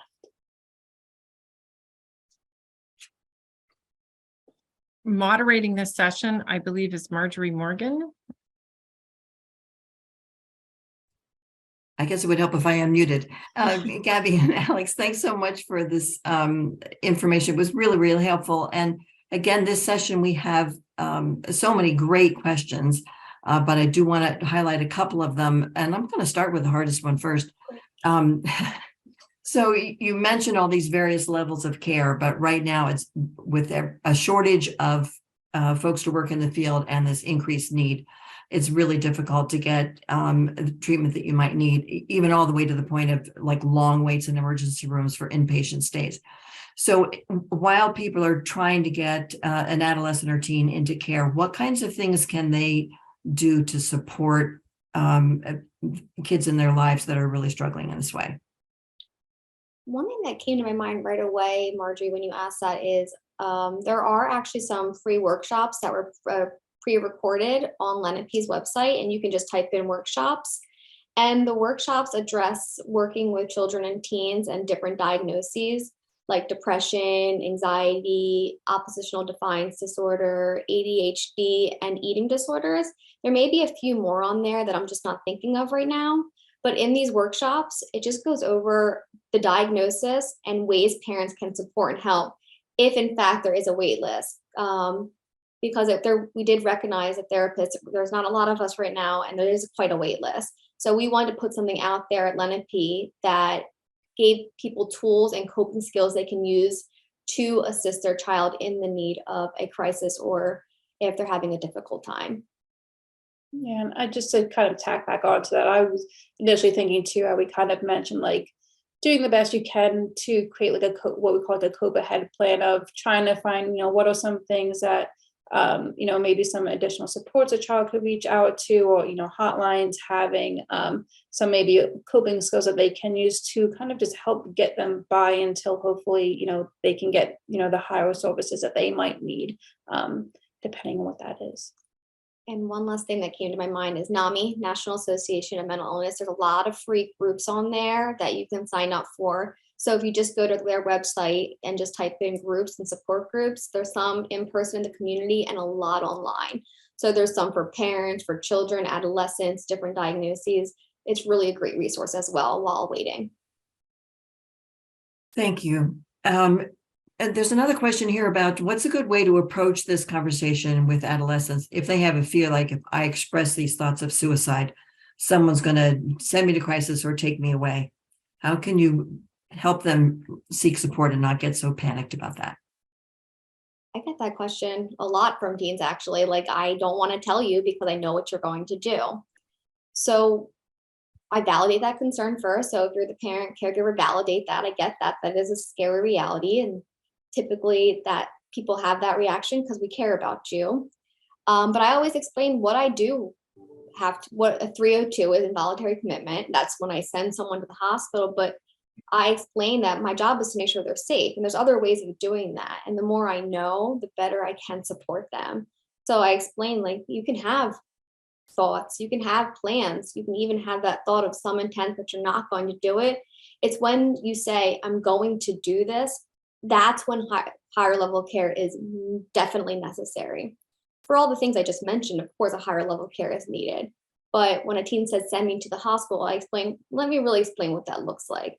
I think a teen, they don't know. We have to explain to them what that process looks like and how there's so many other supports out there. And also normalizing, I might not know the answer, but there's so many people out there who do. Let's go find them. Thank you. And I think we have time for one more question, which is when the person's under that window and they're too depressed and stuck to find the motivation to do the kinds of things that we know would help them. How can you help encourage folks to get up and take a walk, engage with others when that's exactly the thing they don't feel like they have the energy to do? Yeah, I know, again, as in the therapist role, is common kind of conversation we're having, and always kind of getting a little bit of pushback from people of just, I don't have the motivation, I can't do it, don't want to do it. That, again, I think validating is the most important thing of, being like, I understand that, and finding kind of the balance of encouraging them without being like, oh, you should do this, you have to do this. When talking to them, I know I've had experience of, parents doing that in, meaning in the most helpful of ways, but the way that the person takes it is not in that way. So, maybe even offering to go with them to, go on like a walk outside, or even just like, hey, would you be open to, just even sitting outside on the deck and kind of just start there and see what happens. but maybe finding ways to participate with them in these things that you're wanting them to do. Even if it might be something silly like the dancing example, that might feel really silly and uncomfortable, but could be something maybe they just kind of start slowly with and they're open to doing that. Yeah, I would say the same thing. And I always, with teens, you can just be real with them. Like, I know this stinks. I know you're below in hypoarousal and depression. It really does stink. And it doesn't seem right that I'm telling you to do these things that bring you joy when you're not feeling it. I get that. And that's why I would say we just got to try it anyway, because you won't get right back in. But each time you do one of those things, it gets you closer and closer and closer to back in there. I don't know how long that would take. It could take a couple minutes, weeks, month, but it does work. And it gets you closer to a state where you will respond to a situation and not react. Thank you. I'm going to try to squeeze in one last question, which is, besides the obvious signs of self-harm like cutting, what other kinds of self-harm should we be aware of if we're working with adolescents? Yeah. Well, like I mentioned, that self-harm, like you said, it, obvious one of cutting that a lot of people know about. Self-harm can also look like someone actually physically like hitting themselves. It can look like pinching, severe scratching to where they are, like drawing blood. That can be one. Even like punching and like hitting like furniture or items can be one. Am I missing? I think I'm missing some. Oh, restriction, burning of the skin can be one. This is kids and teens. I know I touched base on a lot of teen stuff, but kids can experience these thoughts too. So this is anyone 18 years or younger, I would consider a kid. So even kids as young as 4 or 5, you might start to think of hitting their heads against the wall, pinching their skin, or doing things. So I know we touch base a lot of teens, but it's also important to look out for those things in your little kiddos as well. And it can look just as small. It won't look, it's not always going to look like this big act of self-harm either. Anything that causes harm to self. Well, thank you so much. Excellent. Well, it's back to Sharon. Yes, thank you, Marjorie, and thank you to Gabby and Alex especially. I think what I appreciate in your presentation more than anything is that you dared to do a role play in front of 200 people, which is, not many people want to do that. So thank you for being fearless in your presentation. Thank you. All right, so housekeeping things that I need to go over here. Bring up my document. All right, the link is in the chat to fill out for your certificate. Also, we'll be emailing that out. I have a lot of thank yous to say. So first of all, presenters, and to Diane Marseglia for being here this morning to introduce this. Thank you very much. Our musicians, if you've been at any of our vigils, these are the same musicians who have been our friends in that capacity, and I want to say thank you to them. Bucks County Suicide Prevention Task Force, again, thank you for sponsorship. And for everybody here, please go to the walk. That's what supports events like this in the county. So they're able to sponsor us because of the great walks that they do here in the county. I want to say thank yous to the people who made this possible here at Lenape. So Nicole Wolf, Chris Thompson, Nancy DiNatale, Jessica Ballard, Marjorie Morgan, Suzanne Roadside, Phil Braun. Thanks to our technology folks at Talon who are here in the background making us all like we're so slick going between presentations and juggling all of this. And in closing, thank you for all of you being here to participate in this. We will continue to do these presentations. We expect to have another conference next year, already looking for presenters for that. So if any of you know somebody, by all means, let us know. We're hoping that next year will be in person. So while I would like to tell you that that's a done deal and it will absolutely be in person, not sure yet, but we're really hoping for that. But again, always seeking really high quality presenters, and are open to your feedback on that as well. So the feedback forms that you complete are extremely important to us. We review them all. We take it really seriously because each year we try to up our game and do a better job at this conference. So we are going to continue having these conferences as long as possible. I think that thankfully research and advances in suicidology and suicide prevention are in a place where there's new material every year. And that makes having a conference like this something that we can just maintain for the foreseeable future and are dedicated to doing that. So thank you all very much. And in closing, go Phillies. So hope you're all on watching the game tonight and know that, it's an endorphin rush, can make you feel happy. You see every home run. So thanks so much and have a good afternoon.